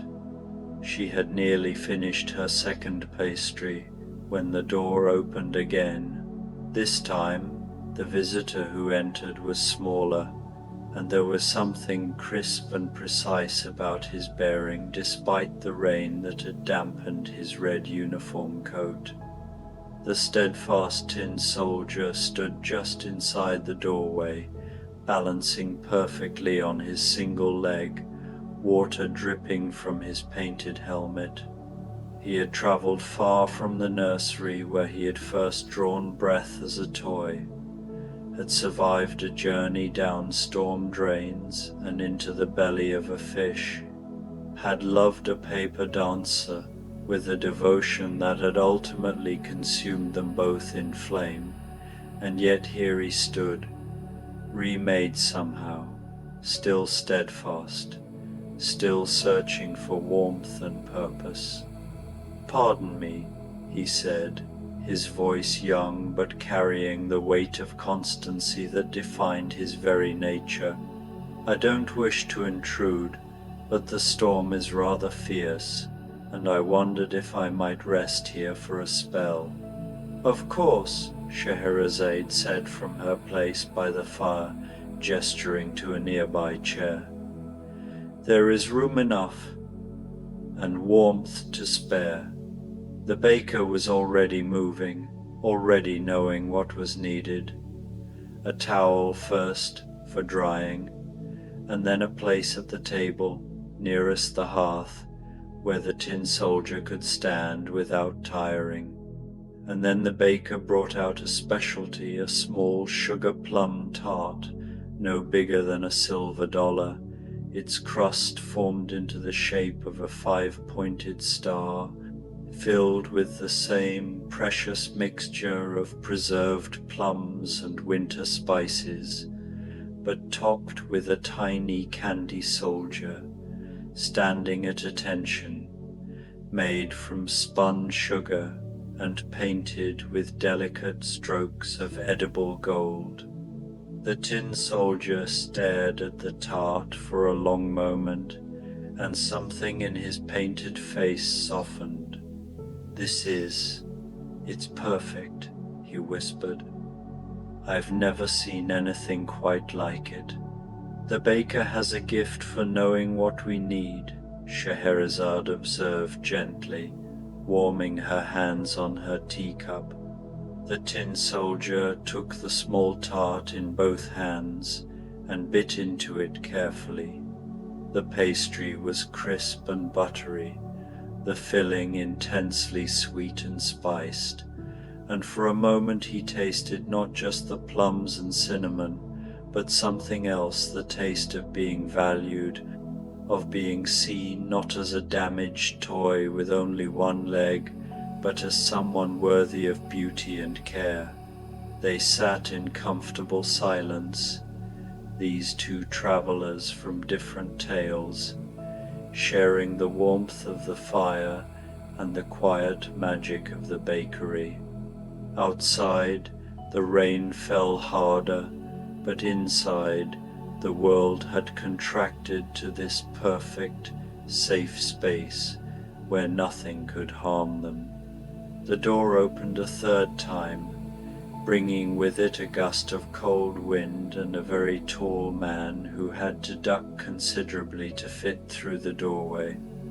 Gulliver shook the rain from his coat, a serviceable sailor's garment that had seen him through journeys to lands where people were no bigger than his thumb, and lands where he himself had been the tiny one, dwarfed by giants. His weathered face broke into a relieved smile as the warmth and the intoxicating scent of baking enveloped him.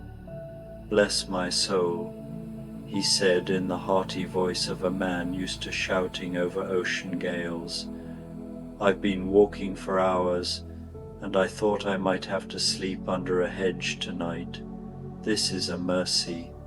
Join us," the tin soldier offered, his voice still quiet but welcoming.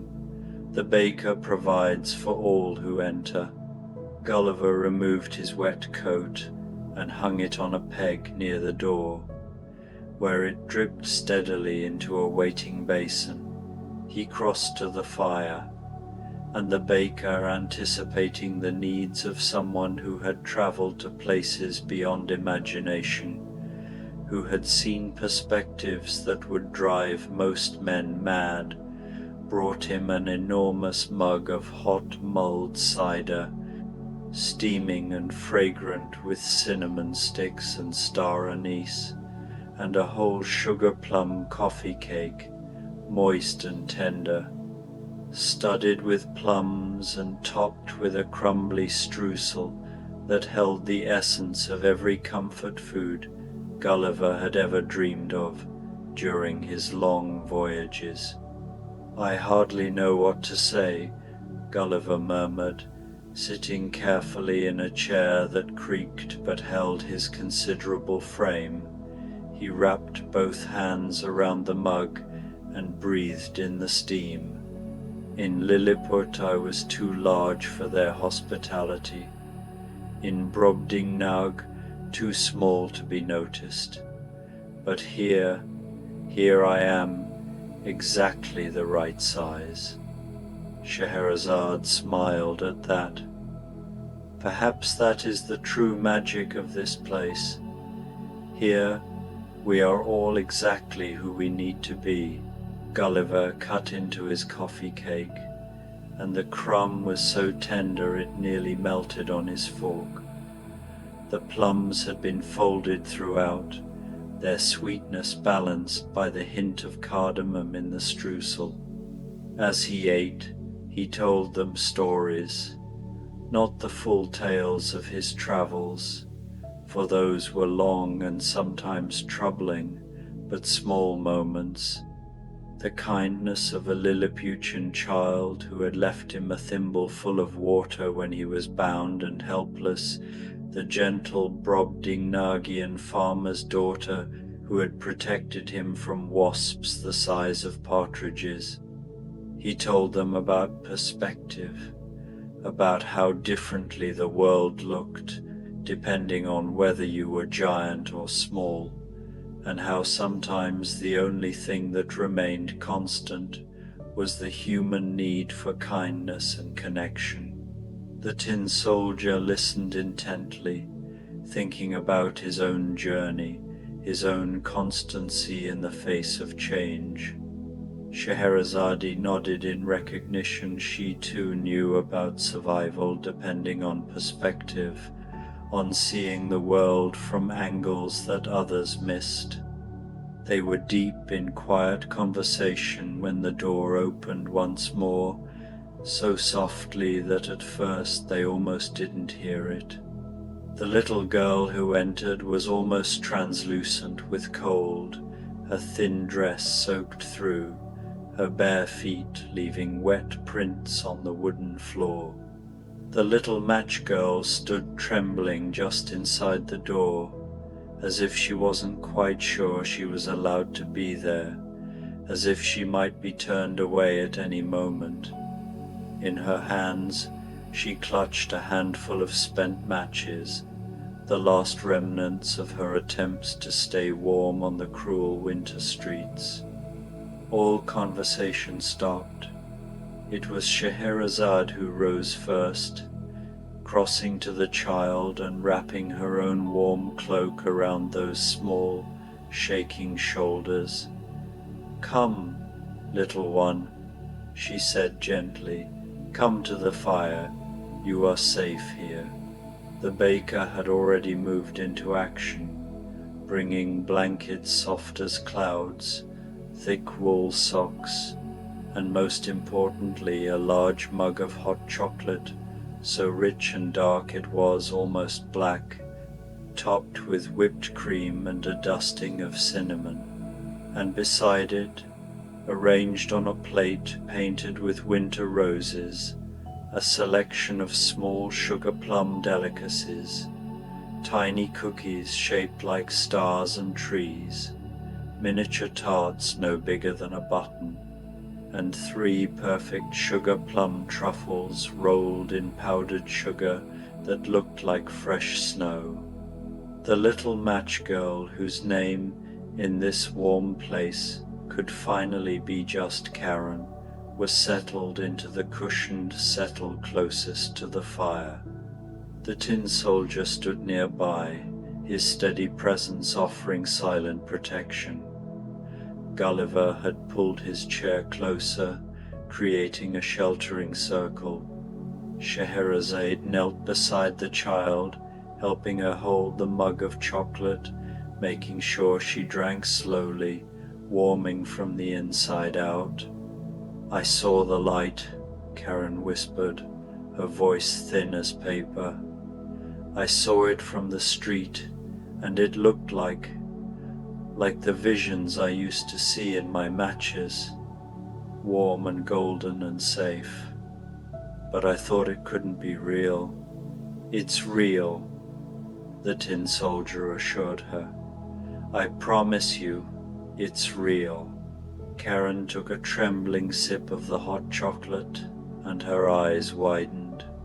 It was the most delicious thing she had ever tasted, rich and sweet and somehow containing the essence of every Christmas morning, every warm hearth, every moment of comfort she had ever dreamed of but never experienced. She drank slowly, feeling the warmth spread through her chest, and when she tried one of the small sugar plum cookies, she made a sound that was almost a sob. "It's all right," Scheherazade murmured, stroking the child's damp hair. "You can cry. You're safe now." And Karen did cry, but they were warm tears now. Safe tears, the kind of crying that releases pain rather than adding to it. The others sat with her, not rushing her, not telling her to stop, just being present as she let out the loneliness and cold and fear she had carried for so long. When she was finished, wrapped in blankets and sipping her chocolate, Gulliver offered her the last piece of his coffee cake, and she ate it gratefully. The tin soldier told her stories of the nursery, of the paper dancer, but he told them differently now, not as tragedy, but as testament to the power of steadfast love. Scheherazade hummed a lullaby from her distant homeland, and Karen's eyes began to drift closed, her small body finally relaxing into the safety of the moment. The door opened again, bringing with it a swirl of wind and a young woman whose long golden hair was braided and coiled around her head like a crown. Rapunzel stamped the rain from her boots and pushed back the hood of her cloak, revealing a face that still held traces of the years she had spent locked in a tower, but also showed the strength she had gained from her escape, from her journey into the wide world. "What a night," she said, her voice melodious but weary. "I've been traveling since dawn, and I thought I'd have to find shelter in a barn. This is a blessing." She noticed the group by the fire, the sleeping child in Scheherazade's arms, and her expression softened. "I'm not interrupting, am I?" "Not at all," Gulliver said warmly. Come in, there's plenty of warmth to share."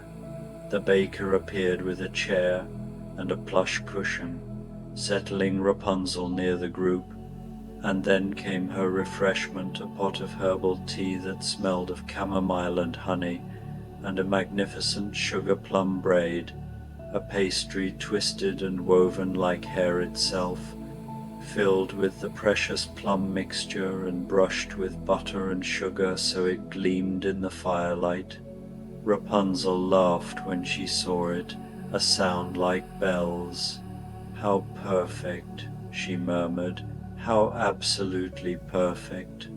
She poured her tea and broke off a piece of the pastry braid, savoring the way it pulled apart in tender layers. "I spent so long in that tower," she said quietly, as if continuing a conversation they had all been part of, looking out at the world, watching the seasons change, braiding my hair because there was nothing else to do. And now I'm free, and the world is so large and so wonderful and so overwhelming all at once." "Freedom is like that," Gulliver agreed. "I've found that the wider you roam, the more you appreciate places like this, small, warm places where you can simply rest. And be yourself, the tin soldier added, without having to prove your worth or fight for your right to exist. Rapunzel nodded, understanding flowing between them without need for further words. She ate her pastry slowly, savoring each bite, and felt the tension she had been carrying in her shoulders begin to ease. The rain drummed on, but inside the bakery, time seemed to slow, to thicken like honey, to become something sweet and sustaining. They sat together, these travelers from different tales, and talked in soft voices about their journeys. Rapunzel spoke of learning to trust again after betrayal, of discovering that she was stronger than she had known. Gulliver shared his perspective on scale and proportion, how the biggest problems could shrink and the smallest kindnesses could loom large. The tin soldier spoke of constancy, of standing firm even when the world tried to sweep you away. Scheherazade, rocking the sleeping child in her arms, talked about the power of stories, how they could literally save lives, how they connected all of humanity in webs of shared experience. The fire crackled, the rain continued. The baker moved quietly in the background, making sure every cup stayed full, every plate was never quite empty. The door opened one last time, and a young man entered, his sailor's peacoat dripping wet, a canvas bag slung over his shoulder. Jim Hawkins had the look of someone who had seen treasure and treachery, who had sailed with pirates and survived to tell the tale. His face was young, but his eyes were old, and he carried himself with the careful alertness of someone who had learned to watch his back. "Is there room for one more?" he asked hesitantly, taking in the cozy scene by the fire. "Always," Scheherazade said warmly. "Always room for one more." Jim hung his wet coat beside Gulliver's and approached the fire gratefully. The baker brought him a mug of strong tea with a generous pour of rum, and a plate piled with what could only be called treasure. Sugar plum treasure tarts, each one shaped like a tiny treasure chest, filled with the spiced plum mixture but also studded with candied ginger that gleamed like gold coins, dried apricots that glowed like amber, and here and there a crystallized violet that looked like a precious jewel. "I've seen real treasure," Jim said softly, picking up one of the tarts. "Chests of Spanish gold, jewels that would make a king weep. But I don't think I've ever seen anything more beautiful than this." He bit into the tart, and the flavors were complex and warming, the sweetness of the plums, the heat of the ginger, the surprise of the floral violets. It tasted like adventure, but adventure remembered from a place of safety, adventure that had been survived and could now be savored rather than endured. "Did you find what you were looking for?" Rapunzel asked him gently. "At the end of your treasure hunt?" Jim considered the question, looking into the fire. "I found that treasure is complicated," he finally said. "I found gold, yes, but I also found that some men will kill for it, that it brings out the worst in people. But I also found that there are men like Dr. Livesey and Squire Trelawney, good men who value loyalty and courage. I found that I was braver than I knew. So yes, I suppose I found what I was looking for, even if it wasn't quite what I expected. That's the way of all quests, Gulliver observed. We set out seeking one thing and return with something else entirely. They fell into conversation, these 6 travelers and the sleeping child, and the baker listened from the shadows, pleased. This was what the bakery was for, not just the feeding of bodies, but the nourishing of souls. The creation of a space where people from different stories, different struggles, different worlds could come together and recognize their common humanity, their shared needs for warmth and comfort and connection. The baker brought out more treats, a fresh pot of tea, a plate of simple butter cookies dusted with sugar, a bowl of roasted chestnuts still warm from the oven, and the centerpiece, a magnificent sugar plum cake, 3 layers high, filled with cream and plums and spices, covered in a glaze that caught the firelight like stained glass. The baker cut generous slices and passed them around, and for a time there was no sound but the quiet pleasure of eating, the soft crackle of the fire, and the endless, gentle percussion of the rain. Karen stirred in her sleep and smiled, truly smiled, for perhaps the first time in her short life. Scheherazade adjusted the blankets around her with the care of someone who understood that small acts of kindness could save the world. "Tell us a story," Rapunzel asked Scheherazade. "If you're not too tired, I'd love to hear a story." Scheherazade smiled. "I am never too tired for stories. They are my life's blood."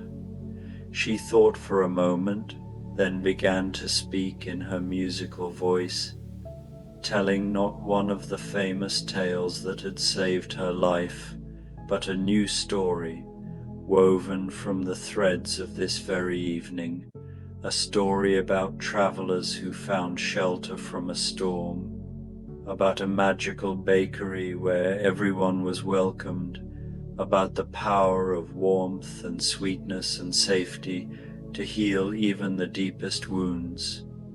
Her voice rose and fell like a gentle tide, and one by one the listeners began to relax completely.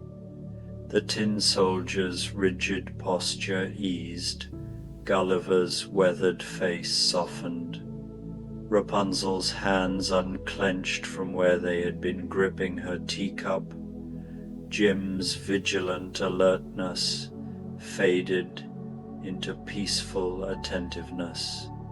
The story wound on, dreamlike and soothing, and outside the rain began to gentle, moving from a drumming downpour to a soft whisper against the windows.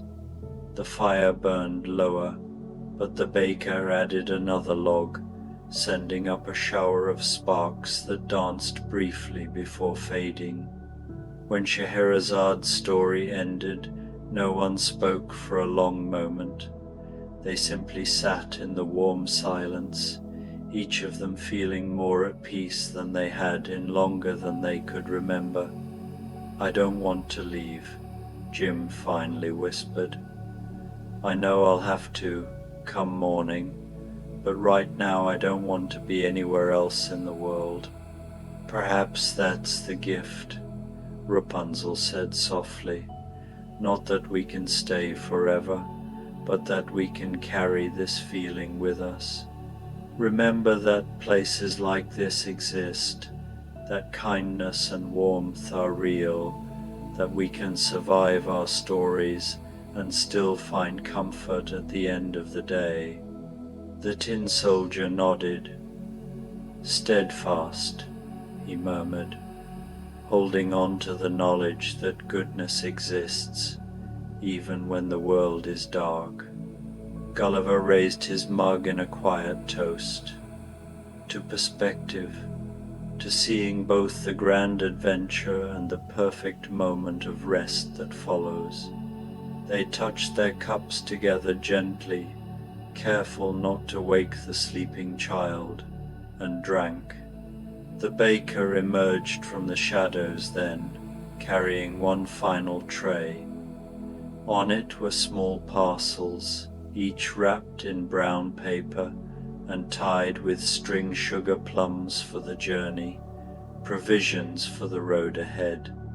The baker placed one beside each traveler, a silent promise that even when they left this warm space, they would carry a piece of it with them. Scheherazade looked up at the baker with tears in her eyes.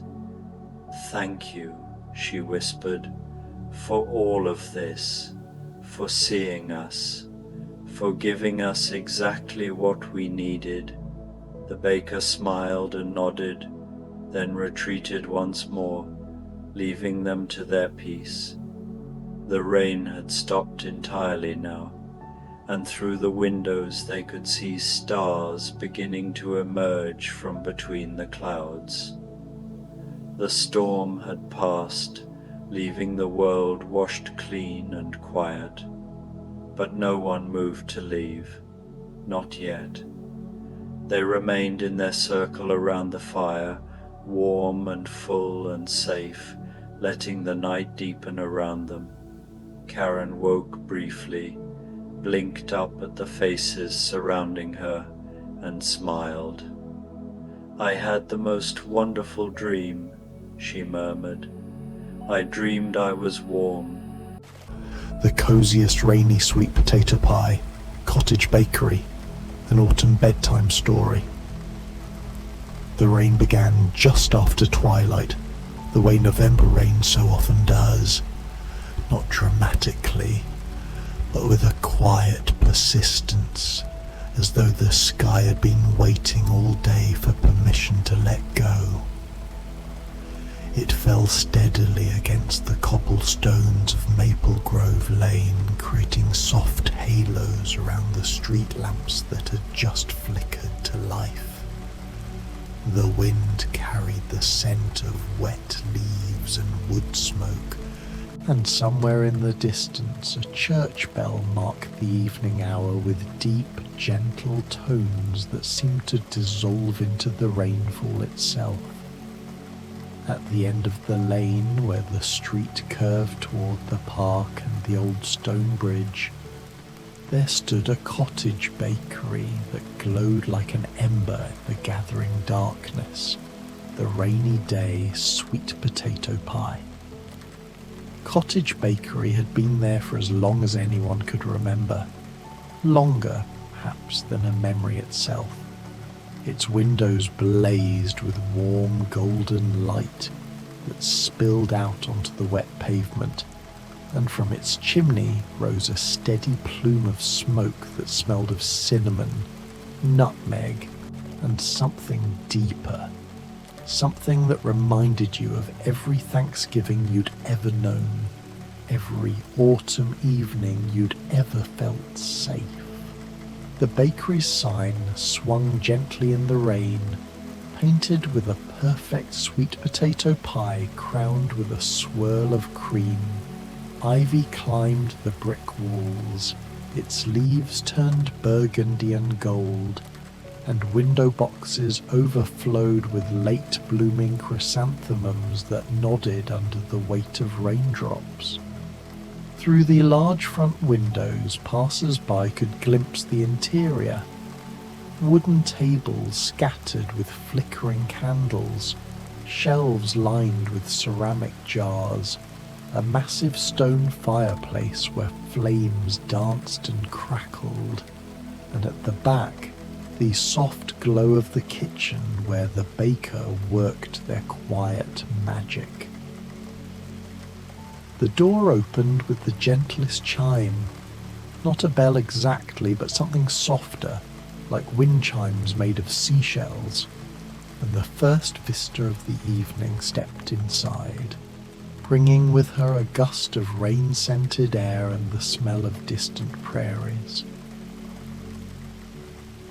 Dorothy Gale stood in the doorway for a moment, water dripping from her blue gingham dress, her dark hair plastered to her cheeks.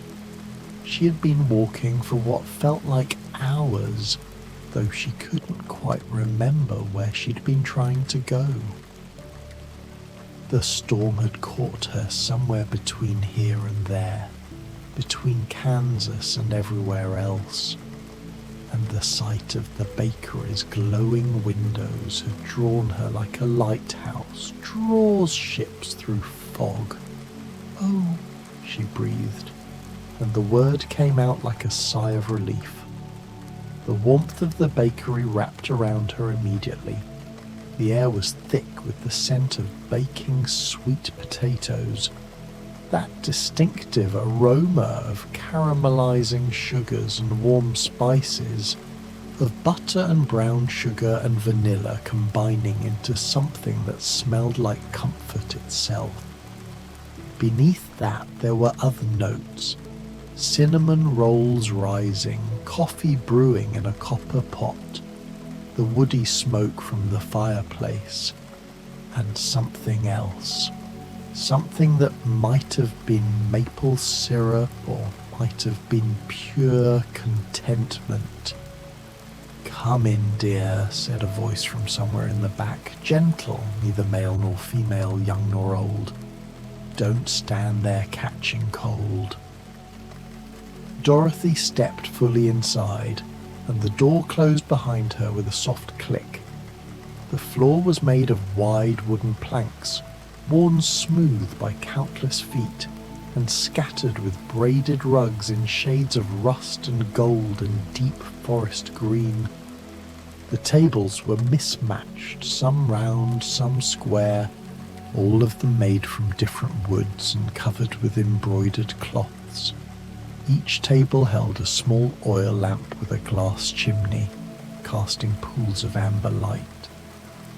The fireplace dominated one wall, its mantel decorated with gourds and Indian corn and small pumpkins in shades of white and orange and green. The fire itself burned with those perfect autumn flames, mostly orange with hints of blue at the base, and it crackled with the particular sound that only well-seasoned wood makes, that sound that was almost like conversation.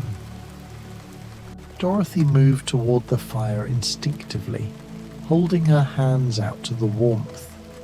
As she did, she noticed the display case near the counter, and despite her exhaustion, she found herself drawn to it.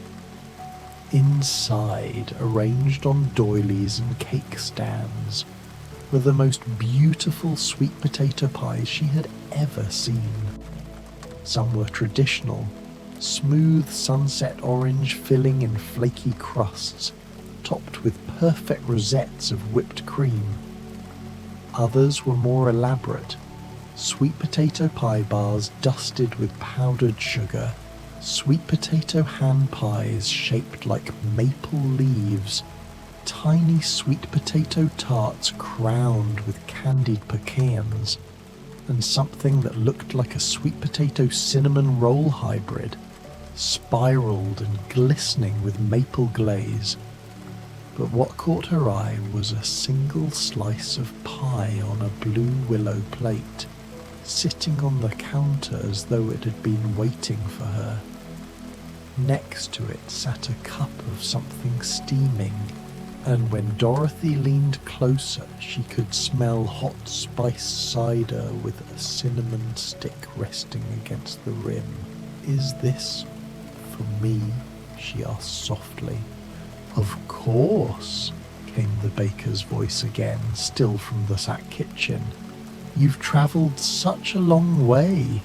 Sweet potato pie seemed right for someone who knows the value of home. Dorothy felt tears prick her eyes, though she couldn't have said exactly why. She carried the plate and the cup to a table near the fire and sat down in a chair with a cushion embroidered with sunflowers. The first bite of pie was everything she needed it to be. Sweet, but not cloying, spiced with cinnamon and nutmeg and just a hint of ginger, the texture as smooth as silk. The crust was buttery and flaky, and the whipped cream on top tasted faintly of vanilla and maple. She was halfway through the slice, feeling warmth spread through her chest with each bite when the door chimed again. This time the visitor was a young woman with long blonde hair that somehow managed to look tousled in a charming way despite being soaked with rain. She wore a blue dress with a white apron, and she carried herself with a sort of curious confidence, as though she had simply decided to be here, and so here she was. "How curious," Alice said, looking around the bakery with wide eyes. "I was just thinking that I should like something sweet." And then suddenly there was a door where I was quite certain no door had been before, and behind the door, a bakery. That's rather unusual, isn't it? Though I suppose I shouldn't be surprised anymore. Nothing is quite usual where I end up. Dorothy looked up from her pie and smiled. "You're very wet," she observed gently. "Yes, I seem to make a habit of getting into predicaments involving water," Alice agreed, wringing out a corner of her apron. "First it was tears, and now rain. At least this time I haven't grown to an enormous size or shrunk to nearly nothing. That's progress, I think." "There's a towel by the fire," Dorothy said, pointing, "and I think there might be something for you too." Indeed, when Alice approached the counter, she found waiting for her the most delightful little tea service. A pot of Darjeeling with curls of steam rising from the spout, a cup and saucer painted with roses, and a plate holding what appeared to be sweet potato scones, studded with white chocolate chips and crystallized ginger. Next to them sat a small pot of honey butter and another of spiced cream. "Oh, how perfectly lovely!" Alice exclaimed. She looked toward the kitchen doorway. "Thank you very much, though I'm not entirely sure how you knew I was coming when I didn't know myself." "The bakery knows," said the baker's voice, warm with amusement. "It always does."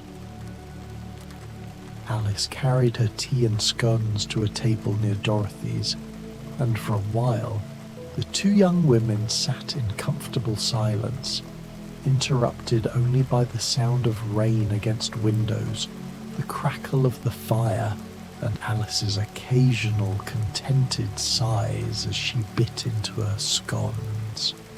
"These are extraordinary," Alice said after a while. "Sweet potato in a scone. I would have thought that quite mad, but it works beautifully. Everything here seems to work beautifully, actually. It's rather nice to be somewhere that makes sense, even if I don't understand how." Dorothy nodded, savouring the last of her cider. "Sometimes you don't need to understand. Sometimes you just need somewhere warm to sit and something sweet to eat." "You sound as though you've been on quite a journey yourself," Alice observed. "I suppose I have," Dorothy said quietly, watching the flames. "I've learned that home is precious, that there's no place like it. But I've also learned that sometimes, when you're between one place and another, you need somewhere like this, somewhere in the middle." They fell back into silence, but it was a good silence, the kind that wraps around you like a quilt. The third arrival came with a gust of wind that made the fire dance. The young woman who entered carried a leather satchel and had ink stains on her fingers. Her hair was pinned up in a practical bun, and her clothes, though soaked, were sensible and well worn. She carried herself with purpose, even in exhaustion. Jo March, she introduced herself immediately, as though names were important and should be established right away.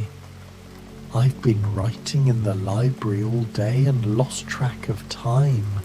The storm caught me on my way home, and I was beginning to think I'd have to spend the night under the eaves of a shop when I saw your lights.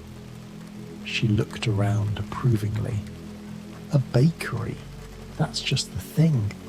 I'm absolutely famished. There's plenty of room by the fire, Dorothy offered, and the treats here are exceptional, Alice added. Jo needed no further invitation. She set her satchel down with a thump and approached the counter, where, to no one's surprise by now, a plate already waited. On it sat what could only be described as a sweet potato pie bar, cut into a perfect square with a shortbread crust, a thick layer of spiced sweet potato filling, and a crumble topping mixed with oats and pecans. Beside it was a mug of coffee, black and strong, with steam rising in lazy spirals. Perfect, Jo said with satisfaction. Someone here understands writers. She joined the other two women, pulling up a chair and arranging herself with her coffee in one hand and her plate in the other. For several minutes she simply ate, making appreciative sounds and occasionally jotting notes in a small notebook she produced from her pocket. "Are you writing about the bakery?" Alice asked curiously. "Maybe," Jo said. "Or maybe I'm just writing down how this tastes so I can remember it later. Good food is worth documenting. So is good company and shelter from storms." She looked at Dorothy and Alice. "You two look like you have stories." "Everyone has stories," Dorothy said. "That's what makes them worth knowing," Jo replied with a grin. The door chimed again, and this time what entered was not quite human. The Tin Woodman had to duck slightly to fit through the doorway, and his metal body gleamed in the firelight, drops of rain sliding off him like mercury. He moved carefully as he always did, conscious of his strength and the delicacy of the world around him. "Oh," Dorothy exclaimed, standing up. "I know you!" "And I know you, dear friend," the Tin Woodman said, his voice gentle despite its metallic timbre. "Though I confess I'm surprised to find you here.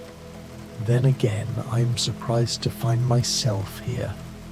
I was oiling my joints against the rain when I saw the light from this establishment, and something told me I should come inside." "Something told you correctly," said the baker's voice. "There's a spot for you by the fire where you can dry properly."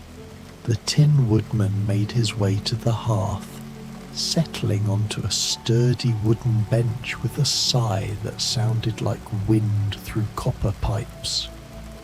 "It's been a long time since I've been in a place this warm," he said softly. "I mean truly warm, not just hot. There's a difference."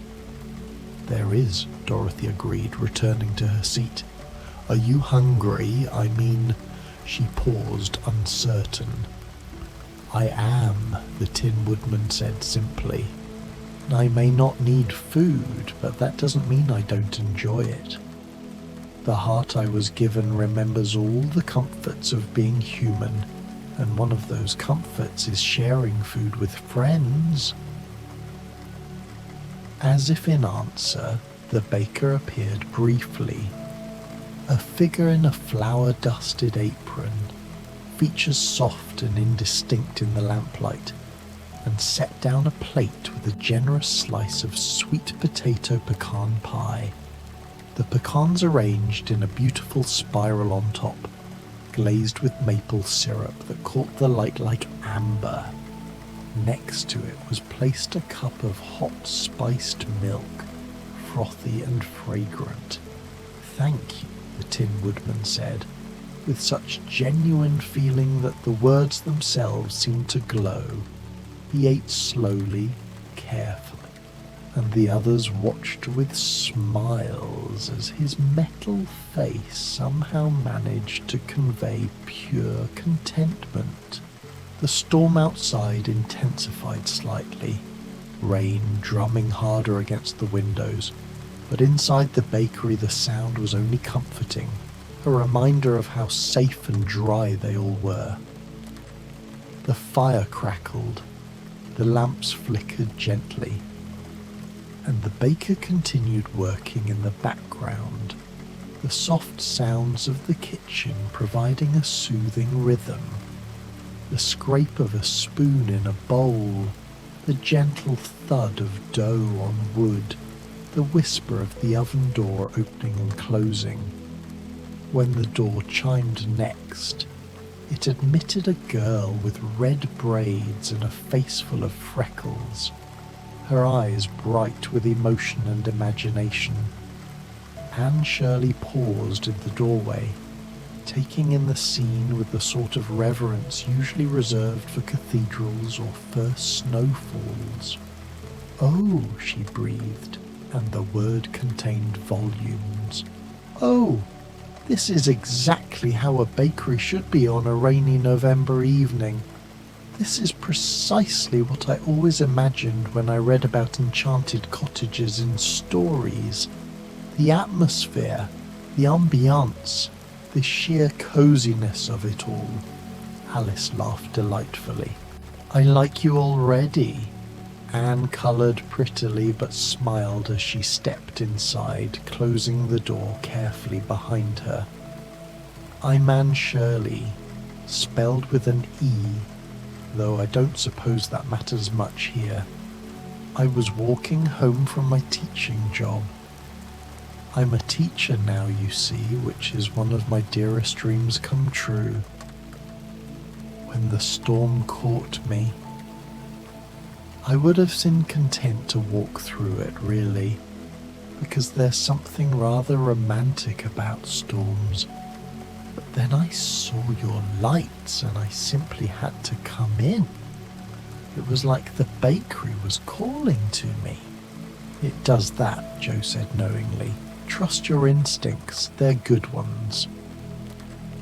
On the counter, a delicate china plate held what appeared to be sweet potato pie macarons, those beautiful French cookies, but made with sweet potato and spices, sandwiched together with maple buttercream. Next to them sat a cup of raspberry leaf tea with honey, steam rising in elegant curls. Anne clasped her hands together. "Macarons! I've read about them but never tasted them. How sophisticated! And sweet potato ones. That's so wonderfully unexpected." She joined the growing circle by the fire, settling into a wing-back chair and tucking her feet under her. For a few minutes she simply savoured her treats, occasionally murmuring appreciative comments that made everyone smile. "You're all such interesting people," Anne said after a while, looking round at her companions. "All from different places, different stories, but somehow all here together. It's like we're characters in a book ourselves, isn't it? the sort of book where different tales intersect for just one evening and everyone comes away changed, even if only a little bit. I hadn't thought of it that way, Alice said. But you're absolutely right. How clever of you. Oh, I'm not clever, Anne said quickly. I just have what my best friend calls an overactive imagination, but I prefer to think of it as an active imagination. Why shouldn't imagination be active? Why shouldn't we see the magic in things? Why shouldn't we indeed? Agreed the Tin Woodman warmly. The last visitor arrived so quietly that at first no one noticed the door opening. Wendy Darling slipped inside like a shadow, or perhaps like a thought. There one moment when you looked, not there the moment before. She was older than the others might have expected, no longer quite a child, but not yet fully a woman, caught in that strange in-between place that is both beautiful and difficult. She stood just inside the door, looking uncertain, as though she might turn and leave. "Come in," Dorothy said gently. "There's room for one more. There's always room." Wendy's expression softened and she moved toward the fire, her movements graceful and careful. "I wasn't sure if I should," she admitted quietly. "I saw all of you through the window, and you looked so complete, like a painting or a scene from a play. I didn't want to intrude." "You're not intruding," Jo said firmly. "You're joining. There's a difference." "Besides," Anne added enthusiastically, "every good story needs one more character right before the end. It's practically a rule." Wendy smiled, a real smile, small but genuine, and took the seat that was offered. On the counter, the baker had prepared a mug of hot chocolate so rich it was almost black, topped with whipped cream and a dusting of cinnamon. Next to it sat a sweet potato hand pie shaped like a star, its crust golden and flaky, with the dusting of cinnamon sugar that sparkled in the lamplight. "A star," Wendy murmured, picking up the hand pie carefully. "How did you know?" "The baker knows many things," Alice said sagely, as though she'd been in the bakery for years instead of mere hours. Wendy took a bite of her hand pie, and her eyes closed in something like relief. The filling was perfect. Sweet potato and apple together, spiced with cinnamon and cardamom, just sweet enough to comfort, but not so sweet it couldn't be real. Outside, the rain had settled into a steady rhythm, neither increasing nor decreasing, just maintaining that perfect level of constancy that makes you grateful for walls and roofs and warm, dry places. Inside, the fire had burned down to glowing coals, and the baker emerged from the kitchen carrying a tray. "I thought," said the baker, and now in the lamplight they looked different to each person who saw them. To Dorothy they looked like Aunt Em, to Alice like her sister, to Jo like Marmee, to the Tin Woodman like Dorothy herself, to Anne like Marilla, to Wendy like her mother.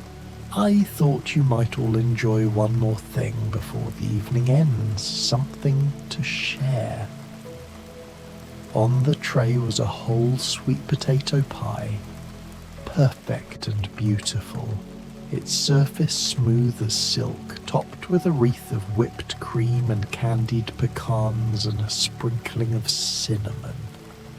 It was still warm from the oven, and the scent of it filled the entire bakery.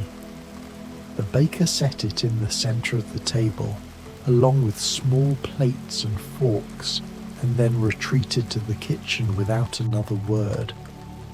For a moment, none of them moved. Then Joe laughed, picking up the pie server. Well, we can't let it go to waste, and there's something rather wonderful about sharing pie with strangers who don't feel like strangers at all. Not strangers, Dorothy corrected gently. Friends. At least for tonight. Friends for tonight, Anne agreed. Which is its own kind of forever, really, because we'll always remember this, won't we? This exact evening, this exact pie, this exact feeling of being safe and warm while the world is cold and wet outside. They served themselves, passing plates and making sure everyone had enough. The pie was transcendent. It tasted like autumn distilled into pastry form, like every good Thanksgiving, like comfort and home and belonging all mixed together. It tasted somehow like exactly what each of them needed it to taste like. They ate slowly, talking between bites. Dorothy told them about Kansas and cyclones and the importance of silver shoes.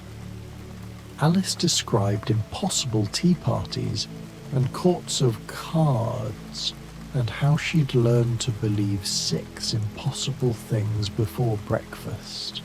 Jo spoke of her sisters and her writing and her determination to live a story worth telling. The Tin Woodman talked about hearts and what it means to feel things deeply. Anne painted pictures with words about Green Gables and kindred spirits, and the importance of never giving up on imagination. And Wendy, slowly, carefully, spoke about growing up and choosing to stay, and how sometimes the bravest thing is to let go of flying. As they talked, the storm outside began to gentle. The rain softened to a whisper. The wind died down to a breath. And through the windows between the clouds, stars began to appear, one by one, like promises being kept. The fire had burned down to embers that glowed like small suns. The lamps had dimmed themselves somehow, casting everything in soft shadow and softer light. Someone, the baker perhaps moving unseen, had placed blankets over the backs of chairs and cushions on the benches, and without quite realizing they were doing it, the 6 companions had settled into their spots, comfortable and drowsy and content. I suppose I should be going, Jo murmured, but she didn't move. Soon, Alice agreed, but she too stayed still. The rain has nearly stopped, Dorothy observed, but none of them stood. Perhaps just a few more minutes, Anne said dreamily, just to make sure the evening's properly complete. And so they stayed, talking less and less, their voices growing softer and slower, until finally they simply sat in comfortable silence, watching the embers glow and listening to the last whispers of rain against glass. The Tin Woodman was the first to actually stand. He moved carefully, quietly, collecting his things. "Thank you," he said to the room, to the baker, to the bakery itself, for the pie and the warmth and the company. I have a heart now, and it feels very full. One by one, the others began to gather themselves as well, but slowly, reluctantly, the way you leave a good dream. They thanked the baker, who appeared briefly to nod and smile and press small paper bags into their hands. bags that, they would discover later, contained sweet treats for tomorrow, for the journey home, for whenever they needed reminding that such places existed. Anne was the last to leave.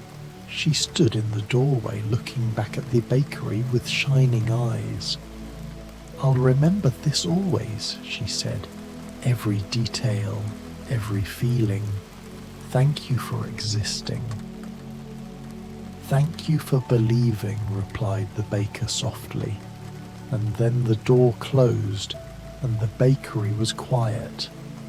Outside, the storm had passed completely. The sky was clear and full of stars, and the streets gleamed with puddles that reflected moonlight like scattered mirrors. The 6 companions went their separate ways, each carrying with them the warmth of the evening, a taste of sweet potato pie, and the memory of a place that had given them exactly what they needed when they needed it most. Back inside the bakery, the baker moved through the space, extinguishing lamps and banking the fire, humming softly. Tomorrow there would be more storms, more travellers, more souls in need of warmth and sweetness and shelter. Tomorrow there would be different treats and different stories, but tonight had been perfect. The last lamp went out, the fire settled into sleep, and the rainy day sweet potato pie cottage bakery waited as it always did, as it always would, for the next traveller, the next storm, the next soul who needed to remember that in a world of cold rain and dark nights, there are still warm places, still sweet things, still moments of perfect, peaceful belonging. And somewhere, in 6 different places, 6 travellers fell asleep with smiles on their faces and the taste of sweet potato pie lingering like a blessing. The coziest rainy Christmas village cottage bakery, a winter bedtime story. The evening arrived wrapped in twilight and snow. It was the kind of December evening that makes the world feel hushed and expectant, as if the earth itself is holding its breath. The snow had been falling since noon, not the wild, blowing snow of a blizzard, but the steady, determined snow that accumulates quietly, transforming the familiar into something magical. Each flake was perfect, crystalline, catching what little light remained in the pewter sky before settling onto rooftops, tree branches, and the cobblestone streets of the village. And there, at the heart of the village, where 3 narrow streets converged like streams flowing together, stood the rainy day Christmas village cottage bakery.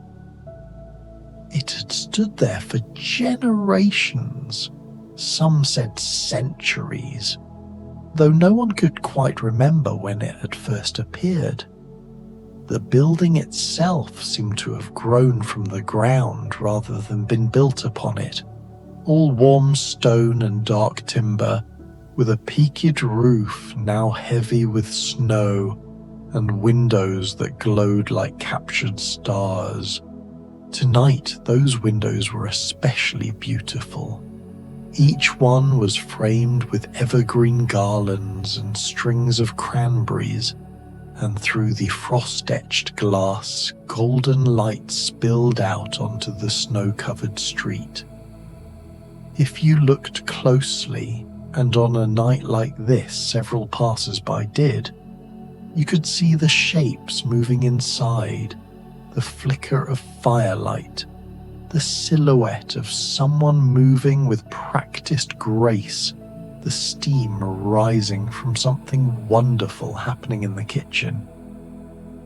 Inside the bakery was a masterpiece of winter coziness, the ceiling beams dark with age and polish, were draped with swags of pine and holly tied with red velvet ribbons.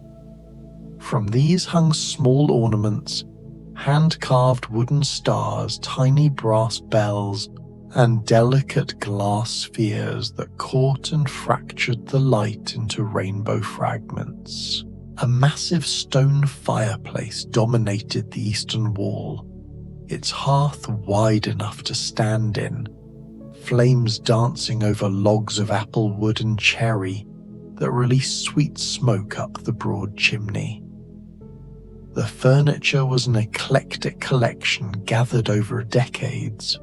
A burgundy velvet settee with carved wooden feet, wingback chairs upholstered in forest green, a window seat with cushions the colour of cream and cranberries. Small tables were scattered throughout, each one bearing an oil lamp with a painted glass shade. One showed a winter forest, another a choir of angels, a third a family gathered around a tree. Against the back wall stood the display case, and it was here that the true enchantment of the Christmas village Cottage bakery revealed itself. Behind curved glass that had been decorated with painted snowflakes, the evening's offerings were arranged like treasures in a museum. There were stolen breads, thick with candied fruit and marzipan, dusted so heavily with powdered sugar they looked like they'd been caught in their own private snowstorm. There were gingerbread houses, not for decoration but for eating, with roofs of chocolate and windows of spun sugar. There were Christmas cookies in the shapes of stars, trees, angels, and bells, each one iced with intricate designs in white and gold. And there were special items, mysterious pastries and breads that seemed to appear specifically for certain visitors, as if the baker could sense who was coming and what their soul most needed. The baker moved through the kitchen in the back, humming a carol that was older than memory, working with flour-dusted hands and a peaceful expression. The scent that emanated from the kitchen was beyond description.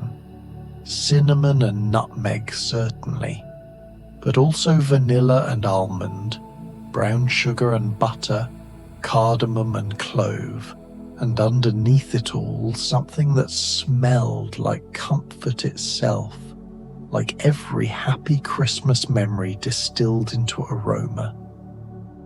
Outside, the snow continued to fall. The wind picked up slightly, not harsh but persistent, rattling the shutters and making the warmth inside feel even more precious. The village clock tower struck 6, its bells muffled by the snow sounding like they were ringing from very far away. The bell above the bakery door chimed, a clear, pure sound like a small silver hand bell. The first visitor entered on a gust of cold air and snowflakes. He was an elderly man, but spry, with a woodworker's strong hands and sawdust still clinging to his woolen coat despite the snow. His face was weathered and kind, with deep laugh lines around his eyes and a white mustache that twitched when he smiled. He carried the scent of pine shavings and varnish. "Geppetto," the baker called from the kitchen, warmth in every syllable. "Welcome. Please, come in from the cold." The old woodcarver, for that is precisely what he was, the very same who had once carved a puppet that became a real boy, looked surprised and pleased to be recognized. "You know me, but I've never been here before. At least I don't think I have." He paused, looking around as if trying to remember. though it feels familiar somehow. All good bakeries feel familiar, the baker said, emerging with a tray. They remind us of the best parts of home. Geppetto removed his snow-covered coat and hung it carefully on a peg by the door, then approached the fire with his hands extended. "Ah," he sighed, "I've been in my workshop all day, and I'm afraid I let the fire go out. Got too focused on a rocking horse I'm making for the neighbor's grandson. By the time I noticed the cold, my fingers were too stiff to whittle properly." "Then this will help," the baker said, setting the tray on a table beside a comfortable armchair. On it sat a cup of hot chocolate so rich and thick it was almost pudding, topped with freshly whipped cream and shavings of dark chocolate. Beside it was a plate bearing something special: bomboloni, Italian donuts filled with vanilla cream and rolled in sugar still warm from frying. Geppetto's eyes grew bright. "Bomboloni! I haven't had these since I was a boy in Tuscany. How did you know?" The baker simply smiled and returned to the kitchen, leaving Geppetto to settle into the armchair, with wonder written across his weathered face. He took a sip of the chocolate first, and the warmth spread through him like liquid contentment. Then he bit into a bombolone, and the sugar crunched, the dough yielded, the cream spilled out sweet and perfect, and for a moment he was 7 years old again, standing in his mother's kitchen, watching her fry these very treats for Christmas Eve.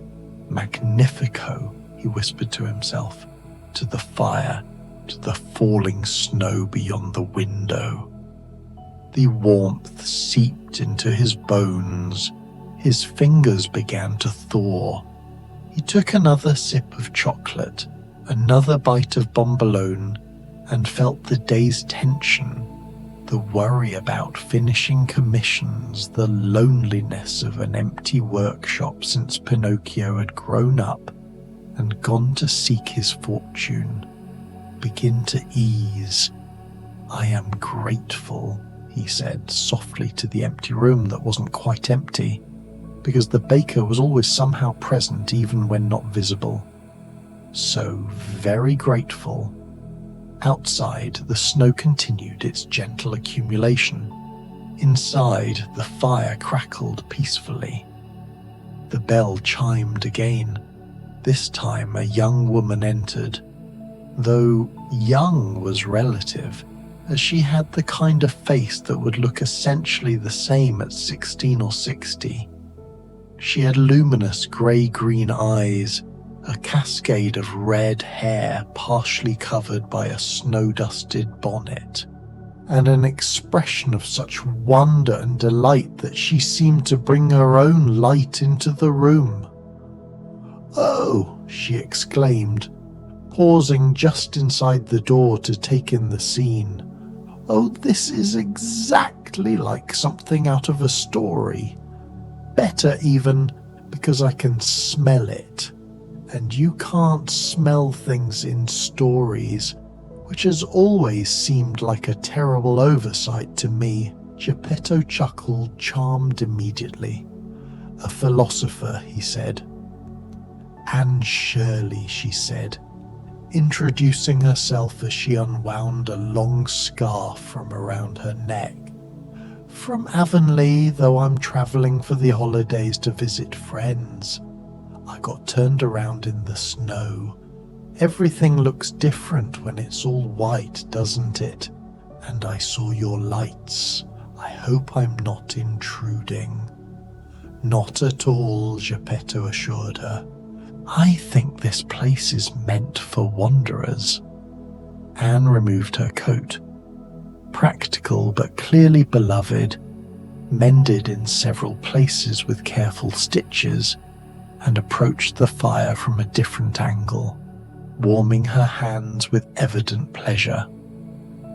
"I've always loved snow," she said dreamily, "but I'll admit I was getting rather cold and hungry. Is that gingerbread I smell? No, wait, it's more than gingerbread. It's like Christmas itself decided to become a scent." The baker appeared with perfect timing, carrying a tray laden with treats that seemed designed specifically for a romantic soul. Raspberry tarts with latticed tops that showed the jewel red filling beneath, shortbread cut into stars and dusted with sparkly sugar, and a steaming cup of cranberry tea with honey.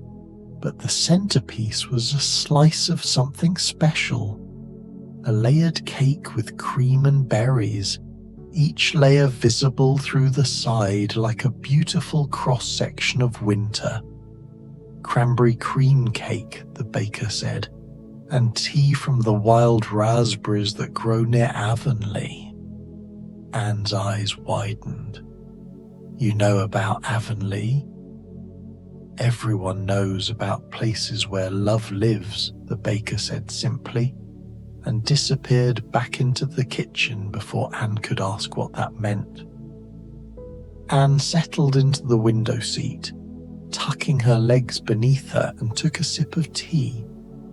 It tasted like summer captured and kept safe for winter, like all the warm days she'd spent with Diana and Gilbert, picking berries and dreaming dreams. "This is perfect," she breathed. "Absolutely perfect. If I were to write a story about the most perfect place to take shelter from a snowstorm, I would write exactly this." "You're a writer?" Geppetto asked with interest. "I want to be," Anne said. "I teach right now, but I write stories when I can, about people and places and feelings, about the way beauty can appear in unexpected moments." She gestured around the bakery. "Like this." "I make things from wood," Geppetto said. "But I understand. We're both trying to create beauty, just with different materials." They fell into easy conversation, these two makers from different generations and different stories. Anne ate her tart delicately, savouring each bite, exclaiming over the way the raspberry filling was both sweet and tart, the way the crust crumbled just so. Geppetto finished his bomboloni and watched the snow fall, feeling more at peace than he had in months. The fire burned steadily. The candles in their painted shades cast dancing patterns across the walls. Outside, the snow began to fall more heavily, but inside all was warmth and safety. The bell rang a third time, and a draught of cold air brought with it the scent of salt water and distant spices. The man who entered was neither old nor young, but weathered in a way that spoke of sun and sea wind rather than age. He wore clothing that suggested far-off lands, loose pants, a vest embroidered with gold thread, a turban now spotted with melting snowflakes. His eyes were dark and held the reflections of 1,000 horizons. "Sinbad," he introduced himself with a slight bow, "called the Sailor, though at the moment I'm a traveller by land, which is far less familiar territory. I seem to have wandered rather far from the inn where I meant to stay. The snow, you understand, it obscures landmarks." "You're most welcome," Anne said immediately. "I'm Anne, and this is Geppetto. We're fellow refugees from the storm." Sinbad smiled, and it was the smile of someone who had seen wonders and terrors in equal measure, but chose to focus on the wonders. Then I'm in good company." He removed his heavy outer robe, revealing beneath it a simple shirt and vest, and approached the fire with evident relief. The baker emerged. Had they been waiting just out of sight, carrying a tray that made Sinbad stop and stare? On it was a feast of delicacies from his homeland. Date-filled mahamel cookies dusted with powdered sugar, baklava glistening with honey and studded with pistachios, small pastries shaped like crescents and filled with almonds.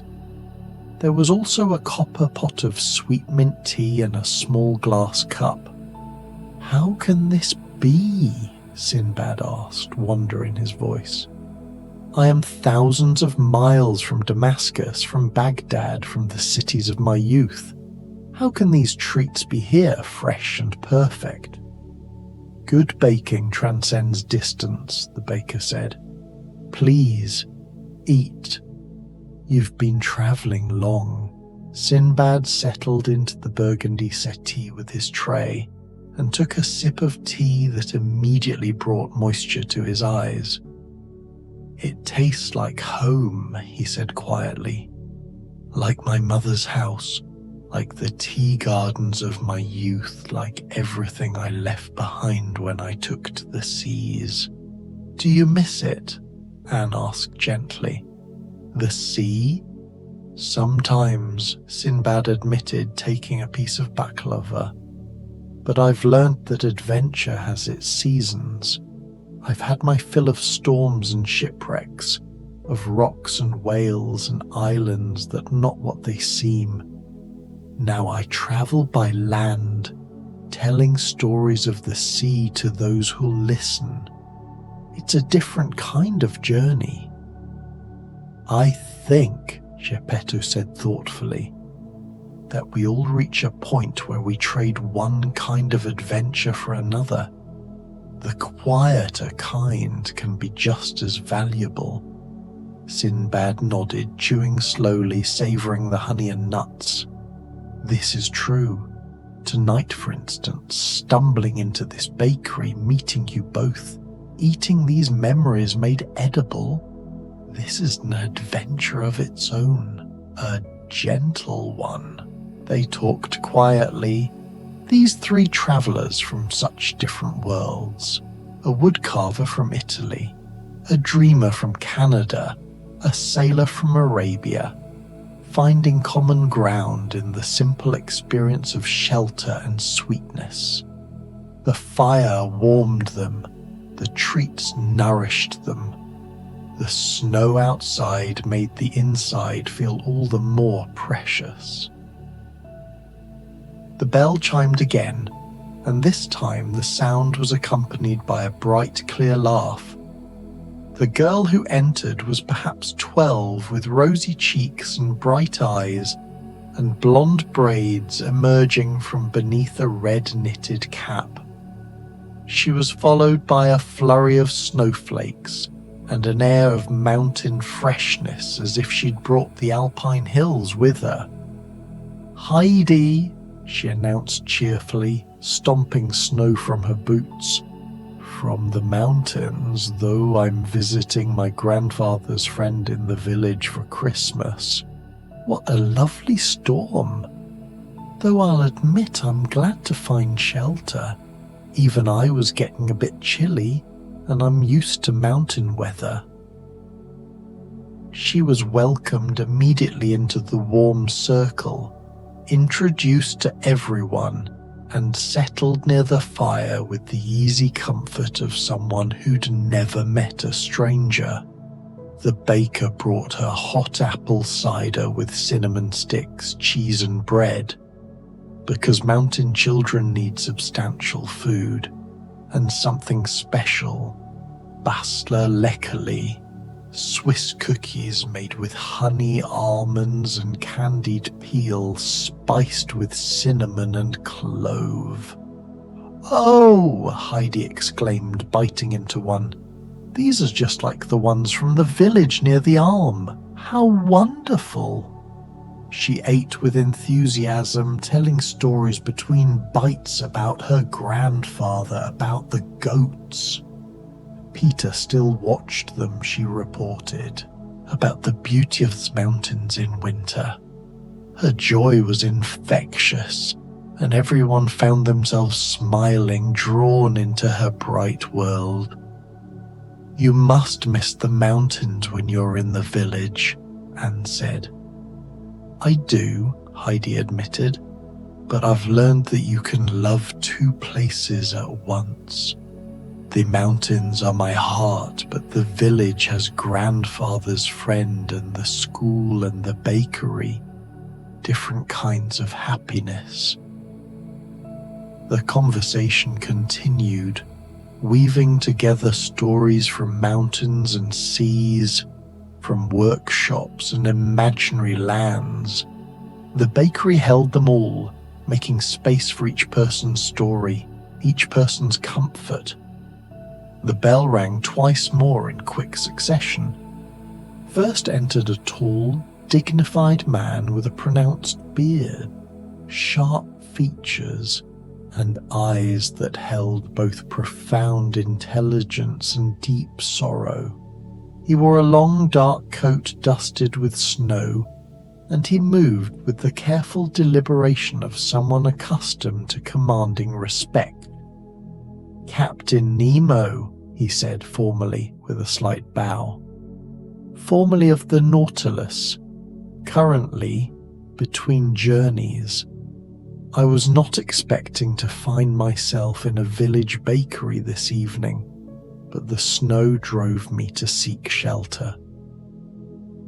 Before anyone could respond, the door opened again, and a woman entered, older than Heidi but young still, perhaps in her 30s, with a practical bun, a worn but clean dress beneath her coat, and eyes that had seen both darkness and light. "Gretel," she said simply. "Just Gretel. I'm travelling through seeking... well, I'm not entirely sure what I'm seeking, but I saw your lights, and they looked like safety." The room grew fuller but not crowded. Somehow the bakery accommodated everyone, creating perfect spaces for each new arrival. Captain Nemo was given a wingback chair, Gretel a spot on the settee near Sinbad. The baker brought treats tailored to each. For Nemo, who had travelled beneath the seas, a beautiful blue cake infused with lavender and decorated with white frosting that looked like waves, accompanied by Earl Grey tea. For Gretel, who had once been lost in a dark forest, bread, simple, honest, good bread with butter and jam accompanied by milk with honey. Gretel held the bread in her hands as if it were precious, tears gathering in her eyes. "I once followed a trail of breadcrumbs," she said softly, "and lost my way terribly. But this is bread given freely with kindness. It's the opposite of that trail. It's sustenance and safety."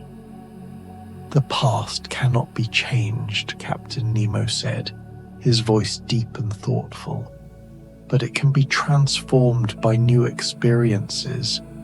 We are more than our worst moments. We're also more than our greatest adventures," Sinbad added. "We're the sum of many small moments like this one." Anne raised her teacup. "To small moments," she said, "and to strangers who become friends over treats and tea." They all lifted their cups, glasses, mugs, a mismatched collection that somehow fit perfectly together. "To safe harbours," Geppetto added. "To warmth," Heidi said. "To home, wherever we find it," Gretel whispered. "To peace," Captain Nemo concluded. They drank together, a silent toast that needed no further words. The baker watched from the kitchen doorway, a soft smile on their face, then returned to work. Soon the scent of something new filled the air, something that smelled like every good thing about Christmas, about winter, about comfort and joy. The fire burned lower, and the baker emerged to add logs, apple and cherry that caught quickly and sent up sweet-smelling smoke. The snow outside had become a proper storm now, wind-driven and thick, but inside the bakery the storm was simply entertainment, something to make the warmth more appreciated. "I'd like to ask," Anne said softly, addressing the group, "what Christmas means to each of you, if it means anything. I know we're all from different places, different times perhaps." There was a thoughtful silence. Captain Nemo spoke first, surprisingly. "I spent many Christmases alone beneath the sea, deliberately isolated from humanity. But Christmas always found me, in memories, in the way even the ocean seemed quieter on Christmas Eve. It meant the possibility of redemption, I suppose, of connection, even when I refused it." Gretel looked into the fire. "Christmas was complicated in my childhood, but as I grew older, I learned that holidays are what we make them. Now Christmas means safety, warmth, enough food, and people who care. Simple things that once seemed impossible." Sinbad smiled. "In my travels, I celebrated many different holidays in many different lands. Christmas, when I encountered it, seemed to me a celebration of light in darkness, of generosity, of storytelling. I appreciated those things." Geppetto's voice was gentle. "Christmas is when I remember all the people I've loved. My wife gone these many years, Pinocchio now grown and on his own adventures. It's bittersweet but beautiful, a time for memories and gratitude." Heidi bounced slightly in her seat. "Christmas is the best. It's grandfather coming down to the village and singing carols and special treats and everything covered in snow and looking magical. It's joy made visible." Anne nodded to each speaker, absorbing their words. "For me," she said finally, "Christmas is about kindred spirits, about finding your people even if they're different from you. It's about believing in magic and beauty even when the world seems cold. It's about imagination and hope." They sat with these thoughts, each person reflecting on their own relationship with this season, this time of year when darkness was deepest, but lights shone brightest. The baker emerged once more, this time carrying a large platter, and on it was the final creation of the evening, a bûche de Noël, a Christmas log cake.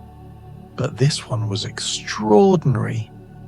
It was covered in chocolate bark so realistic it looked like wood, with meringue mushrooms nestled at the base, with powdered sugar dusted over it like fresh snow, with marzipan leaves and berries. It was art, but art meant to be eaten, shared, enjoyed. "For all of you," the baker said, setting it on the central table. "For this evening, this gathering, this moment. Please, share it together."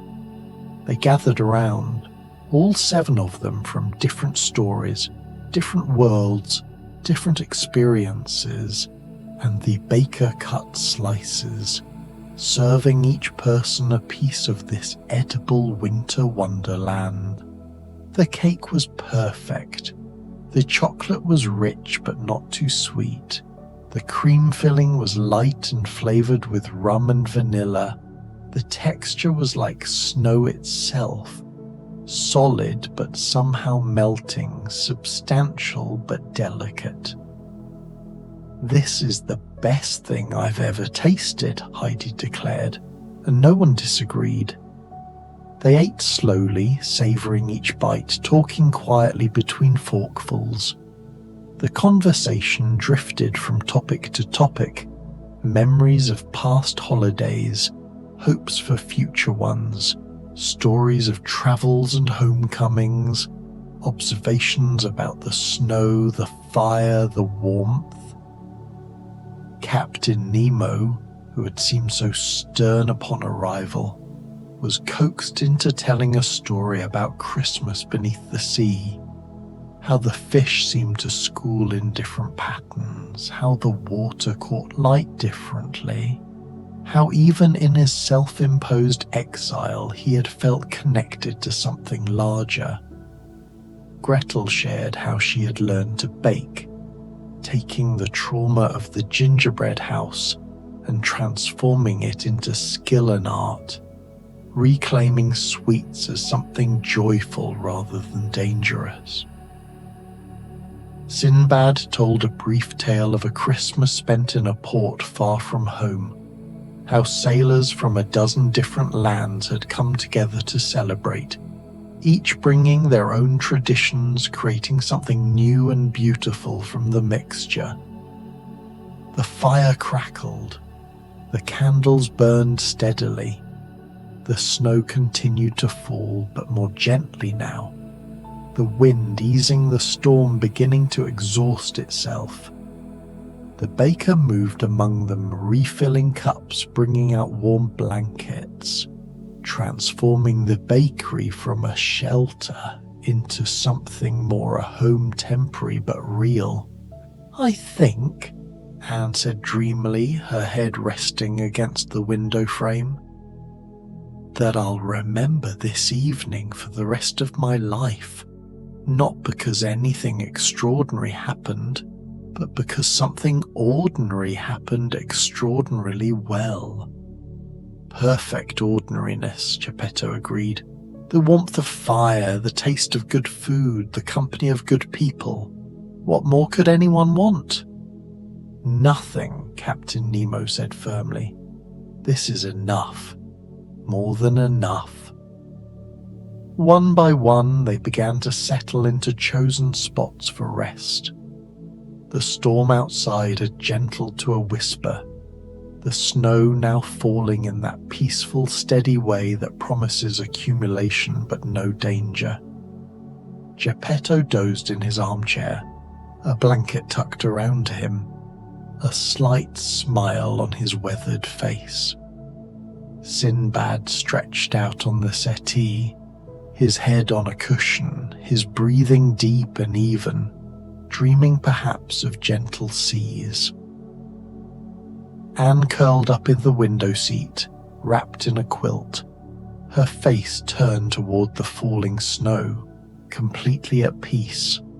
Heidi lay on a rug near the fire on her back, her hands folded on her stomach, sleeping with the complete abandon of a child who has never known a moment's insecurity. Captain Nemo sat upright in the wingback chair, but his eyes were closed, his features relaxed for perhaps the first time in years, his hands folded peacefully in his lap. Gretel chose a corner of the settee, curled up small, a blanket pulled to her chin, finally allowing herself to feel safe enough to truly rest. The baker moved among them, adjusting blankets, banking the fire so it would burn low and steady through the night, blowing out candles that had burned down to stubs. The bakery settled around its guests, the old timbers creaking contentedly, the windows holding back the cold, the walls containing all this warmth and peace and quiet joy. Outside, the storm had passed. The snow continued, but gently, adding to the blanket already covering the village. The moon appeared between clouds, its light reflecting off the snow, filling the world with a soft, silvery glow. Inside the rainy day Christmas village cottage bakery, 7 souls rested. They had come from different stories, seeking different things, carrying different burdens. But here, in this magical space that existed perhaps between pages, perhaps in the collective imagination of everyone who has ever sought comfort, they found what they needed: warmth, safety, sweetness, and connection. The fire burned to embers, still providing gentle heat. The moonlight through the windows provided enough light to see by, enough to make the sleeping faces peaceful, content, deeply at rest. The baker sat in a chair near the door, keeping watch, ensuring all was well. Tomorrow they would wake, refreshed and restored, ready to continue their journeys. Tomorrow there would be breakfast, fresh bread and jam, hot coffee and tea, pastries that would send them out into the world with full stomachs and fuller hearts. But that was tomorrow. Tonight was for rest, for peace, for the simple, profound gift of a warm place in a cold world, for the magic of strangers becoming friends over shared treats, for the promise that no matter how far we wander, there are places that will welcome us, feed us, warm us, and ask nothing in return but that we accept the gift. The rainy day, Christmas village cottage, bakery stood in the snow-covered village, its windows dark now save for the glow of embers and moonlight, its occupants sleeping peacefully, its purpose fulfilled once more. And outside, the snow continued to fall, each flake perfect, each one adding to the blanket of white that covered the world, making everything clean and new and full of possibility. Sleep now, the bakery watches over you. The storm has passed, the morning will come, but for now, rest, deep, peaceful, perfect rest. All is well, all is safe, all is warm. Sleep, sleep, sleep.